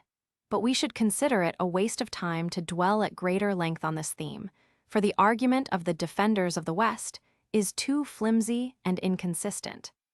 Moreover, if we have momentarily abandoned our usual attitude of reserve toward individuals in order to quote Henry Massis, it is mainly because, in the circumstances, he represents a part of the contemporary mentality, a part that must be taken into account in the present study of the state of the modern world.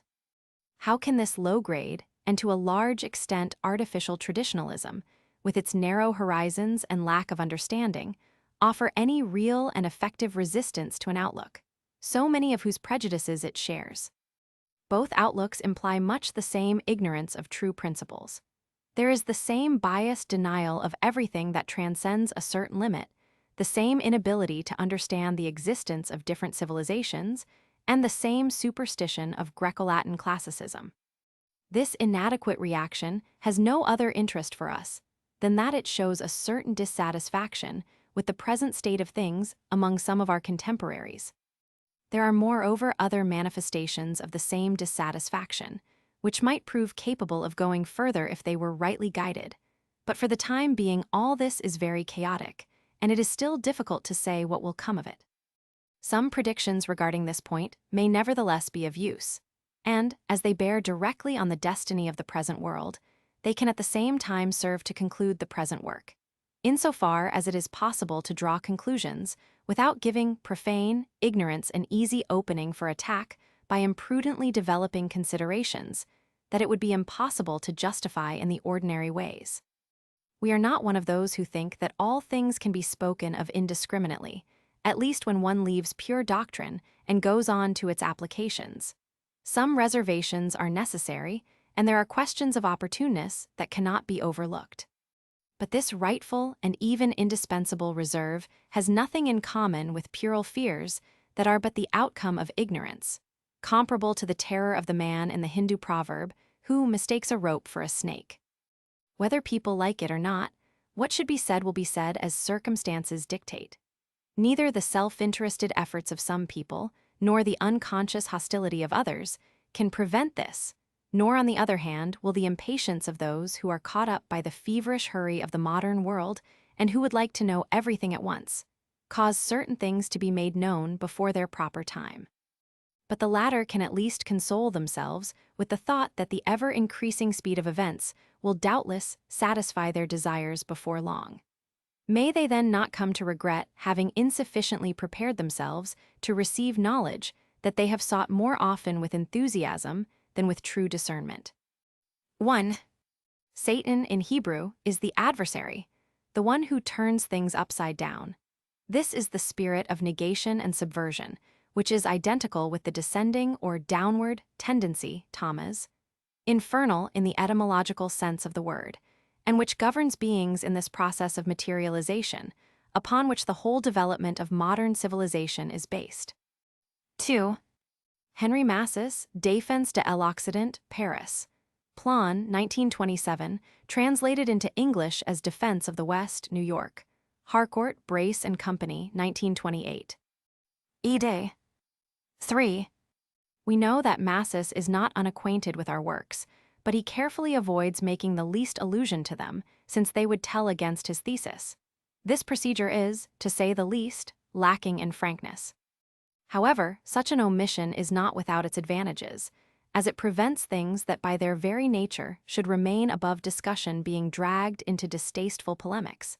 There is always something distressing in profane incomprehension, even though the truth of the sacred doctrine is, in itself, too lofty to be reached by its assaults. 9. Some Siones. Our chief purpose in this work has been to show how it is possible, by the application of traditional data, to find the most direct solution to the questions that are being asked nowadays, to explain the present state of mankind, and at the same time to judge everything that constitutes modern civilization in accordance with truth, instead of by conventional rules or sentimental preferences.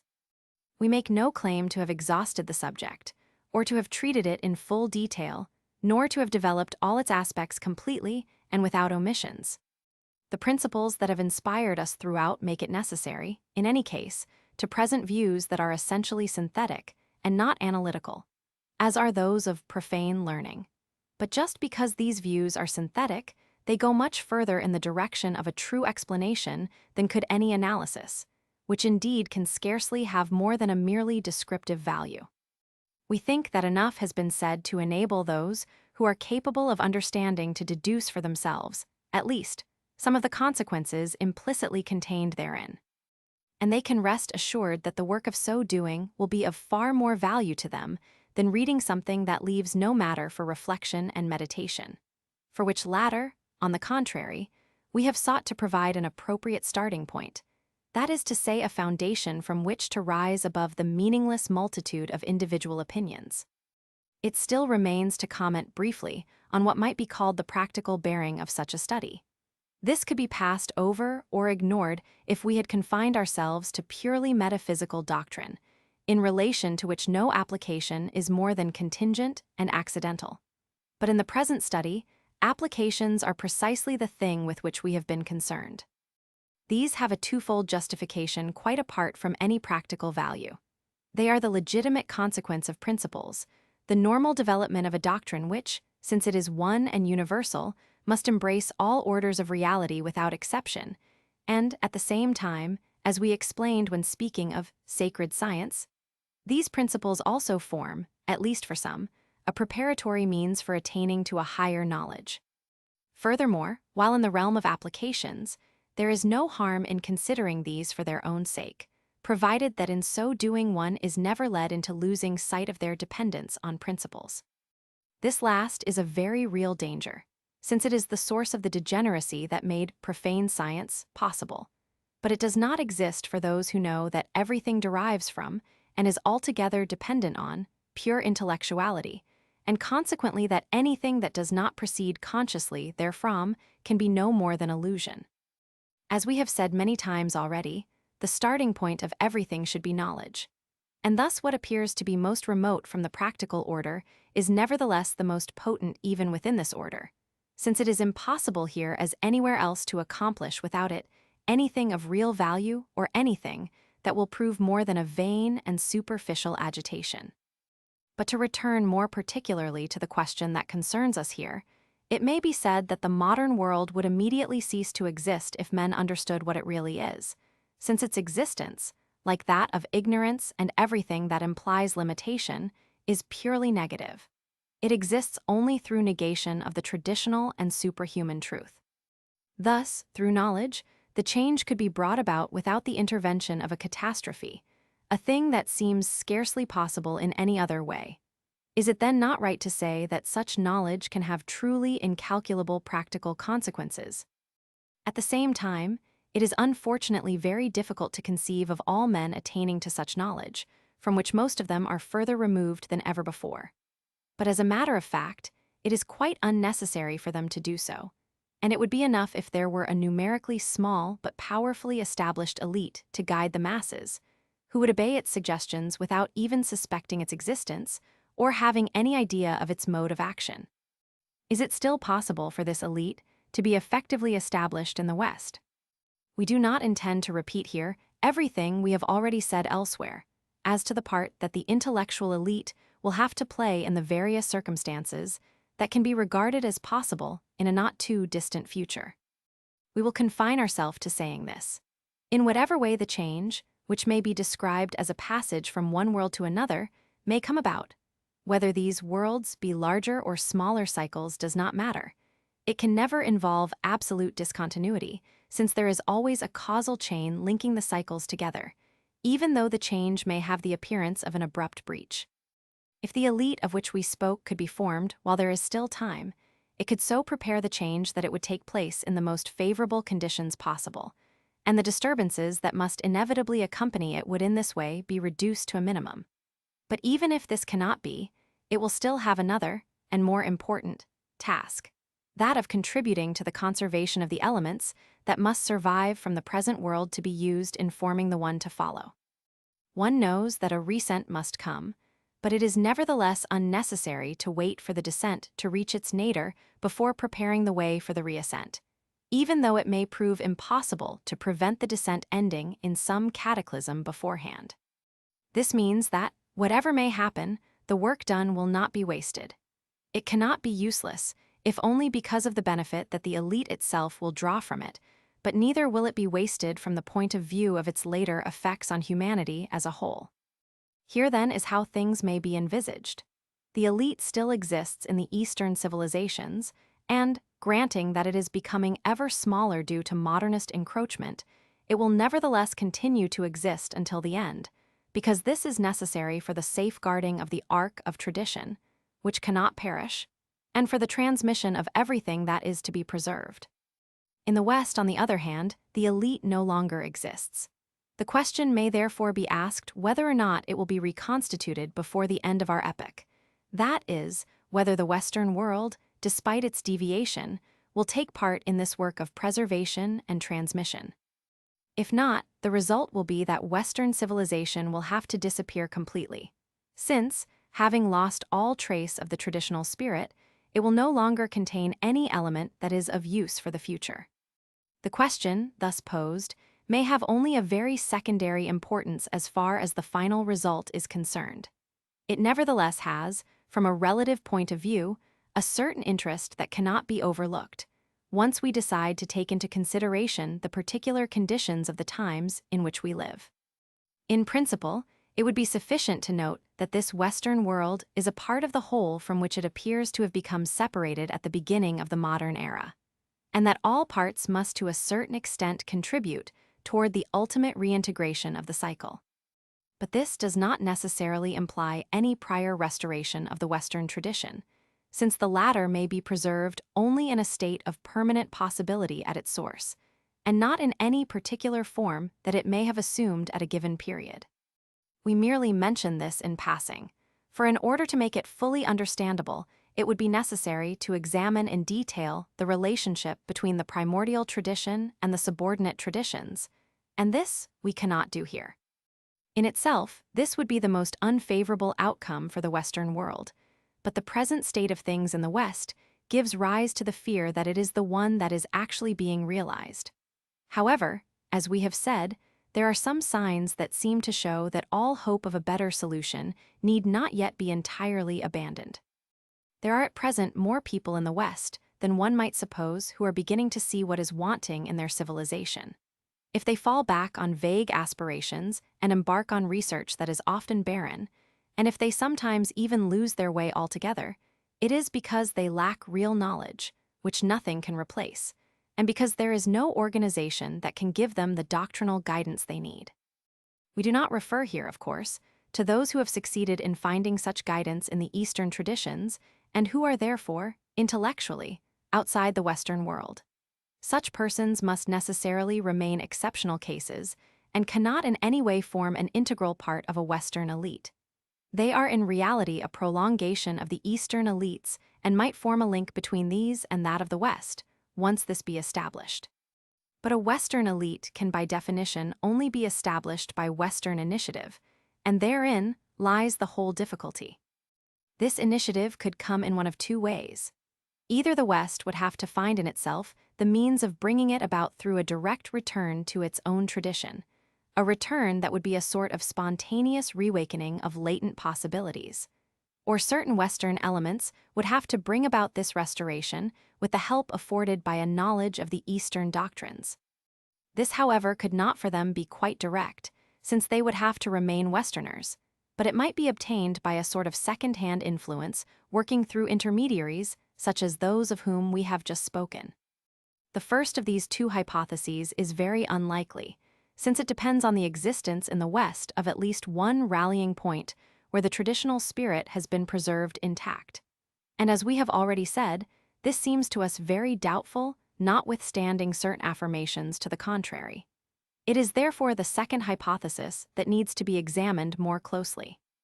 In this case, it would be better, although not absolutely necessary, for the elite to be able to take as its basis a Western organization already enjoying an effective existence. It seems quite clear that there is now but one organization in the West that is of a traditional character, and that has preserved a doctrine that could serve as an appropriate basis for the work in question, and this organization is the Catholic Church. It would be enough to restore to the doctrine of the Church, without changing anything of the religious form that it bears outwardly, the deeper meaning that is truly contained in it, but of which its present representatives seem to be unaware, just as they are unaware of its essential unity with the other traditional forms. These two things being, as a matter of fact, inseparable from one another.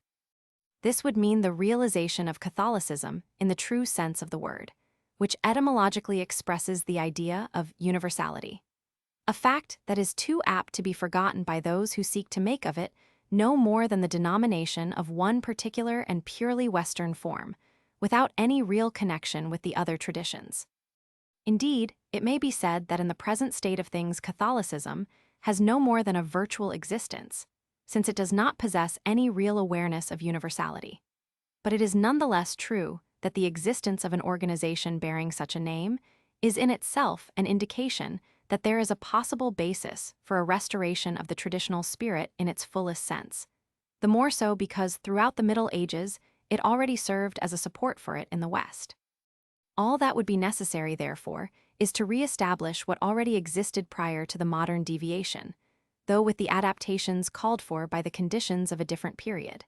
And if such an idea astonishes or offends some people, it is because they themselves, though unconsciously and perhaps even against their will, are so completely governed by the modern outlook as to have quite forgotten the meaning of a tradition of which they retain only the outer shell.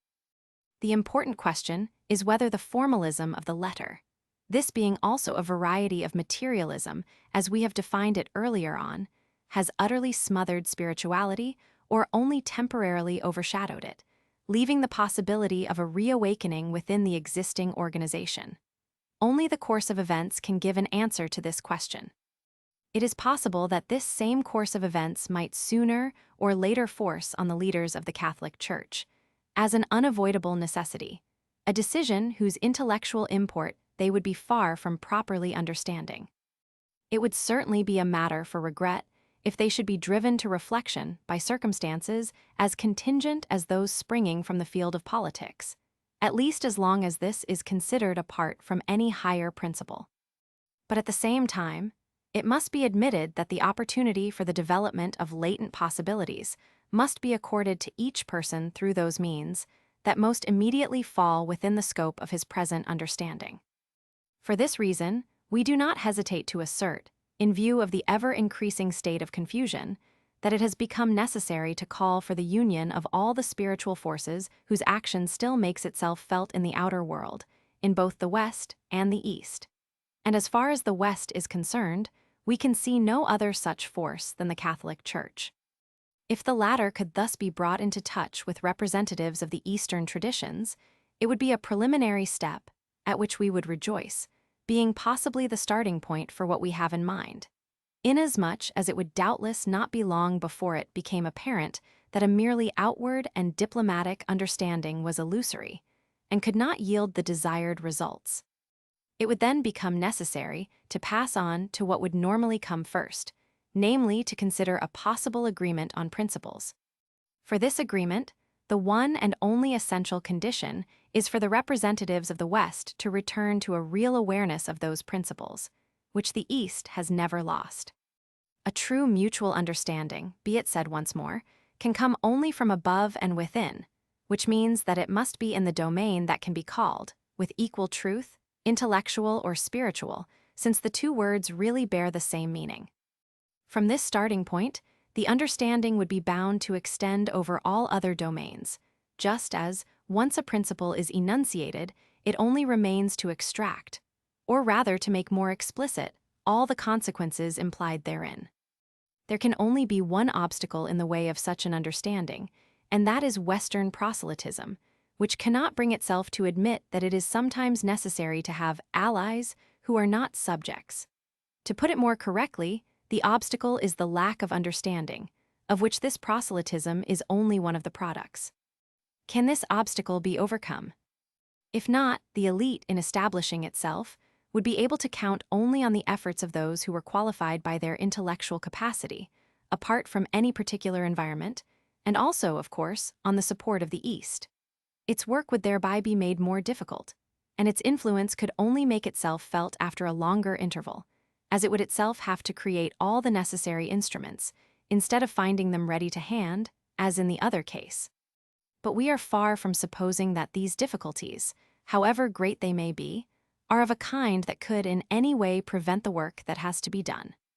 We therefore consider it opportune to make the following statement. There are already, in the Western world, signs of a movement that is still ill-defined, but that may, and even, if things take their normal course, must, lead to the re-establishment of an intellectual elite, unless a cataclysm comes too quickly for it to have had time to develop fully. It is scarcely necessary to say that the Church would have every interest, as far as the part to be played by it in the future is concerned, in giving its support to such a movement rather than letting it take place independently, and being obliged later to follow it in order to retain an influence that threatened to disappear. It is not necessary to adopt a particularly lofty or difficult point of view to see that it is the Church that would benefit the most by an attitude which, far from involving the slightest compromise in the field of doctrine, would in fact have the contrary result of freeing it from all infiltration of the modern spirit, and which at the same time would entail no outward changes. It would be something of a paradox to see integral Catholicism realized without the collaboration of the Catholic Church, which might find itself under the strange necessity of submitting to being defended against onslaughts more terrible than any it has yet faced by men whom its leaders, or at any rate those whom they allow to speak in their name, had at first tried to discredit by casting on them the most ill-founded suspicions. For our own part, we would be sorry to see this happen.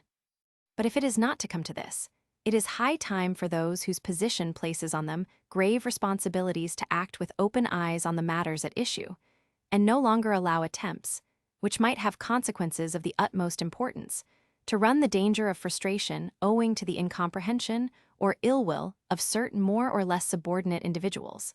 A thing that has happened before now, and is one more sign of the extent to which confusion reigns everywhere today. We shall doubtless receive no gratitude for this warning, which is given quite independently and disinterestedly.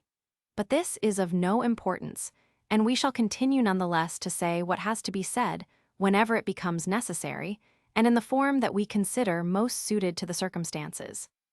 The foregoing is only a summary of the conclusions to which we have been led by recent investigations, carried out, it is scarcely necessary to add, in a purely intellectual field.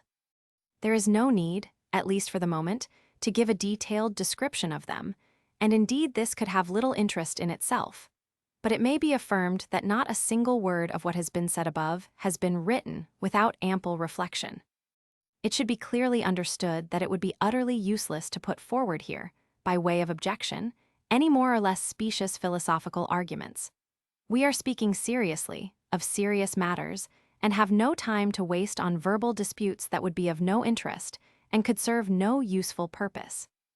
Moreover, it is our intention to remain entirely aloof from all controversies and quarrels of school or party, just as we refuse absolutely to accept any Western label or definition, since none is applicable. Whether this is pleasing or displeasing, it is a fact, and nothing will change our attitude in this regard. A warning must be addressed to those who, because of their capacity for a higher understanding, if not because of the degree of knowledge to which they have actually attained, seem destined to become elements of a possible elite. There is no doubt that the force of modernism, which is truly diabolic, in every sense of the word, strives by every means in its power to prevent these elements, today isolated and scattered, from achieving the cohesion that is necessary if they are to exert any real influence on the general mentality. It is therefore for those who have already more or less completely become aware of the end toward which their efforts should be directed to stand firm against whatever difficulties may arise in their path, and threaten to turn them aside. Those who have not yet reached the point beyond which an infallible guidance makes it henceforth impossible to stray from the true path always remain in danger of the most serious deviations. They need to display the utmost prudence. We would even say that prudence should be carried to the point of distrust, for the adversary, who up to this point has not yet been definitively overcome, can assume the most varied, and at times the most unexpected, disguises. It can happen that those who think they have escaped from modern materialism fall a prey to things that, while seemingly opposed to it, are really of the same order. And, in view of the turn of mind of modern Westerners, a special warning needs to be uttered against the attraction that more or less extraordinary phenomena may hold for them. It is this attraction that is to a large extent responsible for all the errors of neo-spiritualism, and it is to be foreseen that the dangers it represents will grow even worse. For the forces of darkness, which keep alive the present confusion, find in it one of their most potent instruments. It is even probable that we are not very far from the time referred to by the prophecy of the gospel to which we have already alluded elsewhere. For false Christs and false prophets shall arise, and shall show signs and wonders to seduce, if it were possible, even the elect. The elect, the chosen, are the elite in the fullness of its meaning, according to the sense in which we have invariably used the word. Those who, by virtue of the inner realization they have achieved, can no longer be seduced. But this is not the case with those who, as yet, possess only the possibilities of knowledge, and who are therefore, properly speaking, only the called. And this is why the Gospels say that many are called, but few are chosen. We are entering upon a period when it will be extremely difficult to separate the grain from the chaff, and carry out effectively what theologians call the discerning of spirits, both because of the general confusion manifesting itself in intensified and ever more varied forms, and also because of the want of true knowledge on the part of those whose normal function should be to guide the rest, but who today only too often are no more than blind guides. We shall see whether the subtleties of dialectic are of any avail in such circumstances, and whether any philosophy, even were it the best possible, can have the strength to prevent the infernal powers from being let loose. This also is an illusion against which some people need to guard, for it is too often supposed, in ignorance of what pure intellectuality really is, that a merely philosophical knowledge, which even in the best of cases is a bare shadow of true knowledge, can put everything to rights and turn the contemporary mentality away from its deviation. In the same way, there are those who think they can find in modern science itself a means of raising themselves to the higher truths, whereas this science is in fact founded on the negation of those truths. All these illusions are so many influences leading people astray, and by their means many who sincerely desire to react against the modern outlook are reduced to impotence, since, having failed to find the essential principles without which all action is in vain, they have been swept into blind alleys from which there is no escape. Those who will succeed in overcoming all these obstacles and triumphing over the hostility of an environment opposed to all spirituality will doubtless be few in number. But let it be said once more that it is not numbers that count, for we are here in a domain whose laws are quite different from those of matter. There is therefore no cause for despair, and, even were there no hope of achieving any visible result before the modern world collapses under some catastrophe, this would still be no valid reason for not undertaking a work whose scope extends far beyond the present time. Those who might be tempted to give way to despair should realize that nothing accomplished in this order can ever be lost, that confusion, error, and darkness can win the day only in appearance and in a purely ephemeral way, that all partial and transitory disequilibriums must perforce contribute toward the greater equilibrium of the whole, and that nothing can ultimately prevail against the power of truth. Their motto should be the one formerly used by certain initiatic organizations of the West: Vincit omnia veritas.